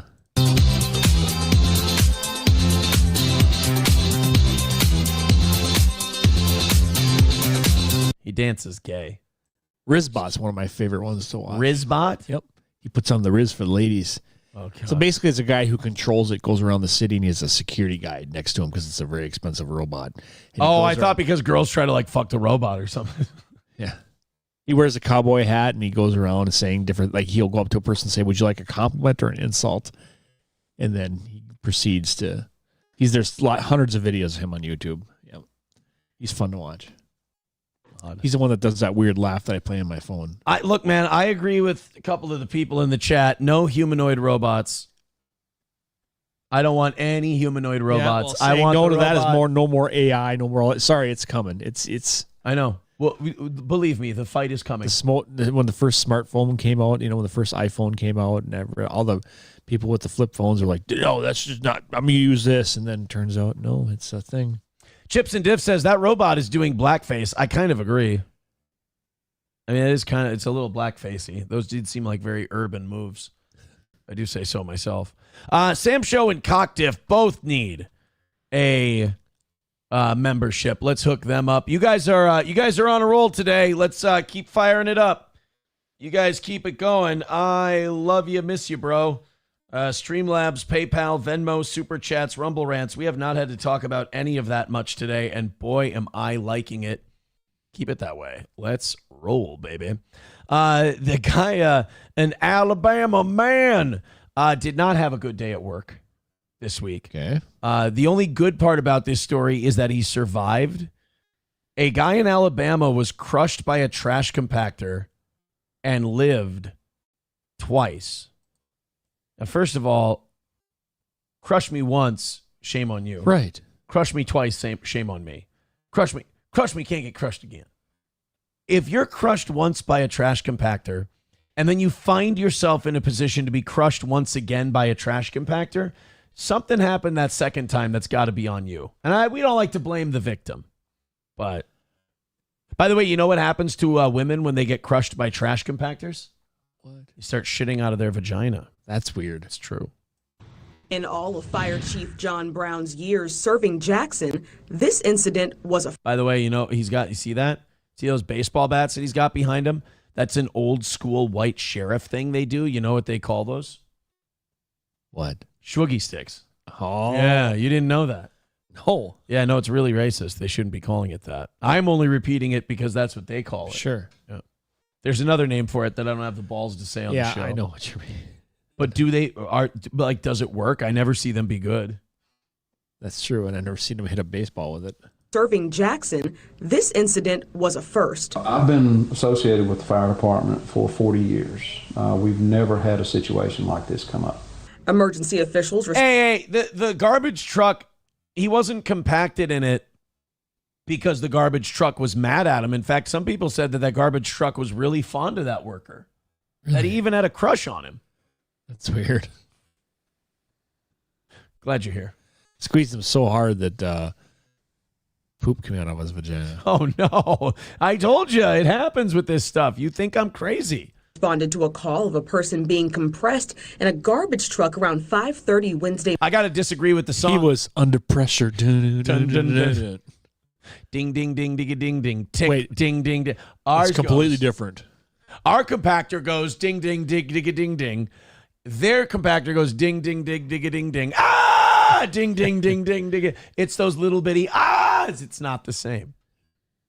I disagree with the song, though. I'm not going to Jackson after I find out about all this. Morning. We think he was compressed 2 times. First at the KFC off Highway 43, then again at the Hampton Inn next door. Once the driver got to the Popeyes location you see behind me. Oh, no, not the Popeye. He got his Hampton pushed in. Oh, no, not the Popeyes. There's going to be all kinds of smells coming out of that one. Bloody clothes from the stabbings. It's going to be nasty. That's when he heard a man. A black homeless guy sleeping in the dumpster. I mean, and he get crushed. It's terrible. Calling for help. You know what his favorite soda is? Crush. There you go. Yep. You know who his favorite member of the tag team Demolition was? Who? Crush. Oh. It's really a fortunate thing that the gates at the Popeyes were closed and the drive. Wait. Nothing like a closed gape. Wait a minute. Rewind. That's not the part we need to take away. Their Popeyes has gates. Oh. They have to put the gates on a Popeyes in Alabama. That's a little bit on the nose. The Popeyes were closed and the driver had to get out, and when he exited the dump truck, he could hear the man in the back. Oh, God. Can you do your impression of what a man in the back of a dump truck sounds like as the compactor's running? Oh. Bill, get me out of this dump truck. And that's when he shut everything down. Volunteer firefighter Mindy Bolden was one of the first responders on scene. Expecting the worst, she was surprised. You're a guy who needs to be pulled out of a full garbage truck while being compacted. You see this little woman go, you're like, oh, fuck. I guess I'm a goner. Mindy Bolton. I have no relationships at No Talent Ass Clown. At what she found. We were all shocked because we thought we were going to have to get down there and really do some trauma assistant to him to get him out. But it turns out his ribs are made of adamantium, so he heals very quickly. He was fine. That was a God thing. Officials believe the man was homeless and sleeping in the dumpster, trying to escape the cold as he passed through town. The man was taken to a mobile. That's a ride, huh? You just enjoying, you're sleeping in your dumpster juice dumpster. And all of a sudden, what's that noise? All of a sudden, something really loud pulls up. Like, wait a minute. Why is this an elevator? He was probably so mad when they rescued him. He's like, I want this. I want this. Yeah. You ever sleep in dumpster juice? Right. What's your alternative? Right. I would have put my head right between the plates. It's like, squeeze hard, motherfucker. I don't want to feel a goddamn thing. Let's make this quick. If you don't pop my head like a fucking grape, I'm going to haunt you in the afterlife. Hospital for treatment. In Jackson, Akivia McFarland, WKRG News 5. Now I just think of that scene in Star Wars where that trash compactor and the walls were closing in. 3PO. $1 from Veldrain says, I show speed, beat up, and damaged Rizbot. I got to look up Rizbot now. I have no idea what you guys are talking about. $1 from Silverwolf says he was actually a Luke Skywalker cosplayer, and he was reenacting the scene from A New Hope. There we go. Everybody's in on the trash compactor bit. Thank you for the couple of bucks. I appreciate it. Chevy Fan says, threw away a perfectly good white man. What's that movie? Birth of a Nation? I don't know. All right, let me find out what this Rizbot is that you guys keep fucking yammering about. Rizbot, Texas State University in San Marcos. All right, let's see what he does. I'm sure I'm going to want him destroyed with a claymore.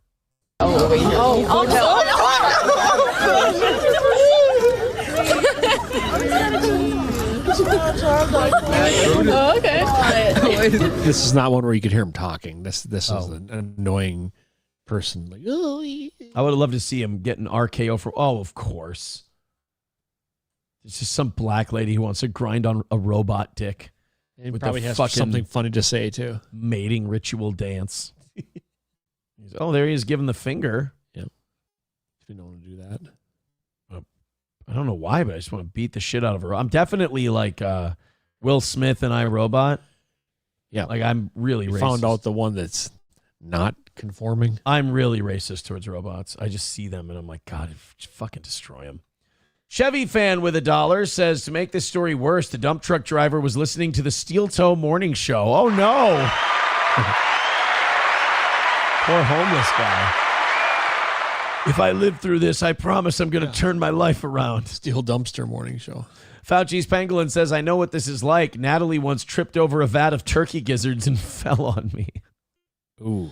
Papa Shab says they should make a jizzbot and model it after your likeness. Faggot. Oh, thank you for saying faggot at the end, or I never would have known. Yeah, I was didn't know where he was going with that until really all of a sudden, boom, like there it is. It all makes sense. It brought it all together. And that's what's important. Matt Barrick says he's going to start a new Foot Clan. Oh, he's the new Shredder. Son of a bitch. All right, we got this won't scare the shit out of anyone. This will be fine. Apparently, an illegal Chinese biolab was found in Las Vegas. Heard about this. Yeah, you hear about this? See this, folks? I got AIDS in a blender. It had HIV, tuberculosis, and the deadliest form of malaria. And a refrigerator labeled Ebola was later discovered. I mean, the worst fuck, marry, kill ever. Ebola. HIV, tuberculosis, and Ebola. Marry HIV. You don't have to fuck them. Yeah. Tuberculosis and Ebola. Kill Ebola and fuck tuberculosis. Because can you fuck tuberculosis and get it? No. It doesn't have to be like they have to cough blood into your mouth, basically. Ask Doc. I don't know. I live in a white country. We don't have to deal with Ask this Mr. nonsense. Holiday. So this is the... Oh, God, there's no sound to this? This is the lab. And yeah, they just have like Walmart plastic tables, Frigidaire freezers, and Maytag refrigerators. It's just, the Chinese are operating biolabs in our country. It looks like a bust from Breaking Bad. That's what I was saying. Walter White would have been impressed. Yeah. It's like, well, these are pretty good conditions, actually. Now say my name. Oh, you Heisenberg. Of course, a regular refrigerator, too. Ugh. Yeah, that's what I mean. Like, it's just shit you can find at Menards, for God's sake. By the way, one of my kids' new favorite things to do now is they love to go to Menards and look at the kitchen displays. Oh, okay. They love that. I love this kitchen. I like this one better.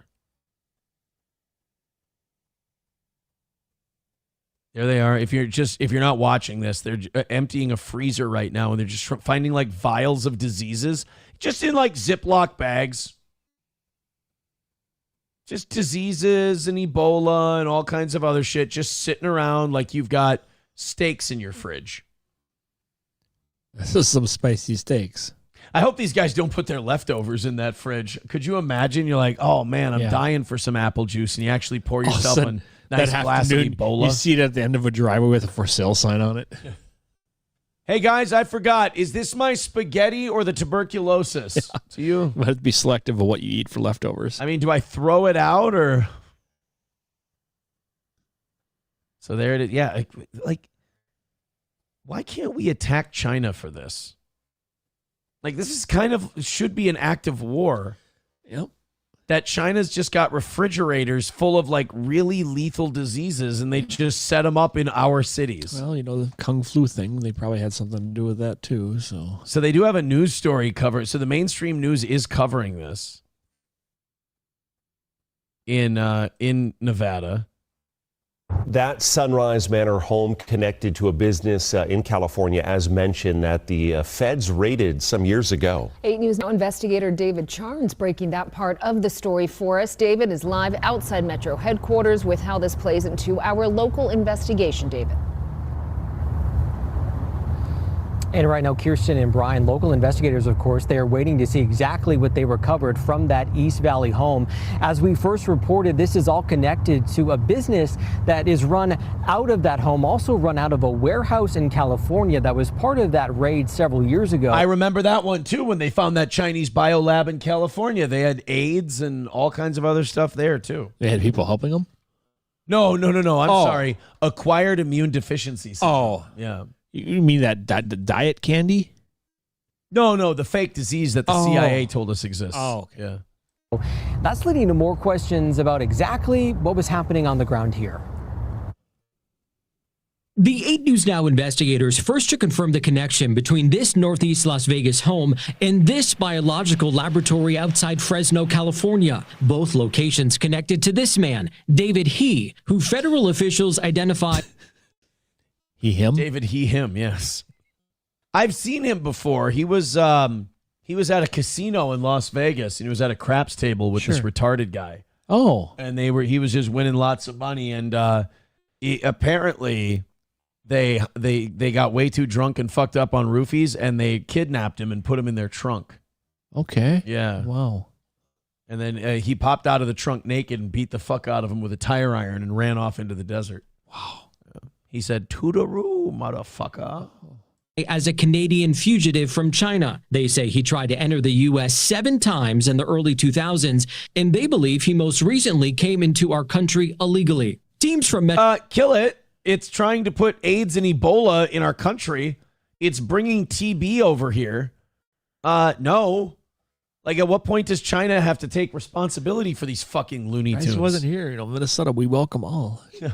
Police and the FBI raiding a home Saturday listed in the name of a business connected to he. State business records show an active license for David Destiny Discovery, with he named as the registered agent. But he's been in federal custody since his arrest in 2023. Federal investigators say he ran the California biolab, where inside officials found blood, tissue, and thousands of vials of suspected biological material. Some of that material, according to federal investigators, infectious agents like HIV and malaria.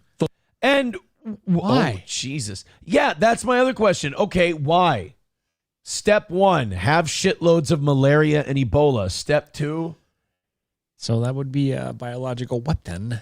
Photos from inside also showing some of the hundreds of mice, some wounded, others dead. Officials suspect he... But none of them okay. By the way, why is there a pregnant... I know what you wanted to see. Oh, I piss on stick to make sure I'm not rady. And his associates bought counterfeit COVID... By the way, Kim Nicholson poops on these. To find out what's up. I'm just kidding, that old rotten tomb womb bitch. In pregnancy test kits from China and resold them in packaging like this, claiming they were made here in the U.S. A federal report. Wait, do the Chinese make shitty pregnancy detectors? Is that why there's 2 billion people in that fucking country? Turns out that the whole thing, yeah, only one strip. Smar a dick, come deep, make rot of babies. About the lab and its connections to the Chinese government, finding it shows a, quote, profound threat and significant gaps in our nation's defenses. He faces an ongoing criminal case in federal court, wherein... Who? He? That's who? That's the guy with the bioweapons. He? Exactly. Who is he? Right. Who? The guy with the bioweapons. Him? No, he. Why? No, he's the one with the other biolab. Oh, God. Documents. He told a judge he no longer runs... Hey, the play still works. He's on first. Companies linked to him. And the sheriff and the FBI wouldn't go any further about how these cases may be linked, other than saying that the business involved in that California case is involved in this one. They also tell us it's going to be a little while until we exactly find out what was in those substances and exactly like what's in my boyfriend's from that substance. home. We'll have more. And if the cure for AIDS is in there, I'm going to shrink it up. Yeah. From the blood of lambs, I drink your AIDS vaccine, Eli. All right, let's go to Cherry. Chevy fan says, I thought NLO Studio was the biggest Las Vegas biolab. No, there's just a lot of cholesterol and grease in it.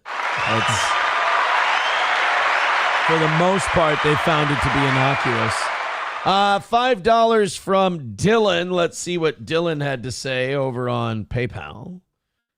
Dylan with $5 says, for Oz coming back to the show, my favorite second mic since the early radio days, Sauk Rapids local. Love the show. Thank you, Dylan, for your generous contributions. And like I said, you guys have been insanely generous all morning long. It has dropped off a little bit, so why don't we just push through and knock out the rest of it? You guys are doing great. 626 watching the show right now. Yeah. Why don't you guys throw a couple of likes and follows and whatnot and see if we can't get that number up even more. All right, one more Rumble Wallet, and then we're done with these reads for the day. You guys keep her going. And we got to open up the next hour of shows. They can freeze your accounts, shut off your cards, lock you out of your own money overnight. Banks don't protect you, they control you. That's why real financial freedom starts with ownership.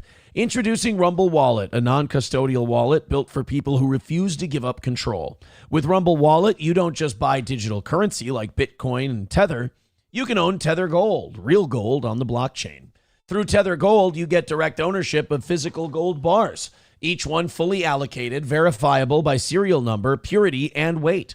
This isn't paper gold. This isn't an IOU. This is real gold without bank vaults, storage fees, or gatekeepers. You can buy, sell, or move it 24 hours a day, 7 days a week, even when traditional gold markets are closed. And if you want, Tether Gold can be redeemed for physical gold. That's power. And when you support creators on Rumble, you can tip them directly using Rumble Wallet, peer-to-peer and outside the banking system. No permissions, no middlemen, no cancel button. This wallet is yours forever. Rumble Wallet. Thank you, guys. Like, subscribe, and follow. Keep throwing those dollar bills at the toe. And I think we're heading for a perfect week. Knock wood. If we finish this up, it's a perfect week this week, and we're back to perfection. And then all the right people thinking we're the most evil Nazis who have ever lived. And I got to say, you run faster when anti-Nazis are chasing you. It's what they always say. All right. Someone says, push through. You mean do a Kim? Oh, God, that's right. Yes, Kim Nicholson is trying to dox people who donate to the toe. So keep her busy. She really doesn't have anything else to do with her post-menopausal life. Poor thing. Poor thing. You know, I don't think we contribute to people's good mental health either. You know? Why would you say that? We gotta pretend. Oh, look at this. I'm making a little noise in the comic skate world after Alyssa clipped something we did. Oh my God, is this a real book? This is AI. There's no way this is a real book. Hold on a minute. Los Federales sent this in. The Negro, A Menace to American Civilization by Dr. R.W. Schufelt. Hold on a second. Look that one up. The Negro, A Menace to American Civilization. Well, knock me over with a feather. Wow. It's a real book. Wow. It was written in 1907. Oh. 19. Was this Doc Brown make this? Bro, 42 years after slavery ended, I mean, kick a people while they're down. Jesus. They're just getting off the goddamn plantation. And you're like, this is why these guys are the biggest pieces of shit ever. That's not nice. All right, let's continue on. This is a screenshot from the recent DOJ Epstein-related uploads. The document itself contains claims about Biden being replaced by a double. So this is an anonymous redacted email from April 6th, 2021. This is after Epstein died. Authorship is unclear due to redactions. It seems to be a tip or unsolicited message to authorities. So I think what this is some crazy guy just sending in a tip to the FBI. Sure. But it was in the Epstein files, and it will be interesting to see if anybody agrees with this or thinks it could be something. And before anyone even asks, no, this is not an email sent by my uncle. Maritime law is coming, and the selling and owning of humans and souls is over. All right, already this person seems incredibly rational. There is factual evidence on the methods of operation for how law and legal proceedings will work next. I do encourage you to watch the video and understand how common laws are going away. So blank, quit fiddling your pussy. Why was Kim Nicholson left out of put in the Epstein file? Why did they redact her name? Look at it. Look at the thing. Is that not big enough to say Kim? So Kim, quit fiddling your pussy and call Patrick. They will put this shit everywhere. There's going to be put this shit all over down there. And there will be gorilla shit all over down there. And who has so much info that will incriminate you that when he deletes it, we'll find it on the quantum system that this great gentleman Moody has made very clear in the above video. Hint, Biden is not your current president. Oh, shit. Here we go. The mask malfunctions on Biden are getting worse each day on purpose. This will end badly for Hitler, who is posing with a fucking clone on Facebook. I don't know what this. I'm just making up the names. The dude playing Biden ain't Biden. Now, here's the problem. He's spelling Biden wrong. He's spelling it Bidan. So you ain't riding with Biden? Real Biden was an evil, sick, angry man who abused children, including his own. That's an actor with a fucking mask. Oh, my God. It was Woody Harrelson the whole time. Oh. Son of a bitch. Should have known.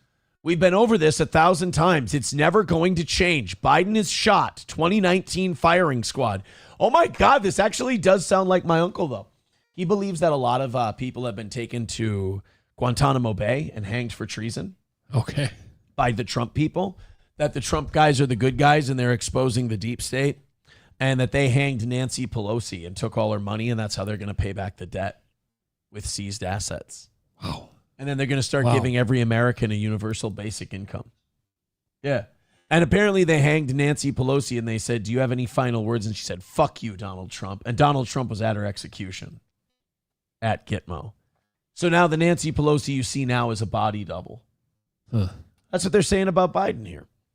Before getting to helping below, and regardless of the connotation of the swear words here, people who read later will take this email as they may. Right. I mean, God forbid they think you're insane. Because the direct threat from us, I think he means U.S., but he put us in lowercase, is very real. The world deserves to hear this story about how the people here and the estimate board tried to kill. You pick this name. There's no wrong answers. Jeffrey. And remove him from the company during the time of a fake pandemic. Buckle up, because the ride is going to get very, very, very rocky. Well, I ain't never been much for intelligence, When you attempt to conduct crimes against humanity, which is what happened to me and to many others. I am just lucky to be here to help and set the traps which can help free knowledge. I hope this guy isn't just walking around now. By the way, I'm actually being told it's Alex Jones. So. Oh, well, that makes sense. That's a lot. Oh, my God. Do you want to finish this? No. No, you're done with him? Yeah, he's annoying. You don't like, you don't think that Biden was a body double? No. Would you replace the guy with somebody that could barely lick ice cream and tried to walk up sand? Well, they're saying that guy was an actor, like he was playing a role. Well, then he overplayed his part.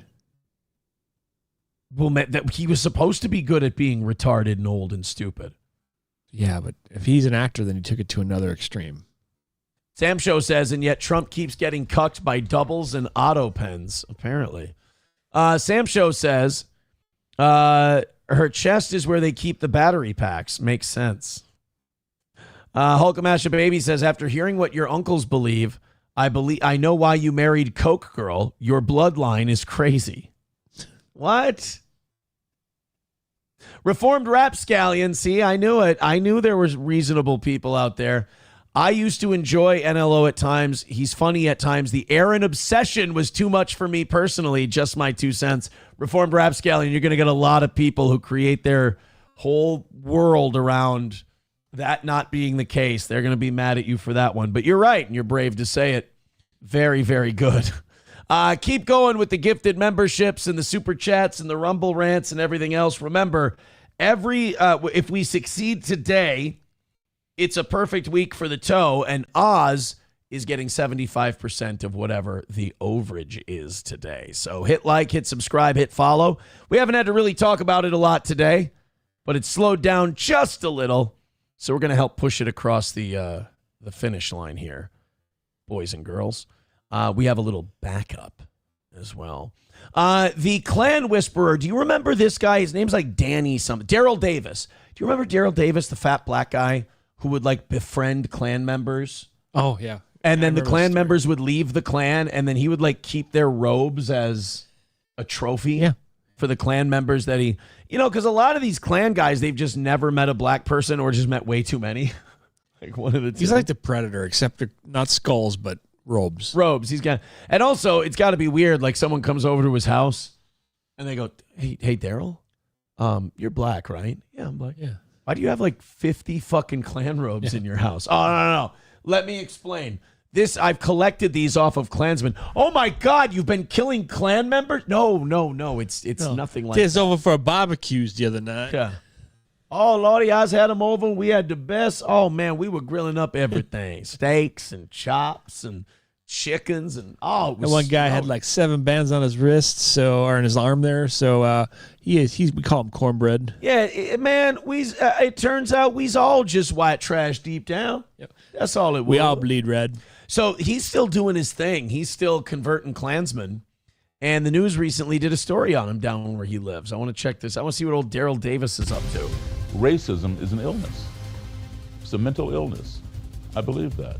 Shit. God damn it. I thought it was a character strength. Oh. Been living the whole wrong time. This whole time. Fuck. Sorry, blacks. Sorry, Mexicans. Sorry, gays. It'd be funny if Daryl Davis went, no, don't ever apologize to the gays. It's one that can be cured. Daryl Davis Jr. has made it his life's mission to change minds and fight hatred one friendship at a time. Okay. It's not every day you see a black man befriend members of the Ku Klux Klan. But I mean, now let's ask the token black guy right next to you what your thoughts are. Let me guess. He's next. It's not every day you see a black man befriend the Ku Klux Klan. Right, Andre? Yeah, he'd be like, yo, that shit fucked up. Yo, why that white bitch got to look at me when she say beep. that shit? I ain't befriending no Klansmen. They can eat my balls. This bitch shit out of her vagina. Here in Maryland, a man has made it his mission to befriend as many members of the Klan and other hate groups as possible. And not to support their ideas, but to shift their perspectives. Our Brianna Ross talked with Daryl Davis about his journey. Imagine that, his first conversation with a Klansman.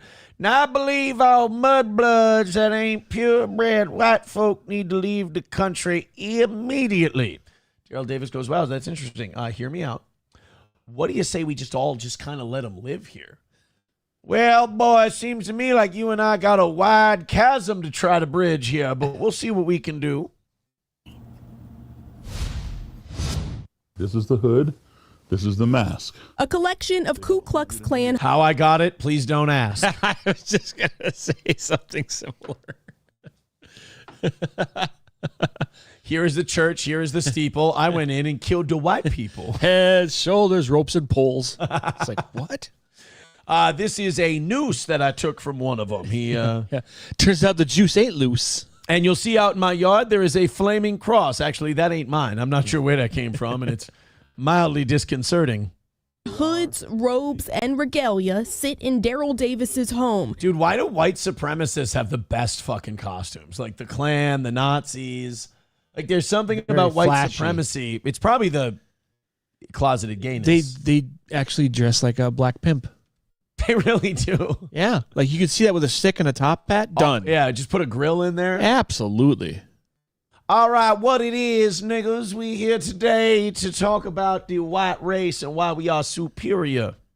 Did you just say the N-word? I'm sorry, I've been watching a lot of rap music. What I meant to say was beans don't burn in the kitchen, fish don't fry on the grill. It took a whole lot of trying just to get up that hill. But now we in the big leagues getting our turn at bat, and as long as we live without them darkies, ain't nothing wrong with that. Each with their own story. He was a Grand Dragon of Baltimore. His day job, when he was trying to bomb the synagogue, Baltimore City police officer. Oh, shit. Holy crap. He was trying to make that synagogue synagon.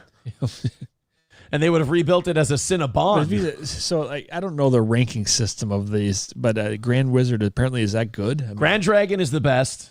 I'm sorry, the top. I shouldn't say the best. Yeah. It's one of my personal faves. Grand Dragons are the fucking coolest guys. They're the best. I know, they're the tops, and I think Grand Wizard is just below that. I could have that fucked up. And you know the kind of audience we have. They'll get mad at me if I got the order wrong.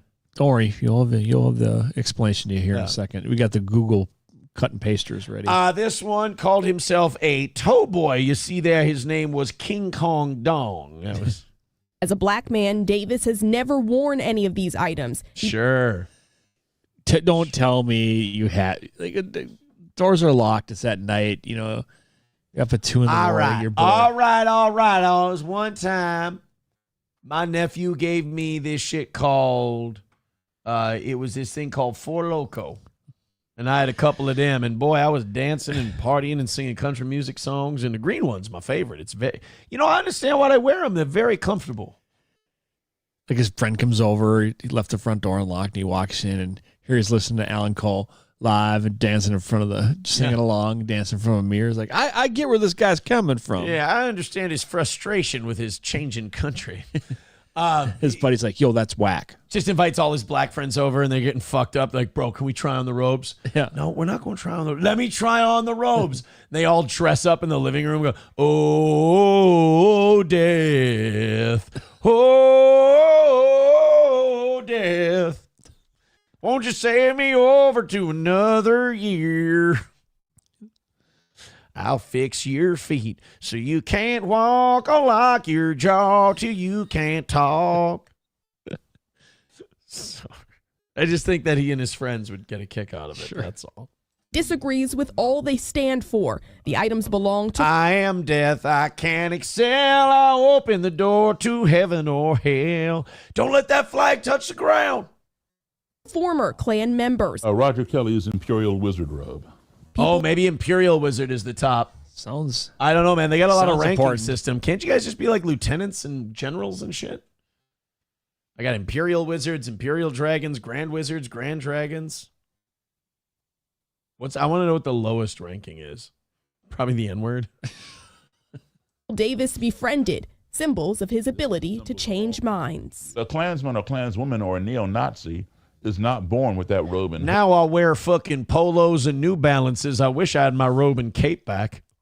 I mean, sure, I look like a gay Christmas tree, but You can see the guy in the green. That was a $400 hand cart. Nigga's wearing a cape. What the fuck? You guys are gay. hood or that swastika that is acquired. It's learned behavior, learned ideology. Boy, white supremacy garb really went downhill after Hugo Boss died, you know? Yeah. What can be learned can be unlearned. Davis first learned about racism when he was just 10 years old. How's that? Yeah. Can't imagine by that photo he would experience any of that racism. Somebody had a mom and a dad with good jobs. Talk about being a piece of pepper in the salt jar. Jeez. He was attacked by whites. You know what nobody ever says in his class pictures? Where's Daryl? Yeah. Because he's tall. I can't make him out of that photo right away. I don't know where he's at. See, back then they were so not used to black kids being in the school. The teachers would go, I think there's a smudge on this one. Hold on. No, it's just not coming out. Spectators as the hide and seek champion. He just went to a dark room and closed his eyes. Then his buddy would tell him a joke. There's Daryl. Disgusting. Scout marching in a parade in Massachusetts in 1968. So at that age, I formed a question in my mind, which was, how can you hate me? Okay. Look, there's the... Oh, that was that rhetorical? I think that was probably rhetorical. Let him finish. Oh. Yeah.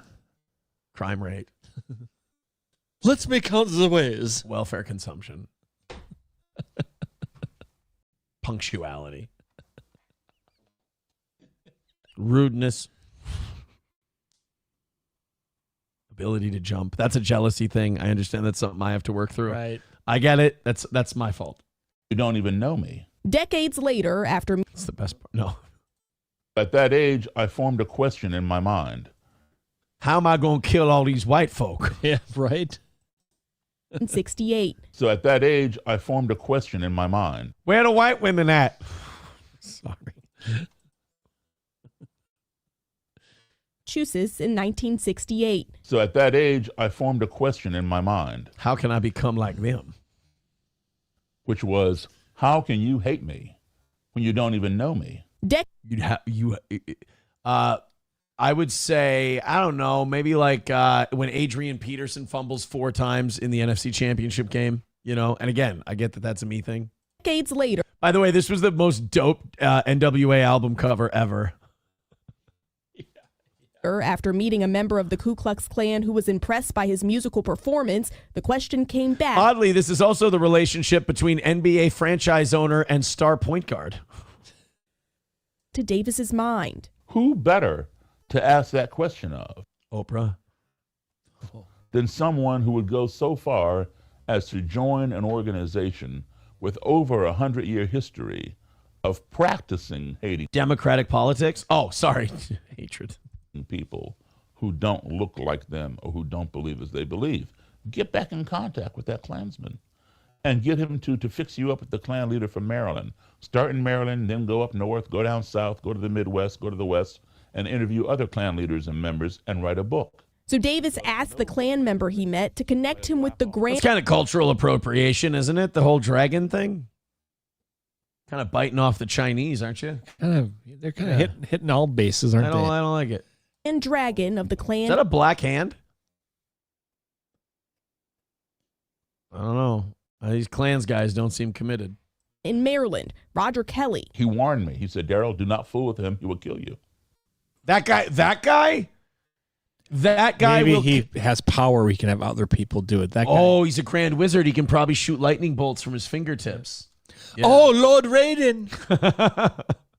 No, for this guy to be like, oh, Lord Raiden. Yeah. And I'm like, well, that's why I need to see him. Why would he kill me? Sit on you? Because... Well, actually, why? Sorry. I mean, the color of my... not like you're both exactly. Yeah, I mean, that guy's no svelte little waif. No. Yeah, this makes no sense. He looks like the photo negative of the other guy. Davis had his assistant set up an in-person meeting with Kelly and his bodyguard. But to really rub it in, the assistant was white. Oh. The black guy had a white assistant, and that really pissed off the Grand Dragon. 1990. Never mentioned Davis is black. When they came into the room and saw me, they like freaked. They froze. But they stayed and talked to Davis, the beginning of an unlikely friendship. If you spend 5 minutes with your worst adversary, you're going to find something in common, and that gap is going to narrow. And what's happening is it's causing a cognitive dissonance in their brain. Basically, he short circuits Klansmen. Yeah. He gets them to talk nice to a black guy, and then they go, if I don't take this thing off, I'm going to have a fucking stroke. Here, Daryl, take it. Because at this point, they have found so much more in common with you than they have in contrast. What they're not mentioning in this story is that the way Daryl cements his conquest is not only taking the robe, but also sodomizing the Klansmen to humble them. And this is to make sure you never put that robe back on. And he sucked on my black dingus like it was a warm meal. 2 things. You leave town.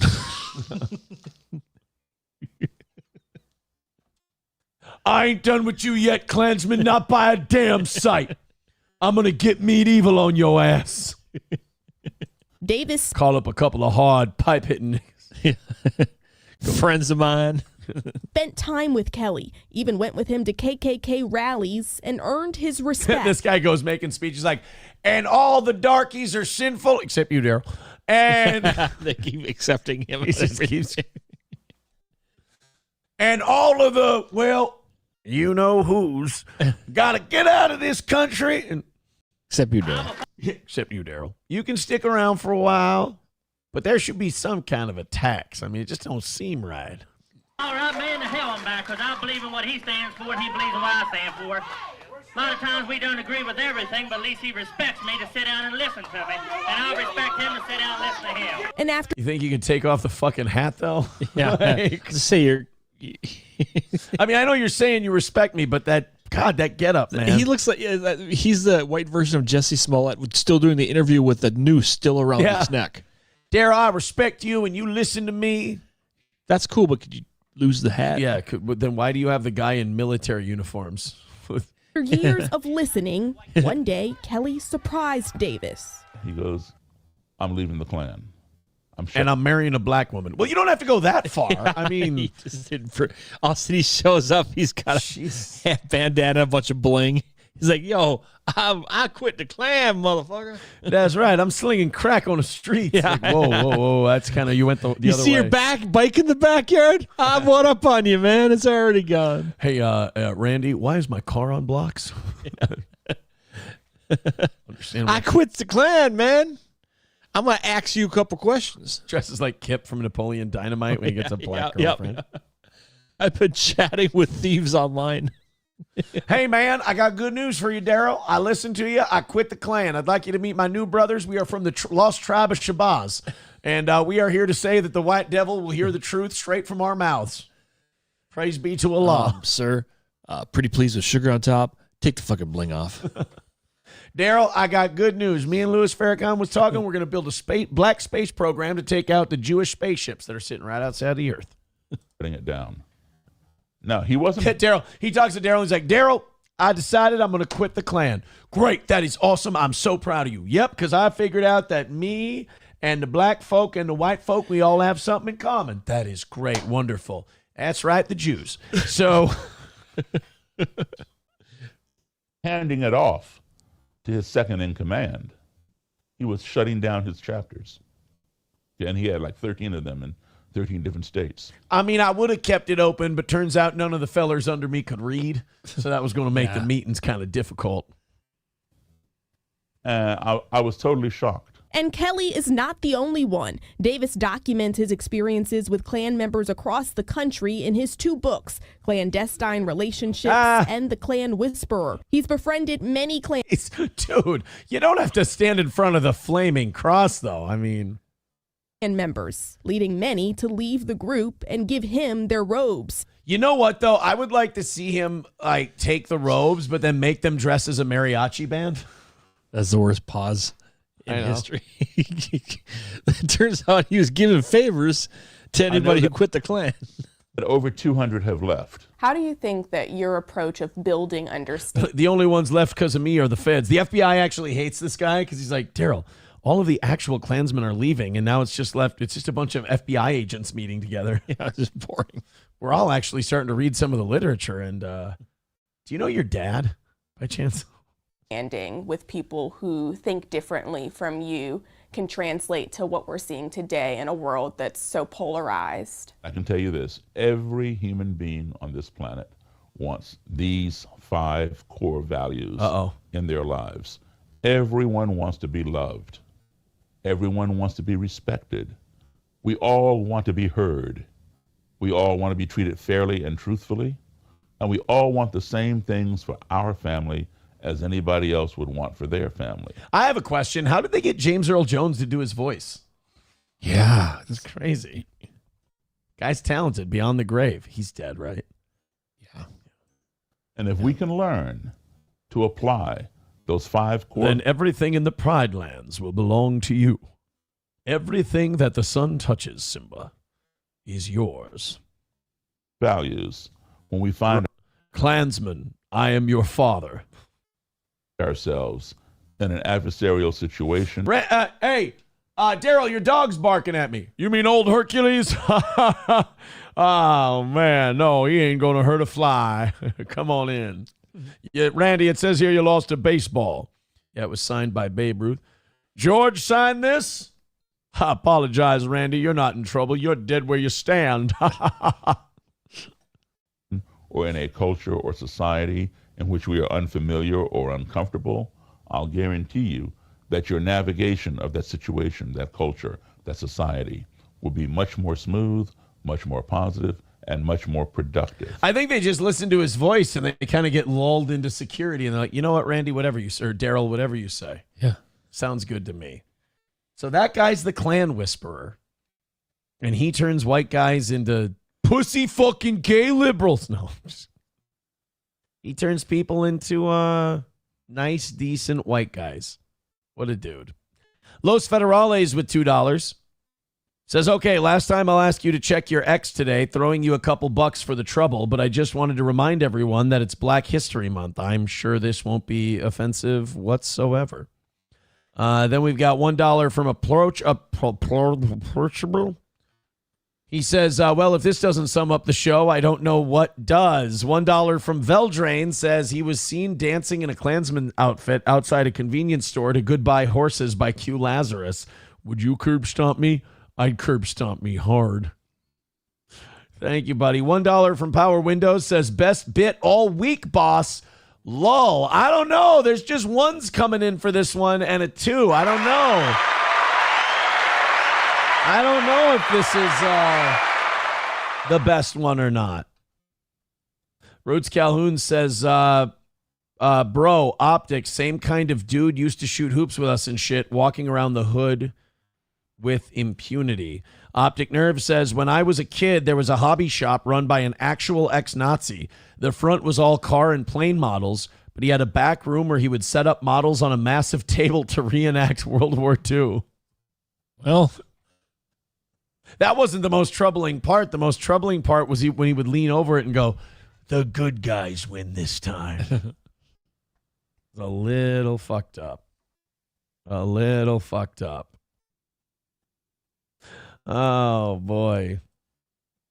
Let's see here. Los Federales has another. Oh, Jesus.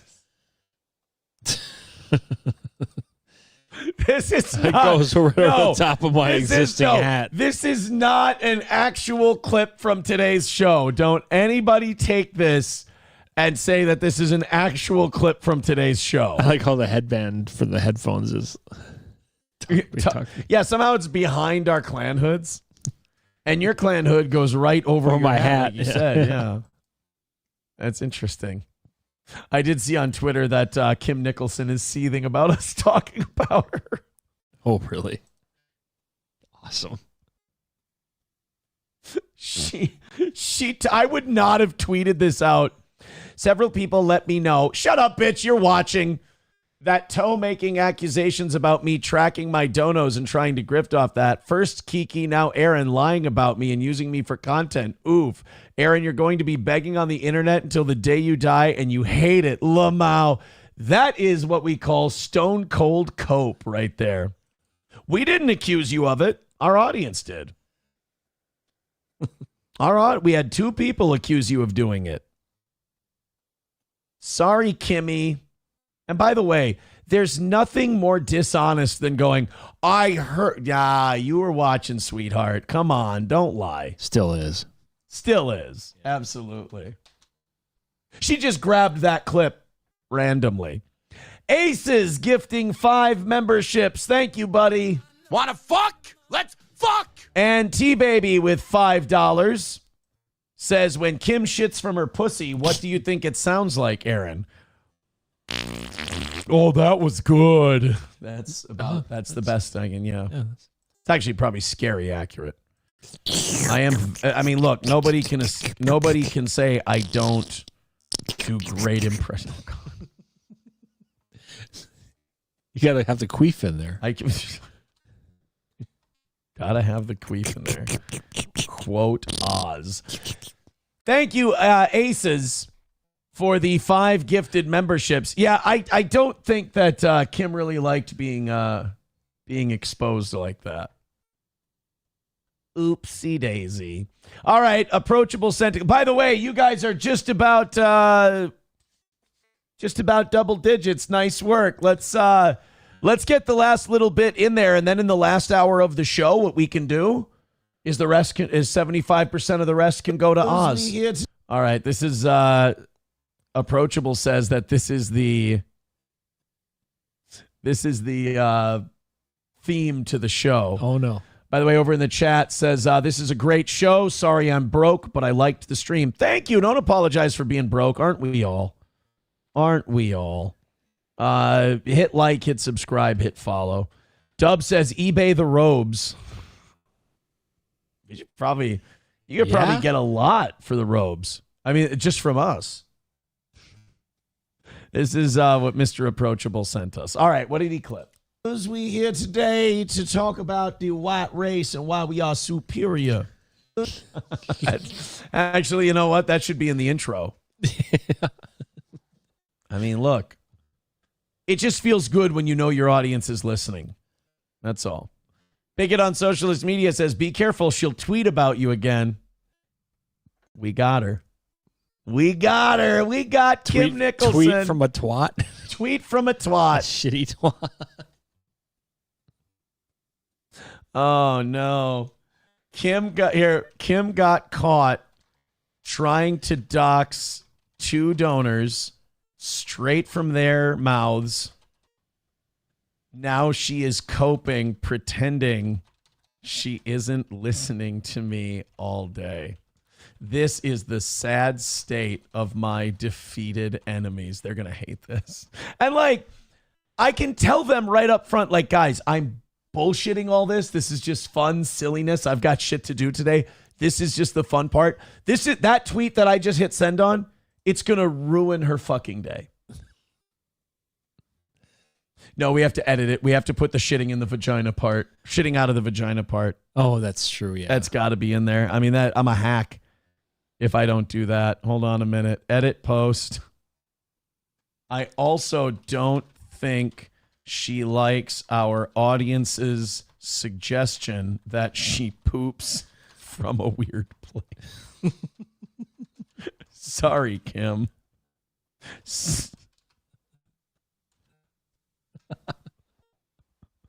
Oh, God. It really it's a sophomoric show.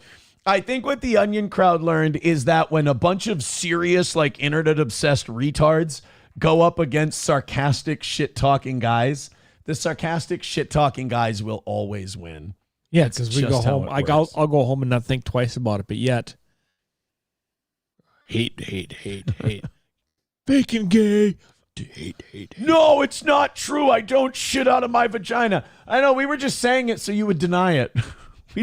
We all just wanted to see you deny pooping out of your vagina.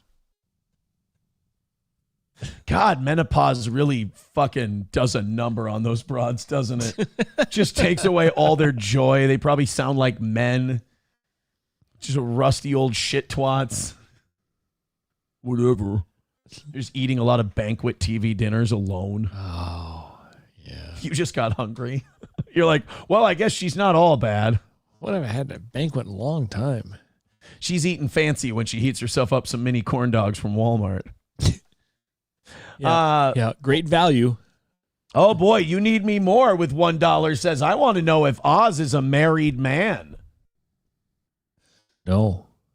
Hey, I've got a great idea. You should date listeners. It always works out well. Yep, we found that out before, haven't we? Some of us learn the hard way. Yeah. Roots Calhoun, I should have known better. Roots Calhoun says, Hungry Man Salisbury steak is the bomb. You know, I'm glad that we have people who will buck the trend and defend the banquet TV dinner. I won't. Fuck that noise. Well, one, cheap piece of airs. No. So we're not bullying Kim anymore. I still firmly defend Totino's party pizzas. Yeah, but you don't do Totino's party pizzas. I haven't had one in a long time, though. Yeah, but when you do them, like, you use it as a plate and then you make another pizza on top of it. I doll them up. Explain to people how you did your Totino's party pizzas. So I had pepperonis on them, and then I would take that bacon, that already cooked bacon, the Black Label stuff. Yeah. Put a layer of that on there, some olives, some mushrooms. What? And just a smidge of cocaine. But yeah, and then in the toaster oven, and in 12 minutes, you're a happy person. So you just kind of like made yourself a deluxe pizza on the back of a Totino's. Of a $2 Totino's. They're edible plates. I heard yesterday that all that shit is to make us full of estrogen so we all become bitches. Like, that's what RFK is saying. Huh. RFK Jr. said he's saying now that, like, all of the processed foods that we have is meant to make your cock fall off and make you grow tits. Which they didn't get me. Don't look at my boobs. Roots Calhoun says, I make this white trash chili dip, cream cheese, beanless chili, and cheddar. Fucking amazing. God, you know what? McBuster, Sam Show, and Papa Shab are going to be fucking annoyed at this goy slop segment. Yep.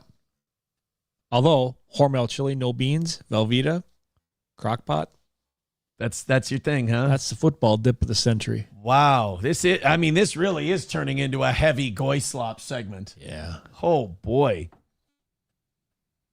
I make a mean Boilermaker chili. Okay. From scratch. I can mix up a nice Boilermaker. For sure. Oh God, people are saying, Roots, your chili dip sounds fire. Oh God. I can hear Bapa Shab just throwing things around his house right now. I want to see how you feel about this story, because I feel like you, much like me, are anti-illegal immigration. Like, if you come here illegally, we have to deport you. Sorry, but those are the rules. Nothing personal. Yes. But this one has got to test you a little bit. Okay. I feel like there are instances where people have been here a long time. They're not on welfare. They're working. They're a net plus for the economy. Yep. And they've raised a family and all that. And maybe we should try to find a way to make them legal. Like, maybe pay a fine, take a test, whatever. Like, we didn't catch you in like 10, 15, 20 years. Let's try to figure something out. I'm going to play the news story of this guy. And I think if he doesn't qualify for some kind of an exemption, no one ever will. This is Atlanta. We begin tonight with a Covington man who has lived in the U.S. for more than 50 years, now expected to be deported as soon as this week. Godfrey Wade's attorney says an emergency stay of removal was denied, but an appeal is pending. Loved ones tell her Olivia Young. Oh, bro's got a Golden Spatula Burger Award? That means he either has a restaurant where he makes the best burgers, or he's like the best burger flipper. He's like a hibachi flipping burger guy. Or he stole a spatula. Did you get a reward for that? Did you steal? I mean, it that, was sir? gold. Yeah. Believe Wade's years of military service should count for something. Dude, here for 50 years, military service, Golden Spatula. You kicking this guy out yet? Yep.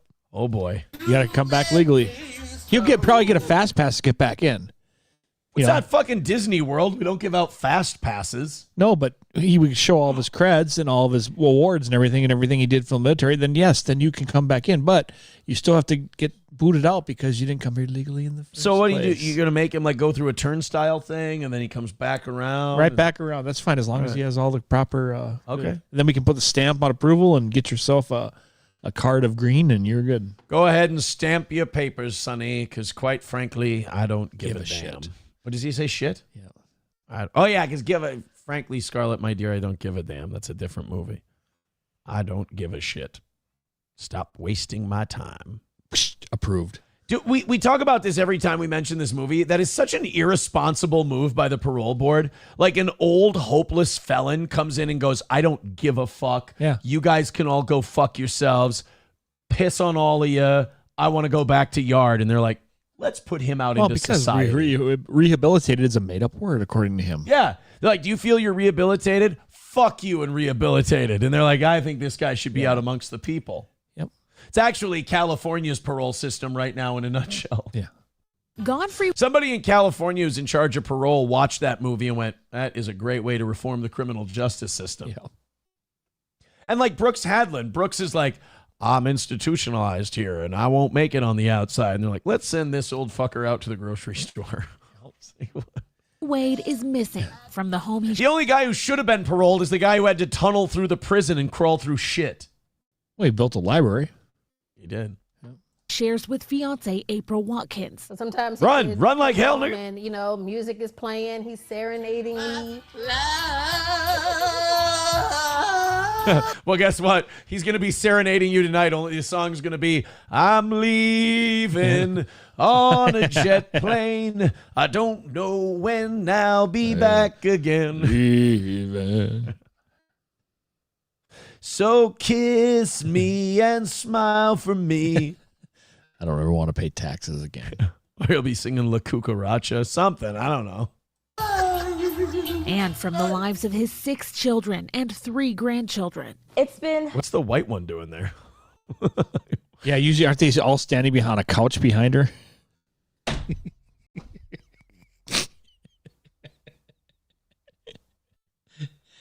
Yes, I did. I did a funny. Okay, that one got me. Like and subscribe. That's right. I'll be here. I'll be here. Hey, should take this family photo. No, I can't say. There's little kids in the. I didn't see that there were kids in the photo. I'm not going to say. Well, that. they're already blocked. Yeah. Oh fuck! Usually they're all standing on a couch behind. An emotional roller coaster. Born in Jamaica, Wade came to the U.S. Iguana, I be going back real soon. Yeah. Oh, the government's being a real rascat boomba man. I don't know what I's gonna do. They threw me on a bobsled and down the road I went. Everything not gonna be Irie. I am not feeling oop like 7. Booyakasha, I be gone in the morning. 1975 as a teenager. He enlisted in the Army and served overseas, earning recognitions before his honorable discharge. That's right, man. I be shooting the Dune Coons for you, and you want to be sending me back home. I be shooting all those sand monkeys for you, and all you do is send me back to Jamaica. It ain't fair. See, you got a fast pass on the way back in. It's fine. I go all over the desert. I shoot a bunch of camel jockeys for you, and what do? You send me back home. Aye, not the devil woman. That was his foundation, and he took pride in it and made us believe in the U.S. Army. For decades, Wade lived as a lawful permanent resident in America, working as a chef, tennis coach, and fashion designer. What? Wow. This guy can't stay? No, he has to play. Here, I'm going to show an analogy here. We're at Paul Bunyan land. Okay? And sounds like fun. There's only like... Can we go on the mine, the tilting mine? The bumper cars is what I'm getting at. Bumper cars are good. Can we go on the tilt-a-whirl? It was very slow. I like the tilt-a-whirl because you can lean and you can get good. Right. You can whip around like that. Do you want to go on the rock climbing wall? That's kind of fun. I also like that Pioneer Village that they have. Yes. That's really dope. Can we do that? Yes. All right. What does this have to do with this Negro from Jamaica that we're trying to keep in the country? Yep. This is going to be completely weird, but it's going to make sense. Okay. So we went there like on a Monday, and there wasn't that many people in there. So we all got in line, and there wasn't a line. There was only like 4 of us. Sure. And there was extra bumper cars because there was only 4 of us. So we got done. The guy ran us through our 4 minutes. Timer went up. He's like, all right, we got to go. And I said, can we go again? He goes, no. You have to leave and then come back around. I said, but there's only 4 of us here. We're already in the cars. Just hit the button. Right. No, you actually have to leave before you can come back in. Same concept. Fine, I understand. But you're not. Your time is up. You got to go back through the turnstiles. Go in, show them your newly wonderful paperwork that you have because you were here illegally in the first place. But we already gave him a legal waiver thing. Okay. It probably expired, but well, then no, I'm saying so. But he has a golden spatula. Yep. Fuck. He's dipped his hands in everything that makes America good. But on September 13th, what? He dipped his hands in everything that makes America I'm always good? sticking my hands in my vagina.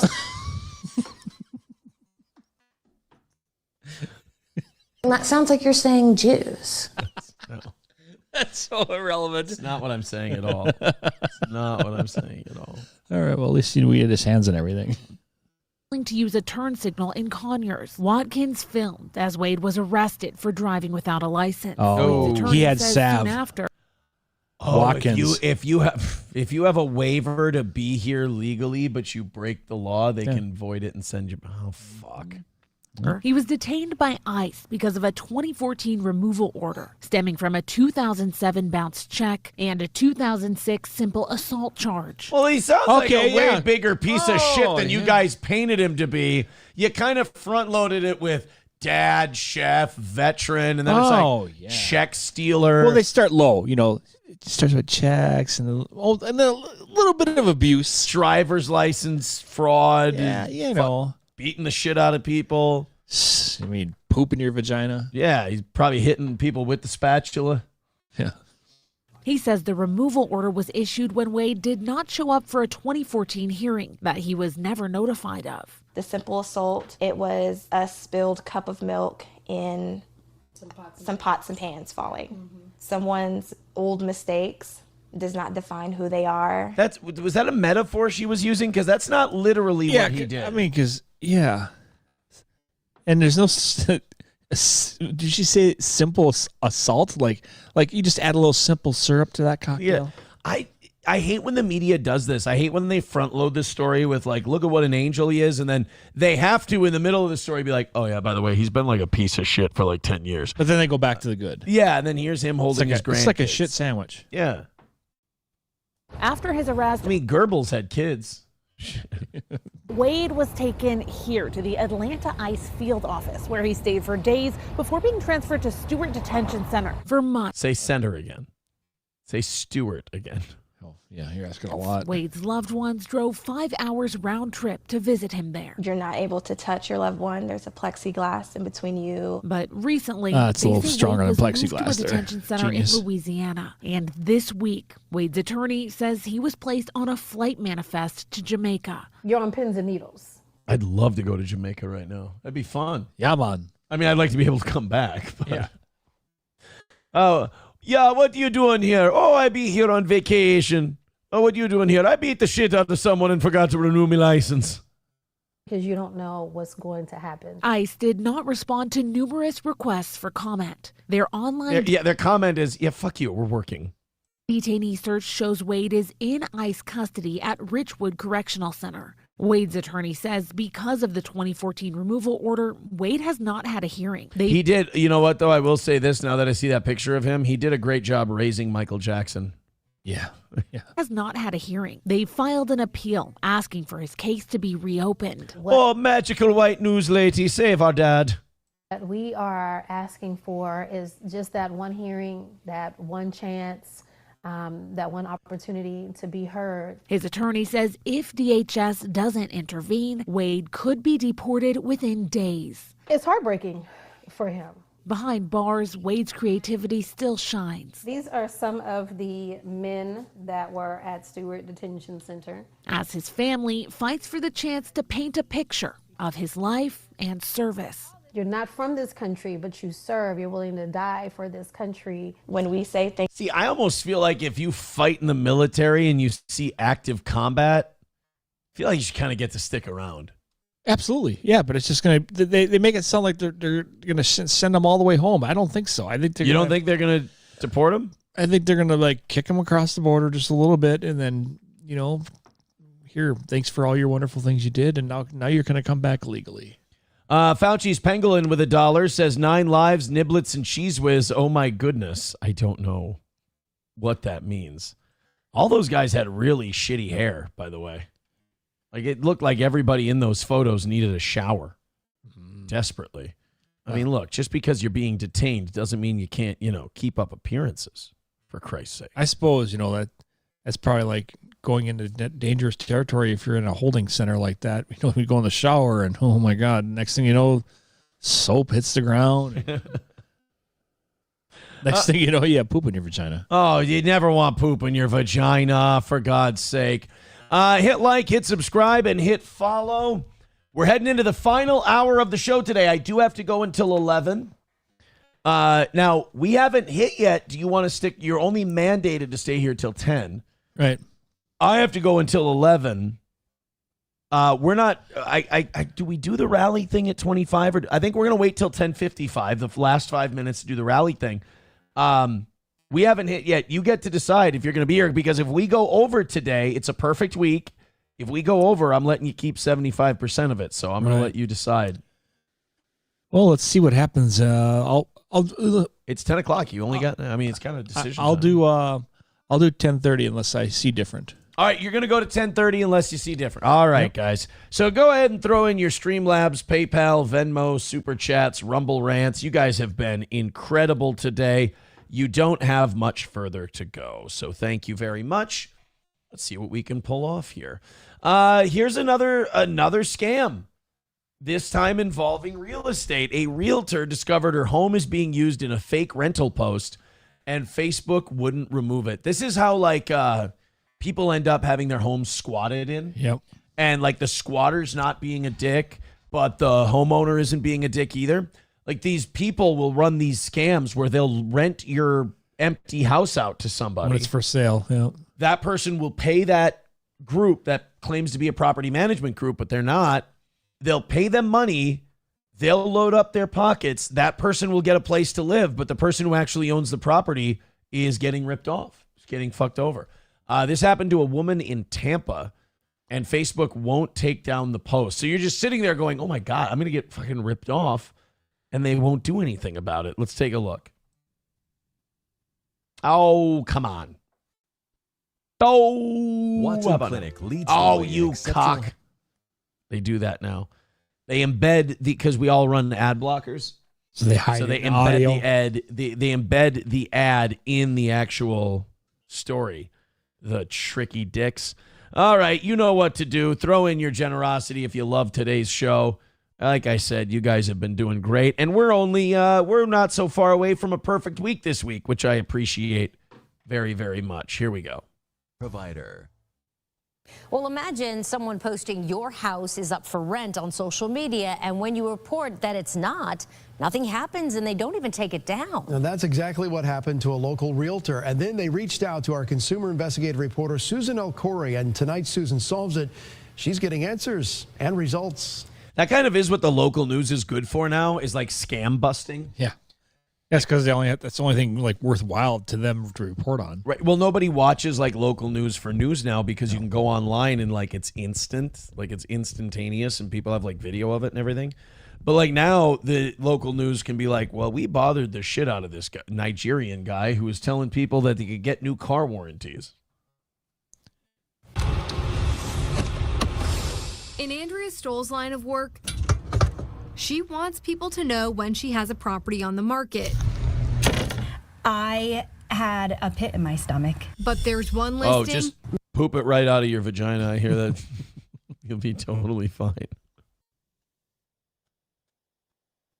Nothing sits well. She'd rather you didn't see. It's a horrible situation. This Facebook post for a Tampa townhouse rental looked familiar. So these are all your photos? These are all of my photos. Do it in $11.80 a month. I mean, you can't find that anywhere anymore. Oh, makes me feel so old. Like my first apartment in Litchfield, I paid $380 a month. Yep. For a 1-bedroom apartment above Litchfield flooring. And again, it was $380 a month. I paid for my internet. I paid for my electric, and I had baseboard heating. Fuck, did that get expensive? Oh boy! Yeah. But I had a nice, spacious 1-bedroom apartment with a good kitchen, good dining room, good living room, everything separated out, and $380 a month. It was $425, and then a new guy bought the building and said, "I'm dropping your rent $45." I said, "Oh, please don't." And then, then I think my next one, North Village Apartments, I think that was like 7-something. And after that, it was mortgages the rest of the way. Yeah. But it's fucking crazy expensive now to rent. No, Oz, we got to interrupt this story for a moment. $1.99 from Kim Stinky Twat. Everything Kim gives me black. By the way, it stinks here. I can't believe that Kim's vagina is rebelling against her and writing into our show. Out of hand. That is fucking disgusting. I can't believe it. Thank you very much we got a couple of gifted memberships here. Before we get back into that story, where'd they go? God damn you. $1 from Silver Wolf. He says, if Starship Troopers taught me anything, it's service guarantees citizenship. Yeah. $5 from Magic WMN says, thank you for reading my F-bomb jar ad. Well, thank you for supporting the show. Yeah, handsome bitch. I appreciate I shouldn't have said handsome bitch, but I appreciate your contribution to the show. Happy Wawa customer gifting 2 memberships. Thank you very much. And you guys are moving in the right direction. Hot damn. Thank you so much. Keep it up. How many memberships does that put us away? 79 from 600. I think there's a very good chance if we get enough of those in today that we could hit that 600 on Rumble Friday tomorrow. It's a possibility. All right, let's go back to our realtor chick who's being ripped off. She kind of bores me, actually. I want to see some real pain in those eyes. Photos. She recognized the description, too. Copied and pasted the entire thing. I loved her on Sex and the City. Here's the thing. You thought she was good? I liked her when she Parker. Parker? Sarah Jessica Parker. I thought you meant a character. I love how I'm like, I don't remember a character named Parker on that show. You shouldn't remember any characters on that show. You have a cock. Yeah. Aaron, stop it. No, I remember her from when she was Chrissy Mayer, and I had to hold out a little ice cube on a hot day, flat in my hand. I liked it when she was in that barn, and she could talk to people. Oh yeah. Yeah. It's a problem. Something about a horse is a horse, of course, of course. She could answer the phone too. Property Stoll recently listed, and she also owns. The only problem is, she says she had nothing to do with this post. And they have it listed for $1,180. Yeah, that's not what she's pissed. She's pissed that they're knocking it down $420. It's like, hey, wait a minute. So it's obviously significantly below market value. I was gonna say $1,200 for rent. Like back in the day, that would have been horrible. That would have been really expensive. Now, it's like livable for some people. Imagine you're paying $1,600 a month, and you don't even own the damn thing. You're just throwing it away to the wind. You're just giving it there, and then when you move out, it's like, all right, see you later, fuckface.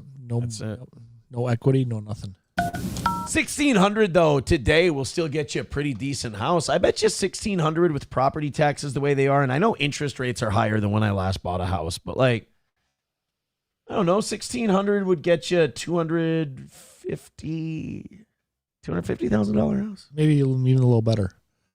Okay, so yeah. Stoll said she If you can afford $1,600 rent, buy a house. found out about this thanks to a phone call from someone who saw the post, then looked up the home and noticed she also had it listed. I asked right away, I said, can you please send me the post? You know, it's not real. Yeah, no. My next step was to immediately go to it and report it. Did it get taken down? No. So it's Why still not? posted Like, right now. why wouldn't Facebook take that down? You go, hey, here's my listing. Here it is. No, fuck you. It's like, you understand, like, you get yourself caught up in like some kind of fraud thing here. There's so many things too that you have to prove though when they ever had people that complain about your post or your something on, they have to send so much proof, and then you have to verify that it's yours. Yeah. So she has a lot of stuff that she has to do on her end too, to prove it. She probably has to send them copies of the gas bill. Really, everything to prove that you actually own that property. I suppose, but like, couldn't you like hide it or put it on pending or something until you figure the whole thing out if you're Facebook? I certainly would. Because now you have people that are probably going to come over to that house trying to move in. Oh yeah, for sure. They're going to try and pay that. Because as soon as the fraudster gets the money, somebody's going to be like, well, whatever. Well, you could go to the police and you could report the company and have them call the number. At least some states too are making it a lot easier where squatters, they can just go in and kick them out, have the cops come in and kick them out. These people living in people's houses. Yeah, they come home or when they stop home because they're gone on vacation, they come back and then there's somebody in your house. They just get like there's nothing they can do about it. I'm like, trust me, if I go home and somebody's in my house that doesn't belong in my house, they're gonna leave. It is one of the methods that will happen. This though is one of those few times where I feel bad for the squatter. Yeah, because they honestly do think that they. Well, yeah, because they're being scammed. Rented it, yeah. Right now. She showed us Facebook's response. They didn't take down the listing because they reviewed it and it doesn't go against any of their commerce policies. That's what happens when it's true. It's probably legit like rental thing, but it's not. But the problem is it's not theirs. Yeah, this is what happens when you kind of let AI handle your enforcement instead of a person. She said she kept reporting it and getting the same answer. There is no doubt in my mind that Facebook has the ability to do better, and they should do better. I can't get a live person. I can't explain the scam. I can't say, hey, these are my photos. They're relisting this property and taking money from people. We contacted the person behind the post. They replied saying the home was still available and I could leave my number and their assistant would reach out, but I never heard from them. This is Susan Corey. We also reached out to Facebook. I see something's confusing me. Why aren't they just talking to the police? Why isn't this woman just going straight to the police and going, I own this. They're trying to rent it. This is fraud. She wants to get the crack story. That's true. You can get the good news story and then you can sell the property or rent the property. It took a few tries, but we finally got a spokesperson on the line who said they'd look into it. We are going to keep looking into the situation and we will fix it for you anytime soon.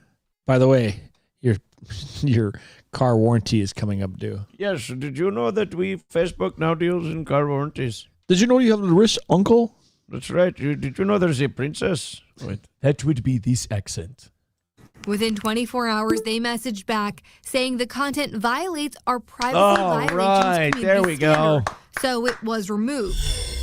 We checked online, and as promised, the post was gone. Nice. Why are there another 2.5 minutes left in this story then? When we followed up to ask what changed and if Facebook is making adjustments to its review process, they didn't answer our questions. How are you supposed to know that this is happening to you? That's a very good question. It may take time before you find it. Eric Olson helps investigate consumer complaints working for Hillsborough County's Code Enforcement Department.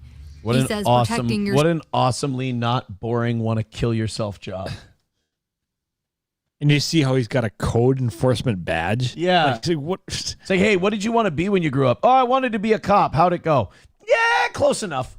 You put him in the same category as a guy who have concealed carry badges. Yeah.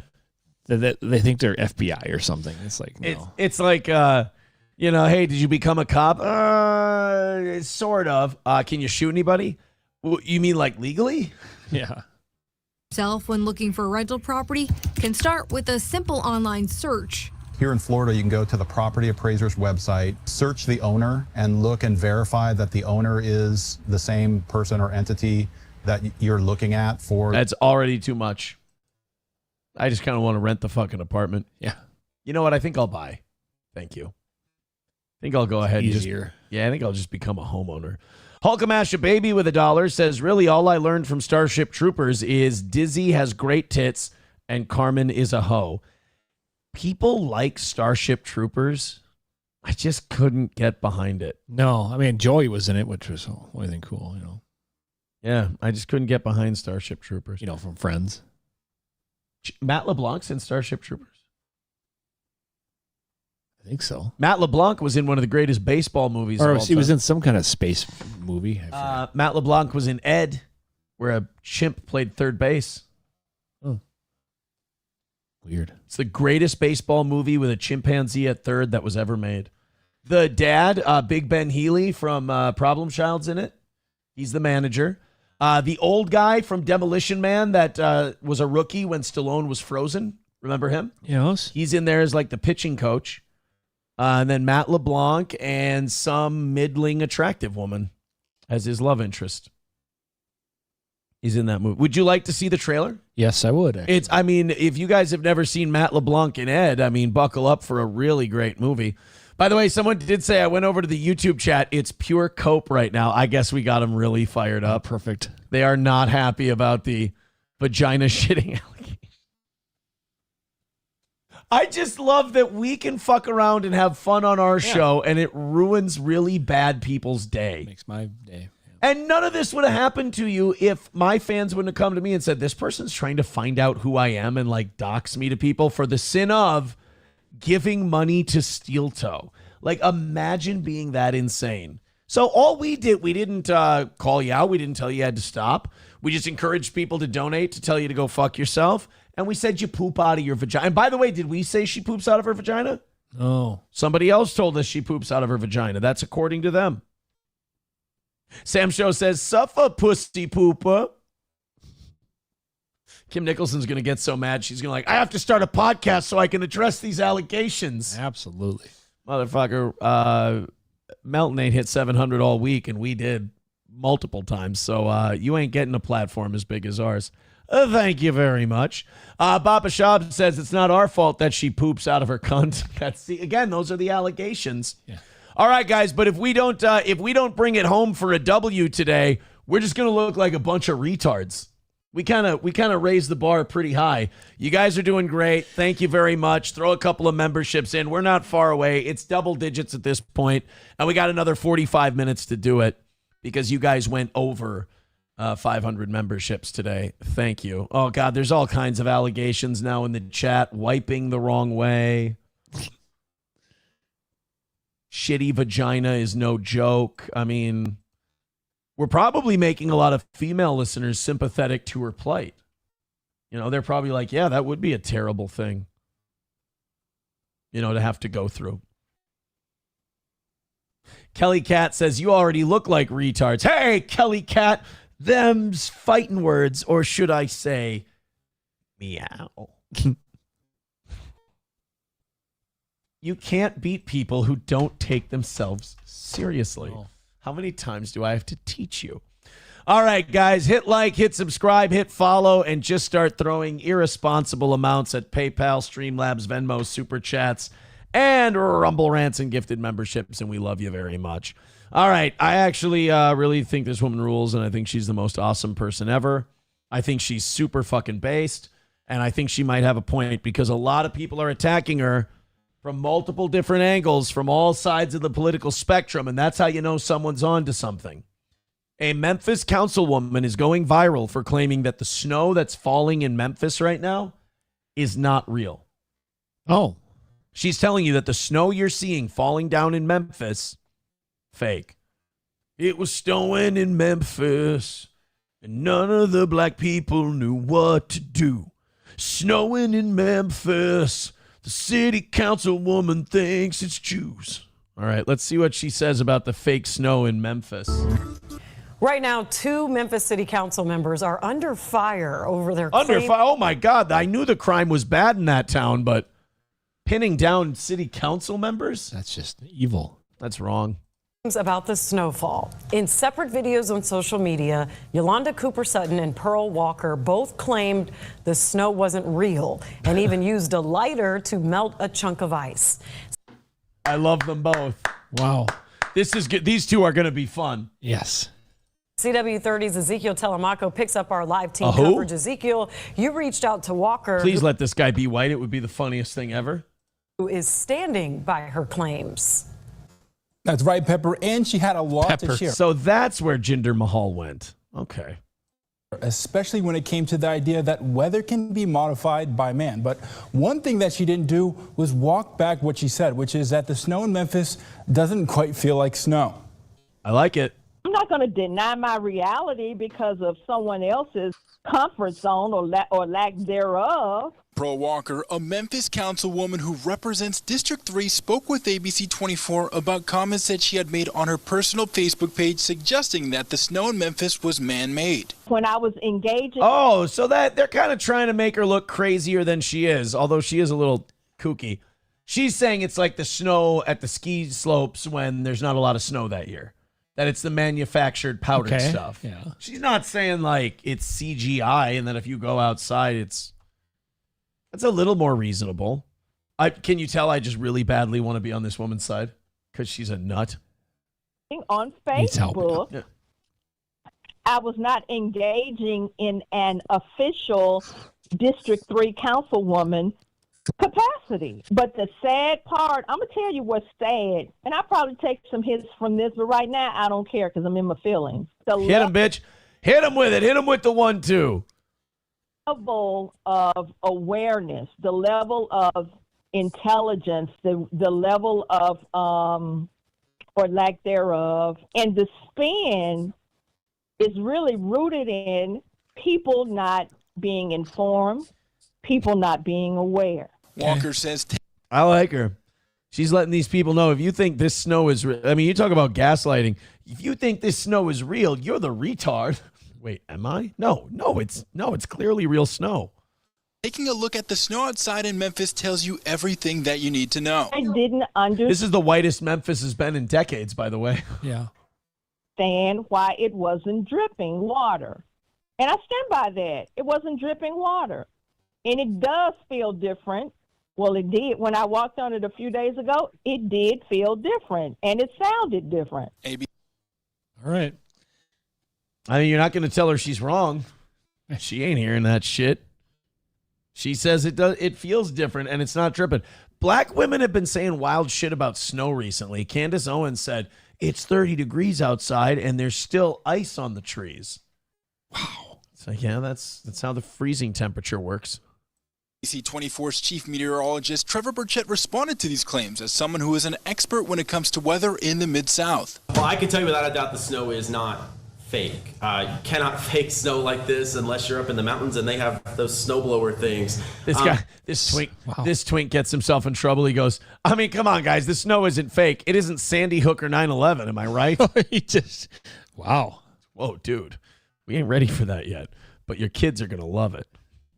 This snow does feel a little different than what we normally see in Memphis.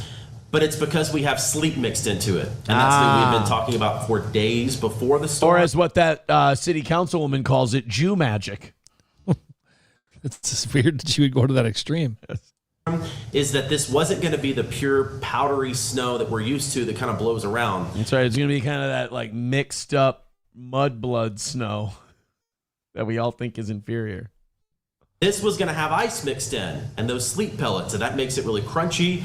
It also makes it really hard to melt. Sleet takes forever to melt, and that's why we're seeing it stick around for so many days. And for those who are curious if man can physically alter the weather, it's something that people have looked into. I mean, who wouldn't want to control the weather, right? But at this point... Okay, people like that who say shit like that worry me, and I'm like, we need to get you the fuck out of here. Because they're like, yeah, who wouldn't like to have like godlike powers? No, not me. Yeah, they don't know what kind of power they're talking about. Why do you want that power? Wait a minute. What are you gonna do? Why do you? Of course, I'd love to control the weather. Why? What are you gonna do to me? Fuck are you doing? You just want to change the weather to fit your plans? Is there an F5?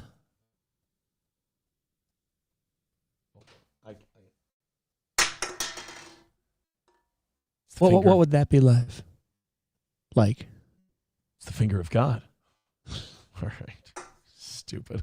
Bad execution. Only one of us.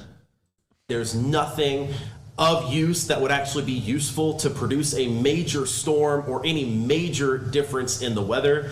Maybe one day, people are certainly trying. Who wouldn't want to stop a big storm if they could? By the way, they do control the weather. Like even in the deserts, they seed the clouds. This is not a conspiracy theory. Like they've said, they've seeded the clouds. In like Dubai, they seeded the clouds a couple years ago, and they overseeded them.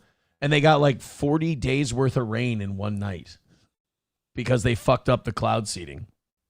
So yeah, they talk about that openly. I just love that this crazy city councilwoman said some wild shit and it caused the news to stop for 3.5 minutes to be like, no. We swear to God she's nuts. The snow is real. I love that. And then they're like, all right, now we got this white nerd to explain like all the science and shit of it. But it's crunchy. $1 from Fauci's Pangolin says, smelly cat, what are they feeding you? That's vaginas. Well, no, you're pooping out of that. The Sam Show says the snow is real. Is real. Oh, that's weird. Miso Horny says, which number size bowl did they use to cut that guy's hair? Did you notice that? I didn't even look that closely. Guy had a bowl cut? I didn't notice that. I got to be looking closer. All right, guys, let's throw in a couple of bucks because you have gotten us down to the nitty gritty here really, really close. And we've got 35 minutes left in today's show. We're not going to do a rally segment now. We're going to save it for 11:55. Let's get that last little chunk knocked out and call it a win for the toe. You mean 10:55? What did I say? 11:55. 10:55, yeah, because we're going till 11 today. Here's what I'll do. I'll compromise. There we go. We'll have our light on. You guys know to throw in a couple of bucks during the rally. The links are in the chat. Go ahead and throw in a few bucks. We appreciate it. We also have a little bit of a bank this week from yesterday afternoon's generosity. So if we need to use that, we will. But I'd rather not. And I know the risk I'm taking in skipping the rally segment at 10:25. But I'm tired of rattling the can. I trust this audience. They've been amazing. So I'm going to trust them to knock this out without me doing that shit twice in a show. We're going to get a perfect week, but we're going to get it with some dignity. All right? So you guys do your part. Throw in. We've done this all today. In fact, we've done this all week with the exception of one contribution, $25 and under. Nice. Dono-wise, which I really appreciate, guys. Thank you very much. This story is about a woman in Austin, Texas, who keeps breaking into the same vape shop, keeps getting arrested, keeps getting caught breaking into the vape shop and trying to rob them, and will not fucking stop. Okay. Just keeps going in. If at first you don't succeed, try again. Now, Austin is a liberal city, and it's one of these cities where they have people, they basically catch and release. Okay. We're not going to spend the money prosecuting you. You broke into a vape shop. Who gives a shit about these weed smoking hippies? off you go. She's not learning any lessons from it, though, making them wonder, what do we have to do next? Let's check it out. Hey, what's up? Come on in. All right, now typical vape shop. The place is called Smoking Burnouts. What do you remember e-cig, some of the guys who would work there? At the e-cig lounge? Oh, my goodness. Yeah, they'd have like some every gyms. time their friends come in, it's like, it's never just hi and then walk away. It's like, what's up, bro? Knuckles. Yeah, I'm so wasted. The thing about these guys, though, is like they're always like really excited about the smallest things. It's like, hey, man, I got a new pair of shoes. Oh, man. Let's that's see them. Greatest thing. No way. Can I lick them? They're usually nice people, too. Oh, yeah. Travis Tyler, the owner of Smoking Burnouts, a smoke shop in East Austin, is on a first-name basis with everyone who walks through their doors. But recently, there's a new face that's becoming a regular. On Wednesday, surveillance video shows a woman walking into the shop. This lady seems like kind of a bitch. This is Kim Nicholson after listening to Steel Toe today. She's just walking through, just smashing shit. And tipping over glass displays. Arrest records show this is the third time since November she's accused of vandalizing the store. Oh, she came in again. Is she wearing a robe? Is she wearing a robe? Probably. Was that like a robe or a snuggie she's wearing? Well, they can't show the outfit, so that shows you how the store. Hold on. Revealing it is. There she goes. Look. I think that's like a robe. See, you wouldn't get away with that in my place. I thought we had. So she like doesn't break in and steal shit. She just comes in, smashes a bunch of shit, and leaves. Wow. Dealt with it the first time. We thought she was locked up. And it's It's always good when a store has to know that about their customers. It's like, I think we're going to be fine. Patricia's locked up. So frequently that they haven't even had time to replace the items into this new case since the last time she came into the store and knocked over the original one. Jesus. According to court records, on November 26th, the woman was charged with a misdemeanor for theft with a bond set at $1,000. $1,000. Okay. Isn't that $100 to a bail bondsman and you're good to go? But it's still $100 to her. I'm guessing probably is kind of a thing. So maybe if you would have stolen a few of the vapes, you could have sold them and paid for it. She was also ordered to stay away from the smoke shop and take her prescribed medication. Okay. Oh, there we go. Right. There we go. There it is. That's the part we were waiting for.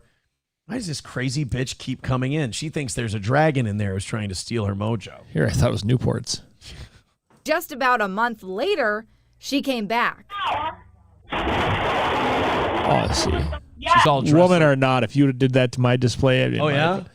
been knocked Oh, yeah? out. You'd have knocked her out? I can't see you throwing a punch. Yeah. You would have cold cocked her one? I'm a mellow guy, but if I owned a place of business and you came in there destroying it, screwing with my monies. I like that. I'm a mellow guy, but if you come into my business, I will beat a bitch to death. And she just broke everything in my store. This time, not only vandalizing the store, but also allegedly assaulting a regular customer who is visually impaired. That's funny when they try to like tip over the other one. Like, Can't. Oh, fuck, that one's too heavy. All right, let's. Hey, he's blind, dude! He's blind! Oh no! And then she beat up a blind guy. You didn't see that. He didn't see that coming. Yeah, I'm starting to think this lady's a piece of shit. Yeah. Employee who didn't want to show her face on camera for this interview stepped in to try to help him. I had told her to get off of him, and then she started attacking me instead. Get off me! I didn't do you! After this incident, the woman was charged with a misdemeanor for Oh, aggravated shit. Oh, assault boy. and a felony for criminal mischief. There you go. She had $9,000 in bonds and was again required to stay away from the $9,000? Wait a minute. So they charged her with felony assault and they got $9,000. Wow. You understand, for sending a text to a guy, I had $75,000. Well, she went in the and city, actually liberal hurt. city. She went in and hurt people. Yeah. And she got $9,000 for all the charges combined. Killing it, Austin. You're making Minnesota look crazy. smoke shop. But with Wednesday's return, I was just letting you know. Come on! Bro, you don't attack me! You don't It's got the flip. Oh yeah, she's got the flops on. Yep, she came right out of the We don't shower. understand how somebody can. Oh, get I out of wouldn't say jail over and shower. over again when they're actually assaulting people. You know. And with more than I'm glad that Aaron Rodgers found something to do in retirement. It's really nice. $30,000 in damages. Ooh. We have the keyboard. Hey, $130,000 in damages. Don't worry, $9,000 in bonds. Yeah. In other words, they're not getting it. Hopefully they're well insured because they're not getting that from her. Yeah, she'll be back. And HP literally just had to buy a register so we I'll can be keep back. operating. An emotional Phase stress on plasma their cannon. employees. Hey, all you see here, bud. Put me on extreme like high anxiety just because it's like I'm just trying to do my job, dude. They want. Well, there's weed for that. I was going to say, of all the places that have Yeah. anything to do with anxiety, come on, you're in the anxiety capital of the world. Yeah, if anything, you're in the perfect place to have anxiety. You'll be fine. Look, they even got Zyn back there. Have a little nicotine. Want to know if more can be done. Obviously, something's wrong in the legal system to where she just keeps getting thrown outside, and we just kind of have to deal with it. How many more incidents does it? That's have because if you make her do like $100,000 bail, they'll say it's racist. to be before it's like, oh, you know, like, oh, it matters, you know, now. Like, that's not. I say her life matters. That's what I say. Yeah, that's fucked up that they can just have people smash shit up. And then they can just come back. Just come back a few days later. Everything's cool. Everything's aces. All is forgiven. Thank you very much to Wally World gifting another 5 memberships. Holy shit.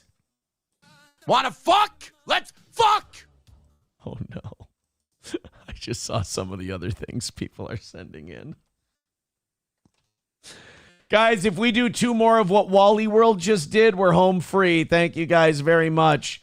And remember, Oz gets 75% of whatever we go over. We are now very, very close to a perfect week, and I appreciate it. Frog Springs with $1. Rectovaginal fistula, a connection between the lower part of the large intestine, rectum or anus, and the vagina, which allows gas or stool to pass through the vagina. Rectovaginal fistula. All right, hold on. Let me go to Twitter quick. Oh, no. She's not the good kind of fisting. She's going to be so mad. Hold on. Where'd the tweet go? Give me a second. Don't worry, Kim. The audience figured it out. The condition is rectovaginal fistula. There we go. I'm a naughty, naughty boy. Oh, they're mad about that one. I saw some of the comments. They are mad, mad, mad about that one. Mad about you. Thank you, guys. Joey Caravello's mommy, who should just be a friend of the show. He's getting all copy. He's getting mad. Come on, dude. Joey Caravello's mommy. You've seen the 2 shows. You know which one's having more fun and which one is based in stalking and anger and getting over-invested. Dude, stay with the fun, folks. All right. We perfect show on the way. Keep with the memberships and the Streamlabs and the PayPals and the Venmos. Frog Springs writes, oh, poor Miss Fistula. Now they're calling her Miss Fistula. I can't say I condone that. Police say a college student in Colorado tried to hire someone for $500 to kill teammate over hair in the shower. Now, look. I mean, in all fairness. It does drive you mad. Don't get me wrong. It drives you insane. I understand that. Yeah. Number 1, wanting to kill someone over it. Well, I was going to go more towards a strongly worded letter to his boss. Right. Yeah, not killing them, but not right away. Anyway. But $500 to kill someone. Number 1, nobody's going to take that amount of money to try to cover up a murder. And number 2, you understand that when you go online to hire a hitman, they're all cops. Yeah. Like, you're not hiring a hitman. Putting a Facebook post over, but they try to manipulate the words. Like, I'm looking for somebody to help make me a sandwich. And what I mean by that is making a sandwich isn't killing. Right. And and also the thing is, hitmen don't advertise, and some cops say there's no such thing as hitmen, that anything that's a hitman is a cop, and you're walking into nothing but trouble. This, like, I don't know. The mafia does hits, but like hitmen. You ever seen The Professional? That's a movie. Oh, really? Yeah. That's a movie. What's the one where the guy is like an IT guy for the police department, and then he goes undercover as like their fake hitman guy and busts people? God, I wish I could remember that one. But then he falls in love. Who was in it? My asshole, my mother's cunt. I can't remember who was in the fucking movie. It was, he falls in love with one of the women who wants her husband killed. Oh, boy. Yeah. And I can't remember what the name of the movie was. Somebody's going to get it. I watched it with SP on Netflix not too long ago. Fucker. Approachable says, God damn it, who knew it wasn't the real hitman when I went to hireahitman@us.gov? Bud Britches says, killer? Is that? No. Wasn't the other guys. No, it wasn't the other guys. Killer hitman movie. I want the chat to get it. I don't want it to be directed by David Fincher and starring Michael Fassbender. Nope. That's a serious movie. The one I'm talking about is like a dark comedy. No, that's Don Lemon. It's a dark comedy and it's based on a true story. Fassbender. No, it's Assbender. Oh, he's quick to bend. Now everyone's just giving me the wrong movie name. Landers says You Got Mail. It's not You Got Mail. Yeah. You Google like a retarded child. No, guys, it's not The Rookie. That's a Dennis Quaid movie about baseball. How does that fit the description I just gave you? I said he's being a hitman.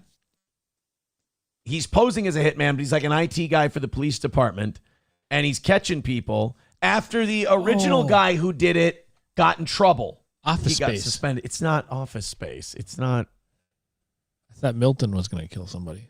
No.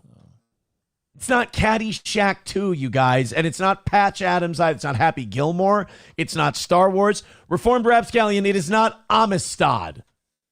50 First Dates. No. How does the plot of that movie fit what I said at all?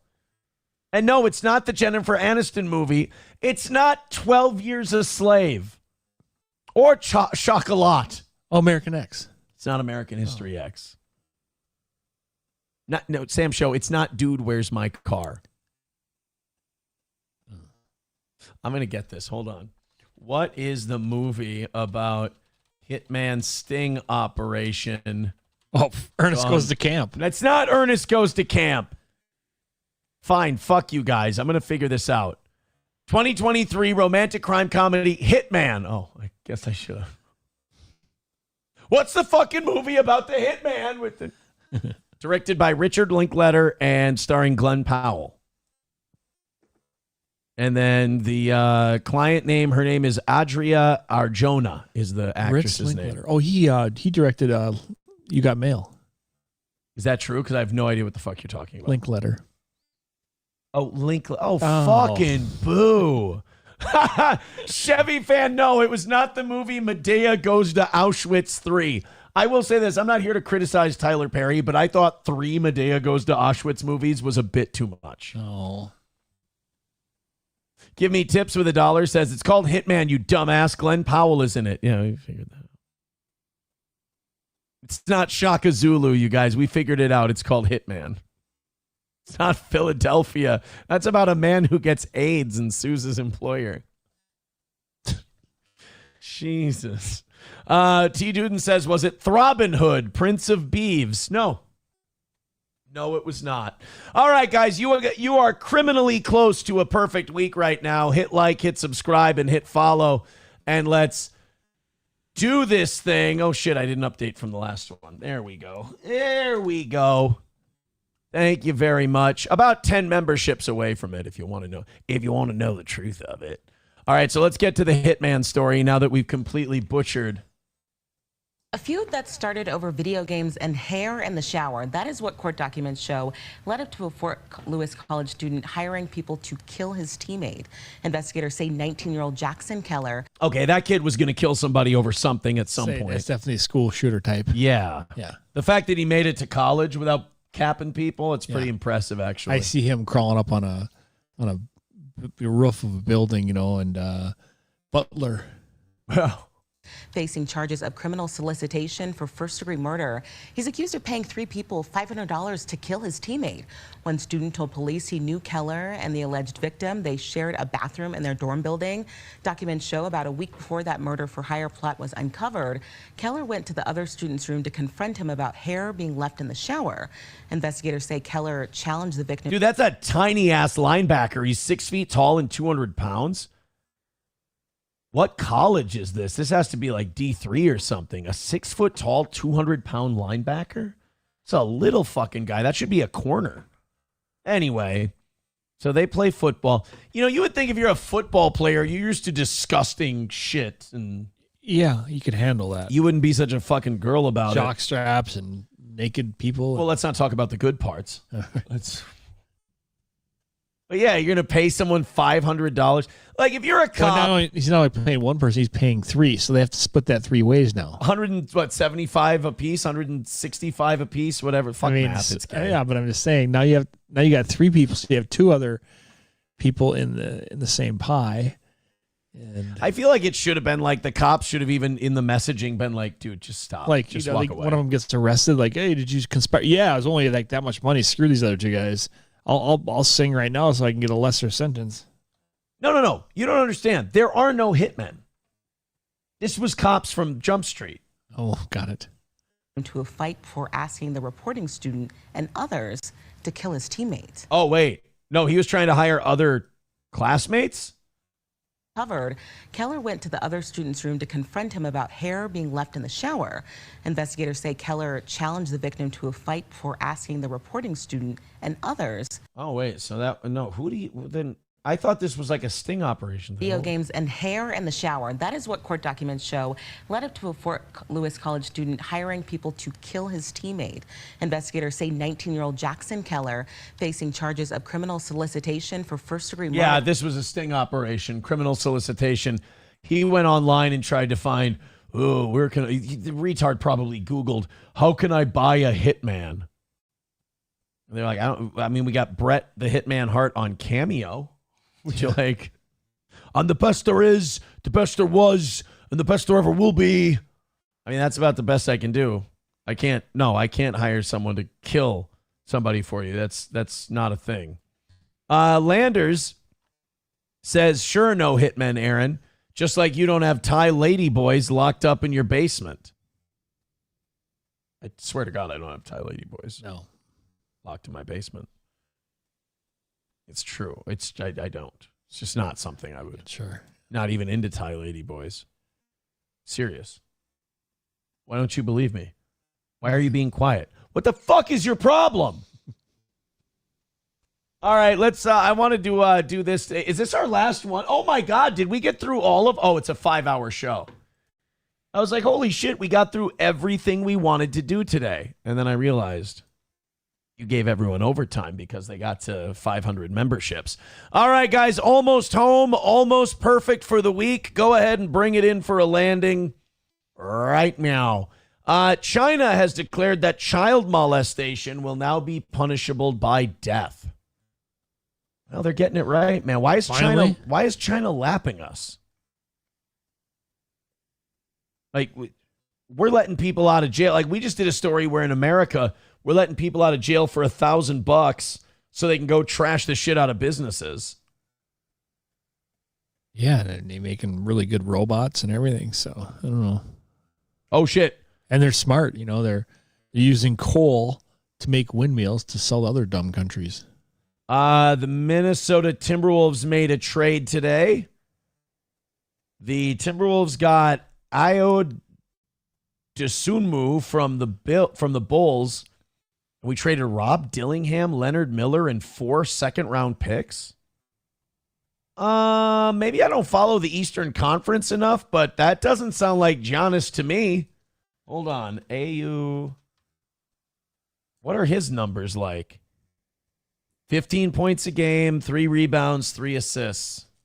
I mean, okay. But we traded Rob Dillingham?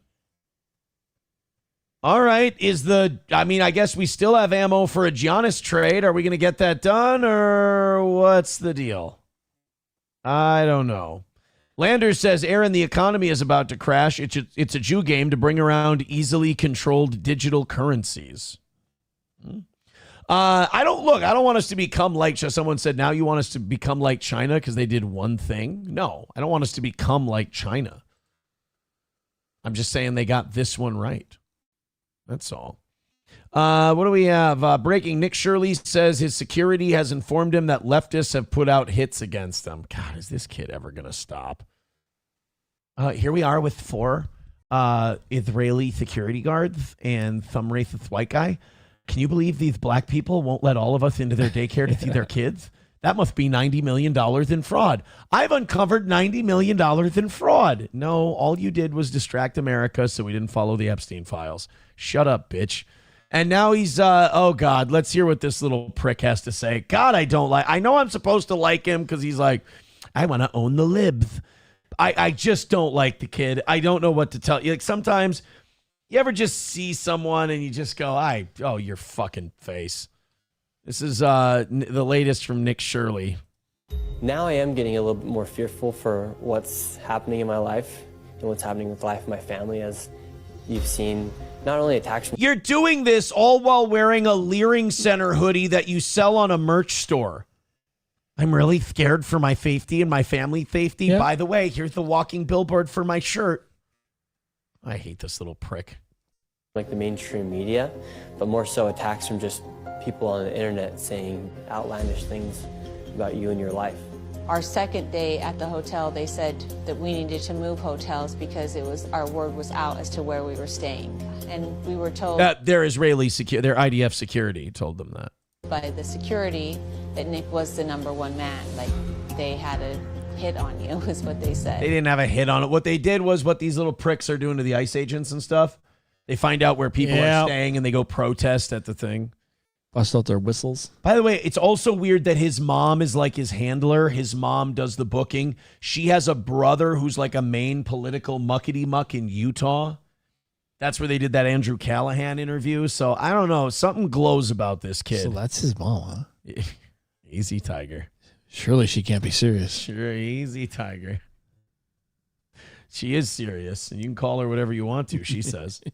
So it was very frightening. It was very frightening. Lots of death threats. I mean, people have sent me photos of people in ditches saying this is going to be you. And no, they're just saying you're a shitty motorcycle rider. Yeah, I was gonna say, this is winter. Yeah. They're saying that, no, you're just a shitty driver and you're going to end up in the ditch because you're not safe. What they're trying to tell you is slow down on the highways. Yeah.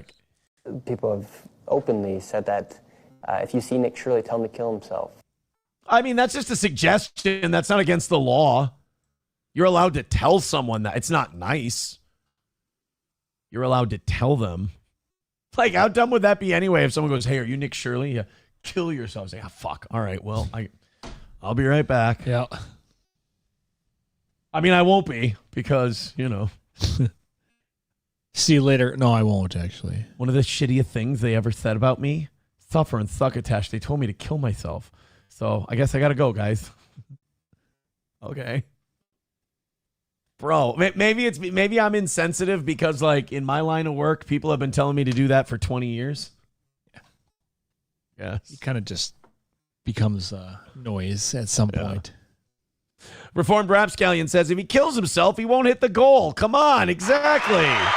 And we don't have very far to go. We got to play a little music.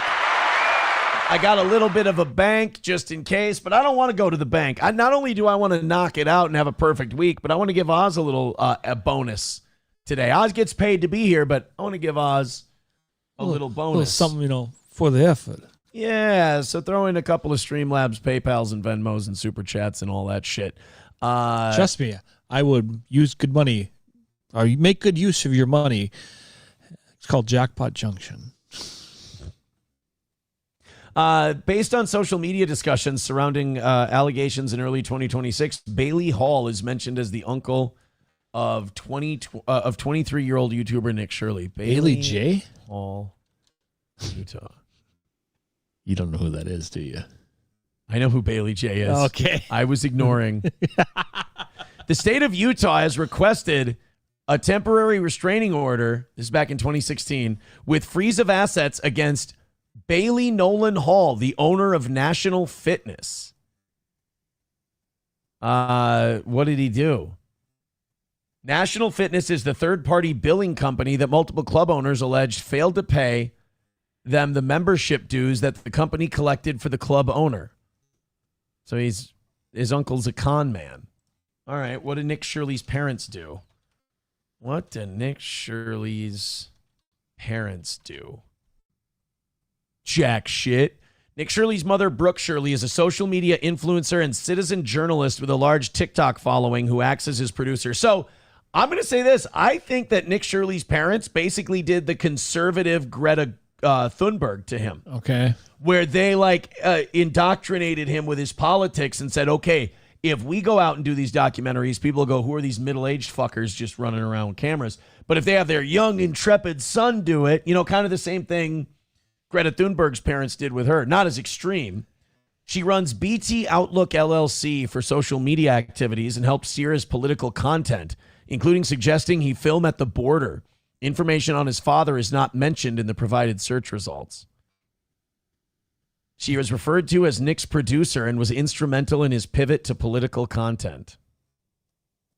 So he wanted to do video game streaming and all of that stuff. He wanted to do Mr. Beast type shit. And his mom was like, you will go to the border and talk shit about Mexicans, those fucking mud people. He's like, whoa, Mom, Jesus. I know, honey, I can't control myself, but you can go on camera and say things. Approachable says, for sure Aaron would be the type to monetize his own suicide. Come on, people, only 275 more subs and I'll drop this toaster in the bath. That's actually my exit strategy for retirement. It's got to be more than 275 subs, though. That's for sure. Eagle of America says, Aaron is the owner of National Fatness. That's mean-spirited. I think we can agree. Yeah, you spelled it wrong. All right, you want to see if we can notch a win today? Yes. Let's notch a win. Guys, $50. That's how far you made it, which I think is a great job. $50 away from a win for the toe. Let's drop in our 5s and our 10s and our whatevers, and let's knock out that last 50 and call it a final win for the toe. Fire it up. Hit my goddamn music. All right. Uh-oh. Uh-oh. What the fuck did you do to the light? It wasn't working. What did you do? I tried to turn it off, apparently. Uh-oh. That's not a good omen. $50 away. Gotta pretend it's on. Streamlabs, PayPal, Venmo, Super Chats, Rumble Rants. Let's bang out 50, and then it's a perfect week for the toe. Oh, you gotta. Oh, it's not working. That is not working at all, my friend. My friend. Holy fuck. This is fucking insane. $50 away from a perfect week. And then we can call it a win. Odds get 75% of whatever we take in after the 50. Streamlabs, PayPal, Venmo, Super Chats, Rumble Rants. Saint Caesar says, hit my music. Aaron, this is not the McDonald's anthem. That's not kind. Oh, I see what you did there. That's not kind. It's only 50. Let's do it $5 or $10 at a time, or let's do the whole 50. Who gives a shit how it gets done? Let's just make it perfect for the week and make it another win for the toe. And then our poop vagina jokes will not have gone for naught. That's right. I think those were well-deserved. I think those were good vagina poop jokes. But you got to knock out that 50. We got a little bit of a bank. We'll see what happens. But 5 minutes to go. Let's knock out that last 50 and call it a win. 2 minutes in this one, and then we got to decide if we're doing Native American LARPing music, if we're doing Flashdance MIDI. That could be gay. Gay is fun. Doesn't matter right now because we got nothing going on. Knock out this 50 and let's call it a final win for the toe for the week and make it a perfect week for the toe. Reformed Rapscallion says, check PayPal. I think I did it right. No, you didn't. You did not do it right, sir. And that's mean. I don't need to check PayPal. It sends me notifications. The cleaner says check Venmo. No, I'm not going to. No, because I did, and there's nothing in it. 50 away from today. What's going on, guys? You go and you get us to 50, which is... We got to be able to bang this shit out. Let's go. Vagina. We got about a minute left in this one, and then we've got a second one coming. 50 bucks away. By the way, Reformed Rapscallion says, check PayPal. I think I did it right. And then he goes, turns out I did. Timothy with $1 says, holy shit, you're still on? Yeah, they got to 500 memberships today, so I have to go till 11. Approachable says, I'm pretty sure the goal is done if you check Cash App. No, it's not. Guys, this isn't fucking funny. $2 from T-Dude and says, let's hit the goalie goal so Marley can get some extra money. Oh, I'm Sean. He's Marley. I get it. We're retarded. All right, just under 50 bucks, and we're almost done with the first song, and I'm shouting. Come on, guys. Come on, guys. Let's get this thing hammered out, huh? A little under 50 bucks to go. Flashdance? Sure. We've never done Flashdance as a MIDI before. Oh, this is really gay. T-Baby with 50 on Rumble. That we take 40 of that. That's 10 bucks away from today's goal. Technically, Thank you. Now, technically, I could say we've hit, but T-Baby with $50 says, for Kim's shitty panties. There you go. All right, 10 more. 2 more gifted memberships or a $10 drop, and we got this thing. I can't do this fucking music, dude. Throw in 10 bucks and make this music go away. Oh. There we go. Now I don't care if the 10 bucks comes in. Oh, now this is just good, clean American fun. All right, just under 10 bucks to go. I wonder if they have Holiday Road on MIDI or on instrumental. Would you like to check? From, Vacation, the wonderful movie. Let's take a look. Ask and you shall receive. Fuck yeah. All right, we just need a couple of memberships. Oh, this is awesome. We need 10 bucks to make it a perfect week. I mean, technically... Clark, you're driving too fast. I'll tell you in 1 minute. Just making better time, Helen. I'll tell you in 1 minute what's really going on, but let's see if we can't get that last 10 first.